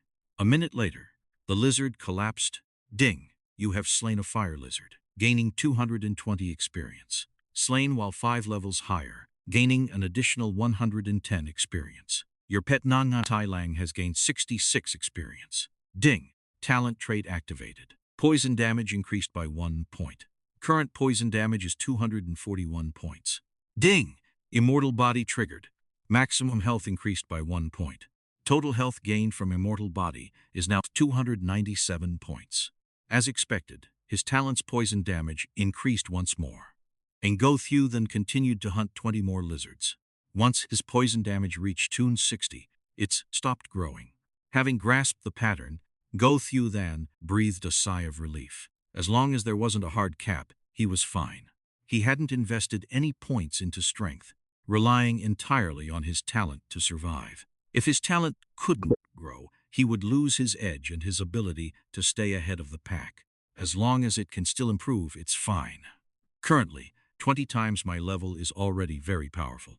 At this stage, no player could withstand a single strike from me. Ngo Thieu Than thought to himself. Glancing at the time, he saw it was past 9 in the evening. He decided to log off, get some food, and then get some sleep. Since his talent had reached its current limit, there was no need to rush his leveling. Others certainly wouldn't catch up to him in such a short time. Removing the helmet, Ngo Thieu Than rubbed his temples. He still needed to buy a gaming pod, but he was quite short on funds. He hadn't earned a single cent since arriving in the main city. He needed to go boss hunting.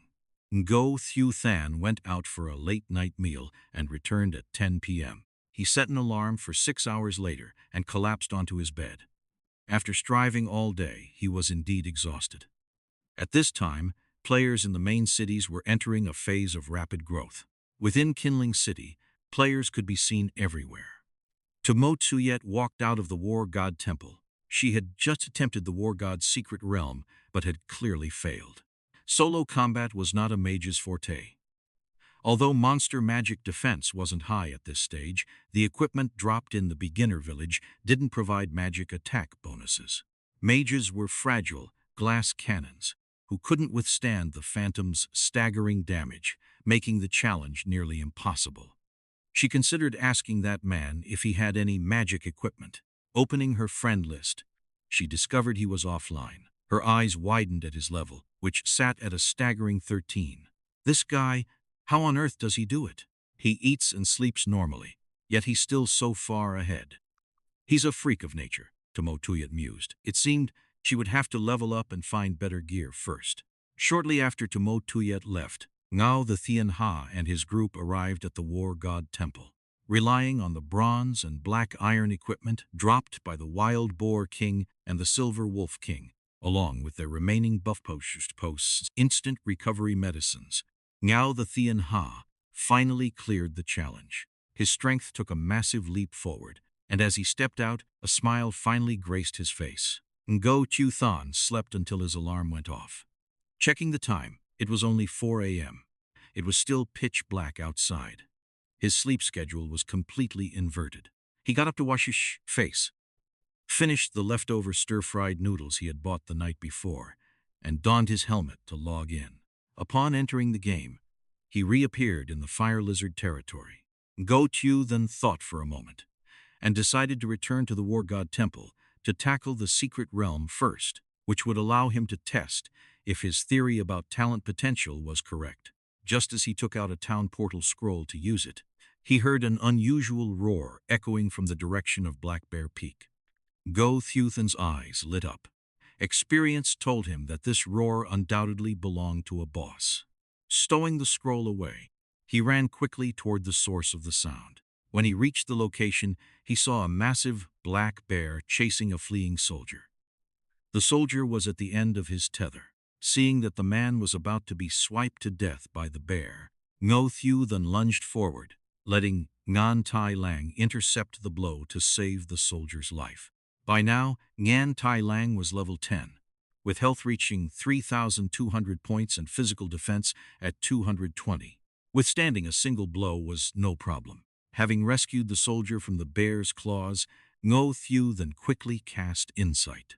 Black Bear King Bronze Boss level, 70 health, 62,000 physical attack, 750 physical defense, 420 magic defense, 240 movement speed, 85 skill 1. Heavy Slam. Slams the ground forcefully, dealing 150% physical damage to all targets within 2 meters and reducing their movement speed for 5 seconds. Cooldown, 20 seconds. Skill 2. Earth Splitter. The bear's paw strikes the ground, creating a fissure that spreads forward, dealing 180% physical damage to targets in its path and knocking them airborne. Cooldown, 1 minute. Skill 3. Petrified Skin. Flesh turns to stone, increasing defense by 50% and reducing physical damage from nearby targets by 20% for 30 seconds. Cooldown, 5 minutes. Chapter 30. Slaying the Black Bear King. Ha! High defense and a thick health bar, exactly the kind of boss I love most, Ngo Thieu Than said excitedly. However, the beast's damage was not to be underestimated. A normal attack could shave off over 600 of his health. The slap skill could deal over 900 damage, and the Earth Splitter move even reached over 1,000. High-level bosses were truly ferocious. He glanced at his own attributes. His health had reached 2307, while his physical defense remained at 111. Endurance wasn't an issue. He had plenty of potions, and if things got desperate, he still had his void skill. He was in good shape. Immediately after, he activated extreme speed and lunged forward, landing 2 quick slashes to apply 2 stacks of poison. This drained 520 health points per second. In just 1 minute, it could strip away over 30,000 health. He didn't dare attempt a third stack. After activating extreme speed, his attack speed reached 1.45. After 2 slashes, he would only take 1 normal hit from the Black Bear King. If he went for 3, he would have to endure 2 normal attacks, and if the boss followed up with a skill, he'd be a goner. Thus, after landing his 2 hits and taking 1 blow, Ngo Thieu Than turned and bolted. As it turned out, he hadn't run far before the ground suddenly fractured. The crack rapidly caught up to him and launched him into the air. 10-8-9 after hitting the ground, Ngo Thieu Than scrambled up and continued his retreat. Fortunately, the Black Bear King hadn't caught up yet. Otherwise, he would have been forced to use Void.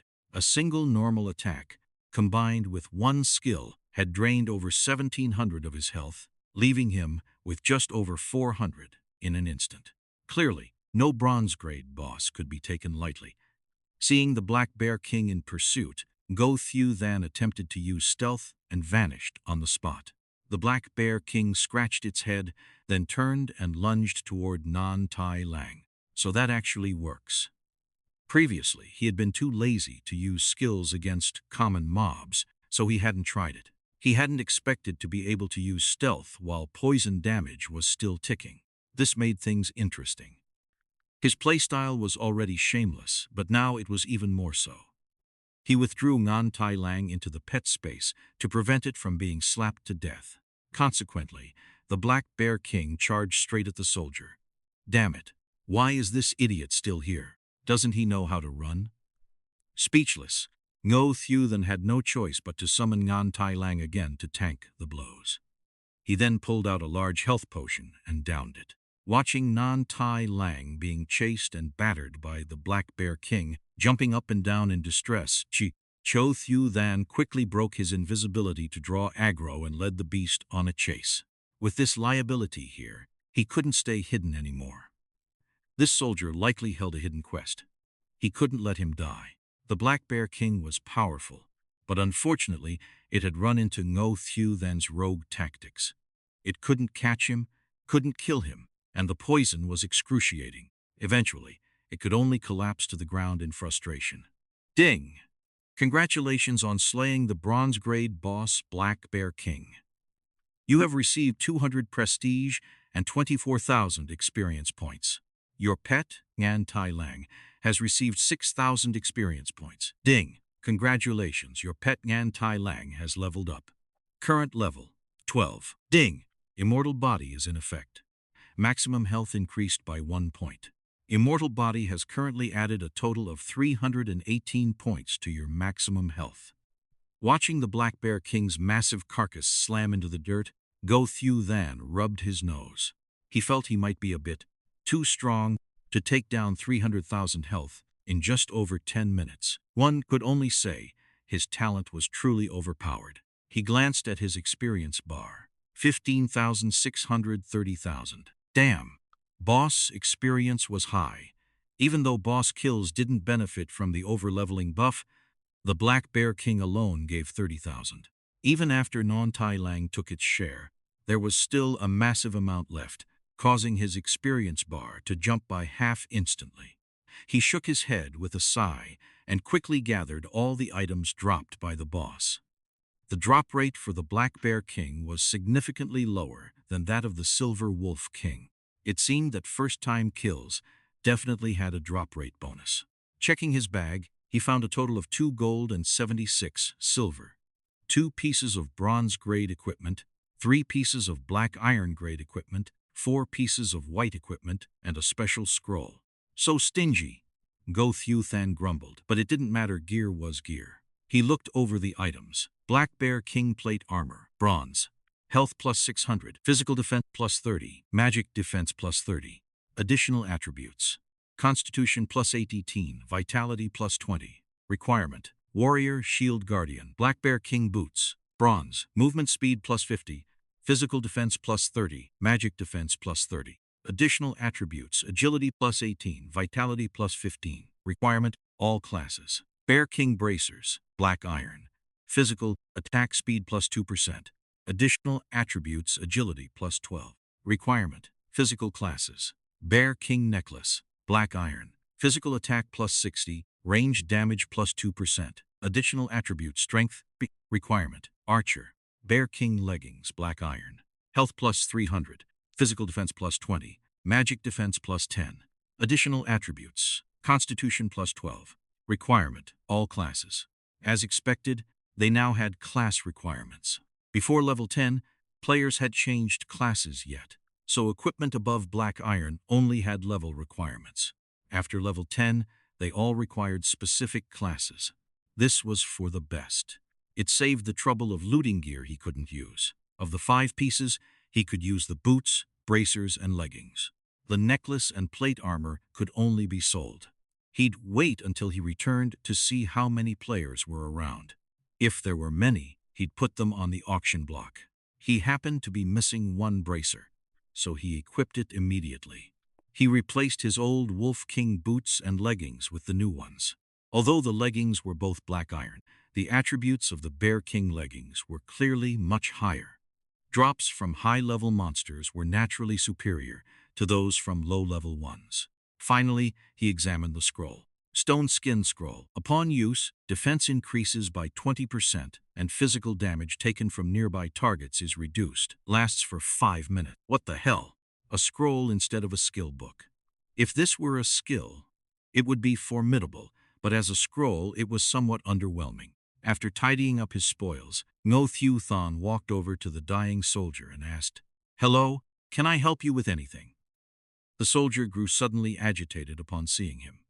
"Brave warrior, thank you for saving me, but I won't survive this.